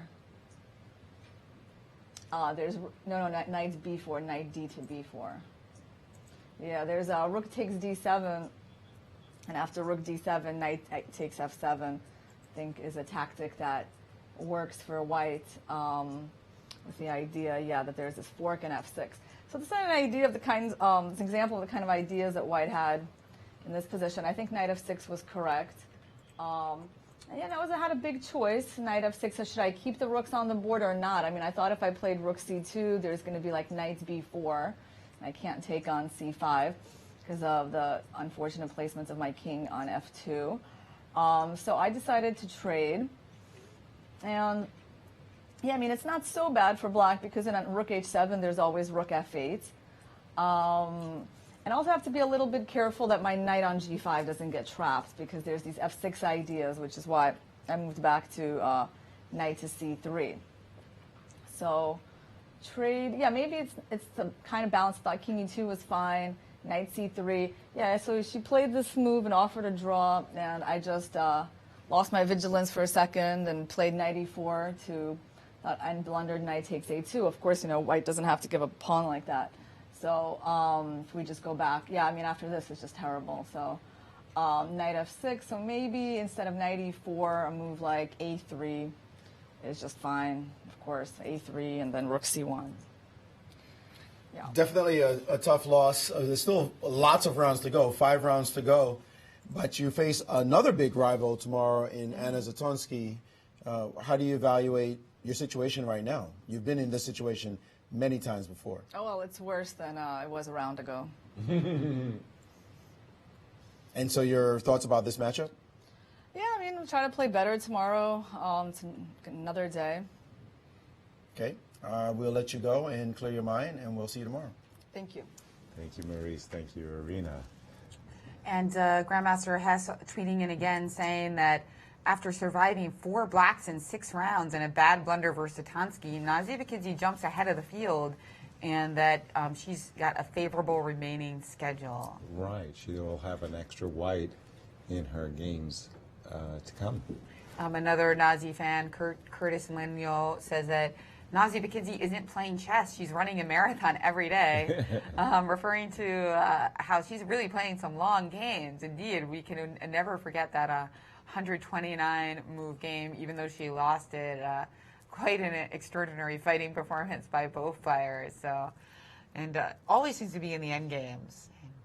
Yeah. Long games here in the Women's Championship. Long and bloody. Well, and we've got another decisive game, decisive day in the women's, all decisive games. Oh my Well, goodness. not yet, but it seems unlikely that the Maggie Feng Jennifer Yu game went in a draw. But we do have the leader of the Women's Championship, Nazi Paikidze, and the reigning champ with us. She'll talk to Maurice about today's game. U.S. Women's Champion Nazi Paikidze, after a horrible result earlier against Anna Zatonski, has simply come roaring back in fine style, and today was certainly a satisfying victory. Nazi, what is it about this opponent? You're not supposed to beat her 3 games in a row, and yet somehow you seem to be very successful against her. Yeah, well, I don't think these games are connected. We just played a game. She was better. I kind of tricked myself into playing this opening that I don't like, and I had to defend the whole game. Why did you play it then? I don't know. No, I had it prepared until some move, and then I made a move too quickly and realized that I would have to go to this position. So yeah, I was pretty disappointed. And then actually, at one point I offered her a draw right before she blundered a pawn, but I think she's better there if she plays e4 when I played knight f6. But yeah, after I won that pawn, she does have chances to make a draw, but of course I'm better and I don't risk to lose anymore. So after that, I was pretty confident. What's the story? You played this game, this long game against Anna that was extremely difficult. You had draw after draw. Well, it was first losing, and then you had the chance to draw. And somehow you've shown championship mettle and not let it disturb you because you've come back with victories. And this one, nothing bigger than this one. It's funny how you keep reminding me of that game because I have completely forgotten about it. Well, that's a champion's mindset. Yeah, and anyways, I was lost in that game like 15 times, so I don't really feel that bad about it. You have 5 rounds to go. You're finally by yourself in the tournament. What are your thoughts on how to proceed in the next 5 rounds? Actually, I haven't thought about the standings yet. I'm just going to try to do my best every game. I still have some tough opponents left. Not some, all of them. You have a tough one in Anna Sharovich. What can you tell us about that matchup in the next round? I think I've only played her once 2 years ago at the U.S. Championship, and we have 1 draw. She's a very solid player, so I'm with white, so I'll try my best. All right, we look forward to seeing you play that game. Thank you. And congratulations again. Thank you. Thank you, Maurice, and thank you, Naji. Well, in pole position is our reigning champion with 1 game to go here in round 6. What's happening in that game? Has Jennifer managed to find some counter chances? It looks like a little bit of counter chances, but man, it's been wild. So let's take a look. And of course, it being the 5th hour of play, the players have very little time. Both of them playing essentially on the increment here with what was a really wild position, tamed down a little bit in the last couple of moves. But if you go back just a couple of moves, I was about to say we were seeing. It was everything was in take, right? Right, Bishop exactly. H6, and then Rook instead of moving the rook, just playing King G3, G3. stopping Rook G4, funny business. And then after Bishop C1, Queen C1, Knight D3, ignoring the attack on the Queen because unfortunately for Feng, most places she brings to the Queen allow some counterplay for Black. For instance, we have to hold on to the E1 square. Otherwise, we could lose the game. Right. So she actually needs the Queen C1, paradoxically, to stop all those types of nasty checks and invasions. So she jettisons that and plays G7. Jettisoned her queen, in fact, yes, and promoted her queen. Of course, she gets a new one, and then she's able to take the rook. And now what's the situation? Are there a lot of checks? Can the knight and the queen coordinate to harass Maggie at all? Or can she simply march her king up with King G5 and consolidate victory with the beautiful pawn on F6? Well, she just played King G5. Yes. She's trying to escape the perpetual checks and just to bring her bishop back to D5 so she can get out of the way of the F7 pawn. And this seems to be a rushed move there. The times for the players are a minute apiece, a minute and a half for And it looks Maggie. like Jennifer has just taken the pawn on E4. Queen takes E4.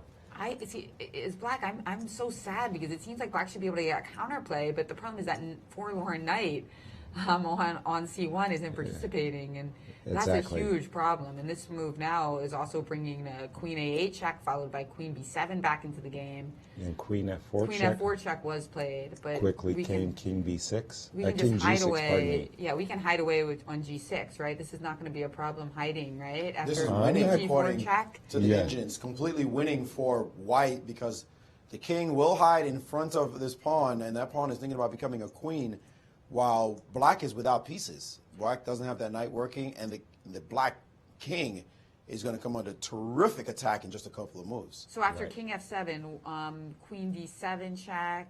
Well, I'm thinking Queen G4 check has been played.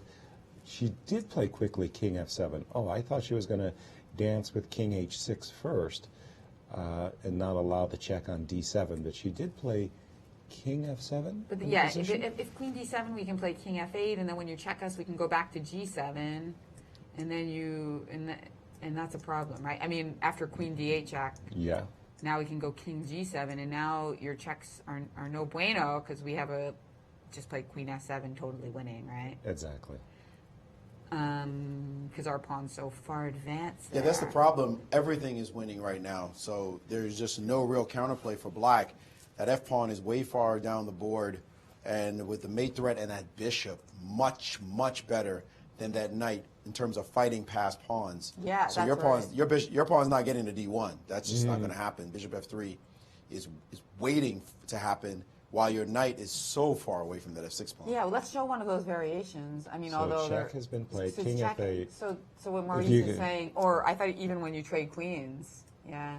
Something like this, white is prepared to meet d2 with bishop f3, and g8 is all You can't play knight c1 to f6. That's exactly why the bishop is better than the knight here. But and there's so many variations similar to that, aren't there? Like after queen d8 check, king g7, queen d7 check, queen f7. If you play queen takes f7, you might think, well, I've got some pawns that are ready to queen too. But the problem is they're very easy to stop, unlike my beauty on f6. Precisely. And again, the knight on c1 just can't even come close to approaching that pawn in f6, and it's a goner. It's a real 27 out of 36 games decisive on the ladies' side. And 12 in a row. 27 and 12 in a row. That is absolutely astonishing. 75% win rate. And here Jennifer, she realizes she's going down. She's shaking her head. And not much time on the clock to worry about it. 24 seconds left. These two players are going to be facing each other in plenty of future women's championships.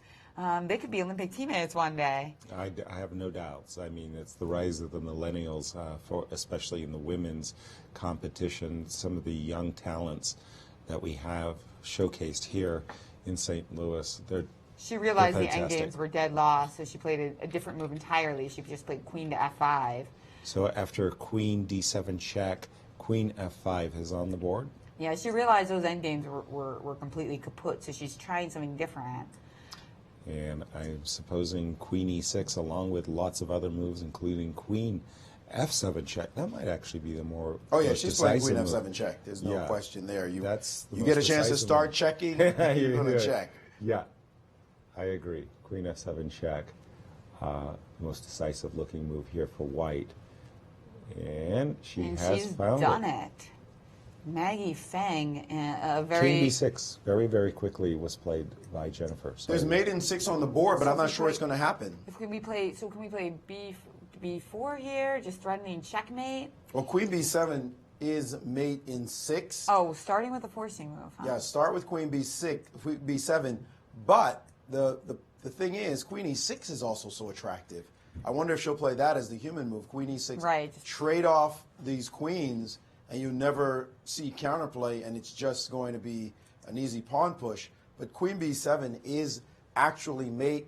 The point being that king c5 is not playable. I'll show this line here. Sure. King c5 is not playable because of b4, king to d6, and your king is just surrounded very simply in this net. Queen b7. Pretty. If I go back here, and now king a5, and now she has to find the direct mate by sacrificing. That's why I'm wondering if she'll find it with little time left on her clock. Is she going to play played it, Maurice. And she has Queen played B7 it. check. This check now, king takes, is absolutely forced. Now this check, and you see it coming, king a5, this check, and after king to a4, look at this pretty mate, b3, knight takes, and bishop c6 is mate. Unusual that checkmate. b3 move, Love it. cutting off the running square. So let's see if she finds that. That'll be an impressive way to finish the game off. And she has queen b7 check on the board. King a5 is the only way to even make the game last more than 3 moves. So beautiful problem-like finish there. So yeah, we'll see all the lines. And Jennifer sees that her king is just in terrible trouble right now. Not sure where to move. She might even resign in this position. But king a5 is the one that lasts the longest in this position. King c5 is just academic. That's right, and the time is ticking down for Jennifer. The third option is to lose on time, but no, she's played king to a5. Exactly. And again, that's a very pretty mate there on the board. Queen c7 check. King takes a4, queen c4 check, king a5, queen c5 check, as Maurice just pointed out. Very pretty. Stunning, and I'm sure there's some other lines there that work out okay, too. Oh, yeah. Again, She's with that winning. pawn It's and f6. just not mate. It's just everything else is winning. But everything, in fact, else is winning. But this is mate. If she finds Queen C7 and sees the entire line, she is looking now with 1:12 on her clock. She's got to be a little bit nervous. She might even play F7 here if she doesn't see the mate. But that would be surprising for her to do. But I can see that happening if the seconds are just ticking a bit too fast. She has that in her pocket. Nope, But she no, played she Queen has C7, Chad. started with the move. And now no real improvement on the line. Queen C4 check and Queen C5 are both going. Maggie's a girl after your own heart. She's a big Bughouse fan. Oh, if you're looking for a really? new Bughouse partner, oh yeah. All right, Maggie, let's team up together. I've been very impressed with her performance in this game, in this tournament, pardon me, and in particular her game against Katja, which she didn't win. She played a beautiful positional masterpiece. She could have many more points in this tournament, even though it's such a strong field. That's right. Very impressive performance by the 16-year-old Maggie Fang, first girl to ever win the National Junior High School Championship. And was she with the wild card at the St. Louis Chess Club? Not this year. I think she qualified by rating. The wild card this year was Carissa Yip. Oh, really? Okay. So the ratings of these young women change like from list to list. They're all kind of clumped together though, and one of them I think we're going to see is going to make a big jump in the next year or so, and maybe it's going to be Maggie. 28 seconds and ticking. She hasn't found the mate. 25 make that. She hasn't found the problem-like mate with Queen C4, and look at that. She missed it. She's played F7. She had mate in 4 on the board, and instead she pushed the pawn to F7. That's certainly winning, without question, but she now has mate in 20.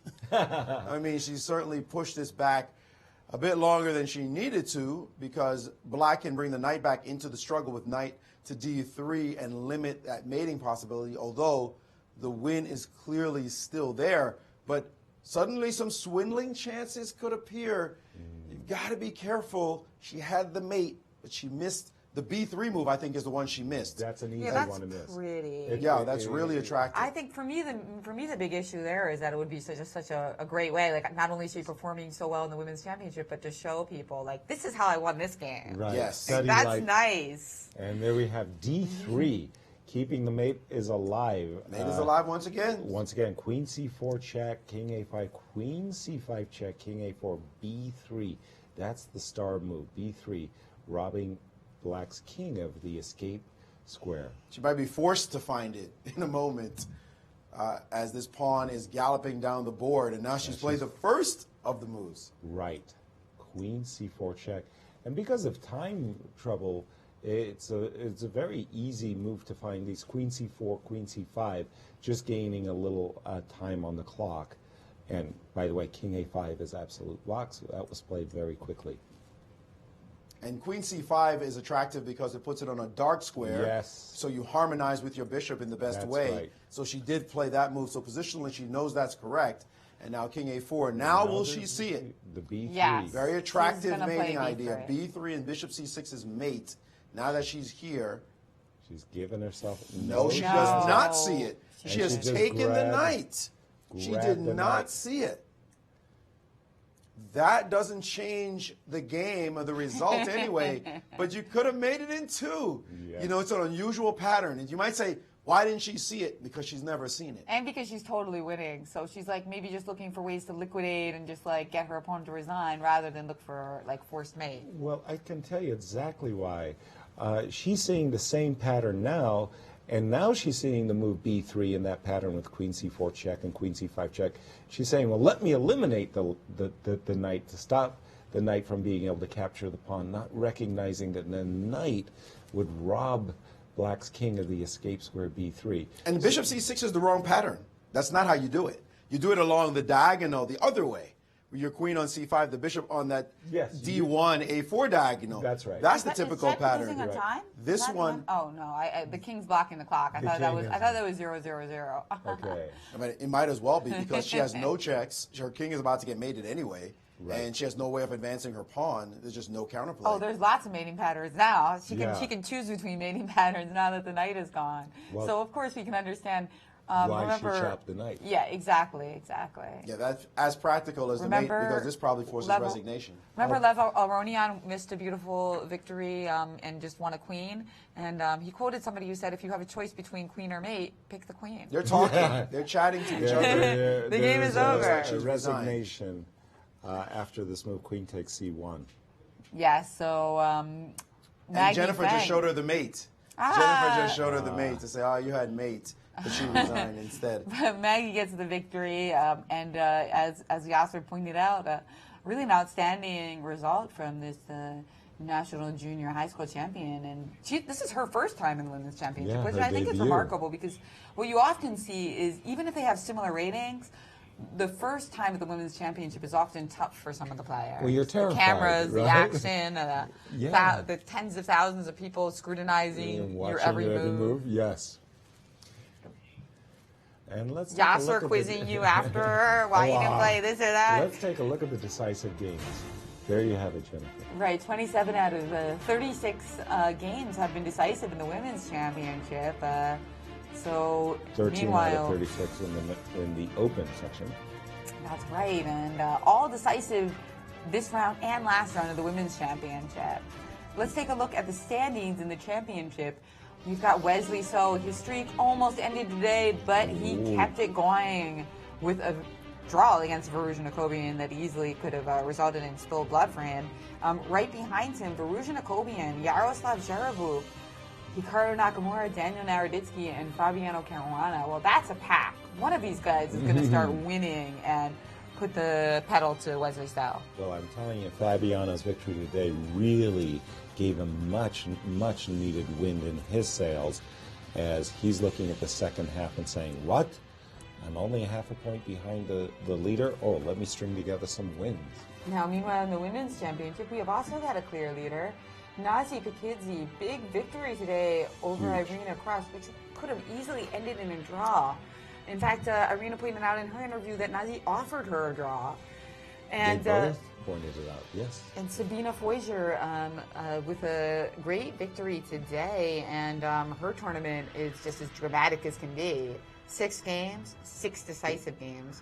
If she keeps playing like that and stays in the win column, it might be her day here at the Women's Championship. And Anna Sharovich with back-to-back victories, pulling her campaign into, contention, let's say. Let's take a look at tomorrow's pairings. Fabiano Caruana playing black against the SLU student Yaroslav Zherevuk. That's huge because they're both in that pack of wolves. Exactly. And there's Barr playing against Alex Onishuk. And then Ray Robson versus Wesley So. What a big game that is for our tournament standings. And Ray would certainly like the rest day to be tomorrow, because he just had a rest day, but he lost today. So he's going to have to recuperate for that and play one of the biggest games of his tournament against Wesley. Karasan Shanklin and Gada Kamsky, Daniel Naroditsky, all good matchups. And what about the women's? In the women's championship, well, we've got Nazi Paikidze against Anna Sharovich, as you pointed out. Nazi on a 3-game winning streak and Anna on a 2-game winning streak. So both of these players red hot, but who will flame out tomorrow? Look at that, Anna Zatansky, Irina Krush. That has usually perennially decided this event. Those two players both needing a victory to keep pace with our defending champion. Yeah, it's just amazing that is not the game with the most number of points in the women's championship. Who would have thought that? But we have Maggie Fang, who played an absolutely thrilling game today. We could have been watching that one the whole game. Yes, indeed. And she's with Maurice. Absolutely a wild game between the two youngsters today, but it ended in victory for Maggie Fang. Maggie, what did you think about this game? I mean, her king was on one side. You pushed your pawns in front of your king. Then her king marched over to the other side of the board. You sack on F7. I mean, this was complete entertainment for the viewers, but for you, it must have been just heart racing. Yeah, it was a really crazy position. There's so many things going on. Did you think you had the advantage throughout, or was it just fighting chess? I thought I was a little bit better before. But then when his king moved to the other side, I wasn't sure about my position. When her king got to the other side, she had this pawn on b3. It looked like there was some spatial advantage, but then you sacrificed on f7. Suddenly these passed pawns, as we look at this board here, that move, knight f7. What made you go for it? Did you feel like you had to play this way? Oh, I didn't like my pieces were didn't have any space, and then I take a couple pawns, and then my pieces get more space, and I also have the 2 passed pawns, which I had. Absolutely, those 2 passed pawns became terrific in a moment, and then you got this maneuver in with rook to h3 and rook to h6 after this exchange. Now when you're about to pick this pawn up, what do you think about your chances right here? I think I had really good chances because it's hard to stop those 2 pawns from pushing. It makes a lot of sense. Now let's proceed pretty quickly as you managed to trade off some rooks and get into this endgame. It wasn't entirely clear that you were winning this position. It got wild. You got to sacrifice your queen in this position. How did that feel when you realized a queen sack would allow you to have some great chances? Right here, after knight takes, you got to play g7. I thought that was the only move. Makes a lot of sense. Now you're completely winning in the position. We can fast forward because she's completely lost here. Did you find out that you missed a mate in 4 in the position and then a mate in 2 at one point? There was probably a mate, but I didn't have a lot of time. Right, so you miss this. You play the variation. If we could move forward. Sorry, ahead. Refresh the board. I apologize to our viewers here. I had a lot of analysis and not the actual game score, but I'll be back. Come on, you can do it. Load up. Yes. One back move before here. before this one. Yes. Actually, it's 2 moves before this. Right here, after king to a4, the move b3. Did you look at this at all? b3. Well, I guess if you had looked at it, you would have noticed. I forgot. You forgot about that possibility. Yeah. All right, well, you are tied for 3rd after 6 rounds. Before you came to this tournament, would you have felt that you'd be tied, not only tied for 3rd, but you're tied with Irina Krush and Anna Zatonsky for the position you're in, very close to the lead? I didn't think I'll be doing this well. So how does it feel? It feels really good. Well, that's the answer we expect, and we look forward to seeing the rest of your games. Thanks. Maggie Fang, the youngster, showing that she can play in this tournament after 6 rounds, definitely in a stone's throw of the leaderboard. Congratulations, Maggie. Wow. And Yasser had another question for you. No, I didn't. I was going to say, will you be his bughouse partner? Oh, I do have another question in that case. Maggie, it seems that you and I both enjoy, love, if you will, the game of bughouse. After the tournament, I don't want you to injure your tournament. Want to be bughouse partners? Okay. Okay. That's what I wanted to hear. Yes. That's a yes. All right. Run away with that. And great day here at the U.S. Chess Championship. So much more blood spilled. And there could have even be more if that game between Akovian and So was decisive, Well, right? that's so big for the streak. Two games away from Wesley So getting a 64-game winning, non-losing streak. He's on a 62-game streak. Will he keep it alive, Jen? Well, that will determine the fate of the U.S. Championship. It's not just about his streak, right? Right. And we've got a final thought from Maurice Ashley on today's exciting action. Absolutely incredible as the ladies are showing that they are all about fighting chess every single round. 12 decisive games in a row. So many victories there, but of course as well, equal number of losses. So everybody feeling it no more so than the one Irina Krush, the 7-time champion. This has got to be a bitter taste in her mouth today. And Wesley So, he could have lost as well. So close to losing. Firouzja Nakobian would have been in first place by himself if he had won the game, but he came ever so close, still was not able to seal the deal. But Wesley doesn't look so confident. When that interview, he just seemed like he's not sure of how he's playing right now, and he's got 5 people hoping that he has those doubts remaining. We'll see whether or not any one of them can catch him tomorrow here in round 7 of the U.S. Championships. Thank you, Maurice. Well, we can't wait to see as this championship progresses. If today is any indication, it's going to get hotter and hotter. So join us tomorrow at 1 o'clock local time here in St. Louis and 2 on Eastern. Good evening, everyone.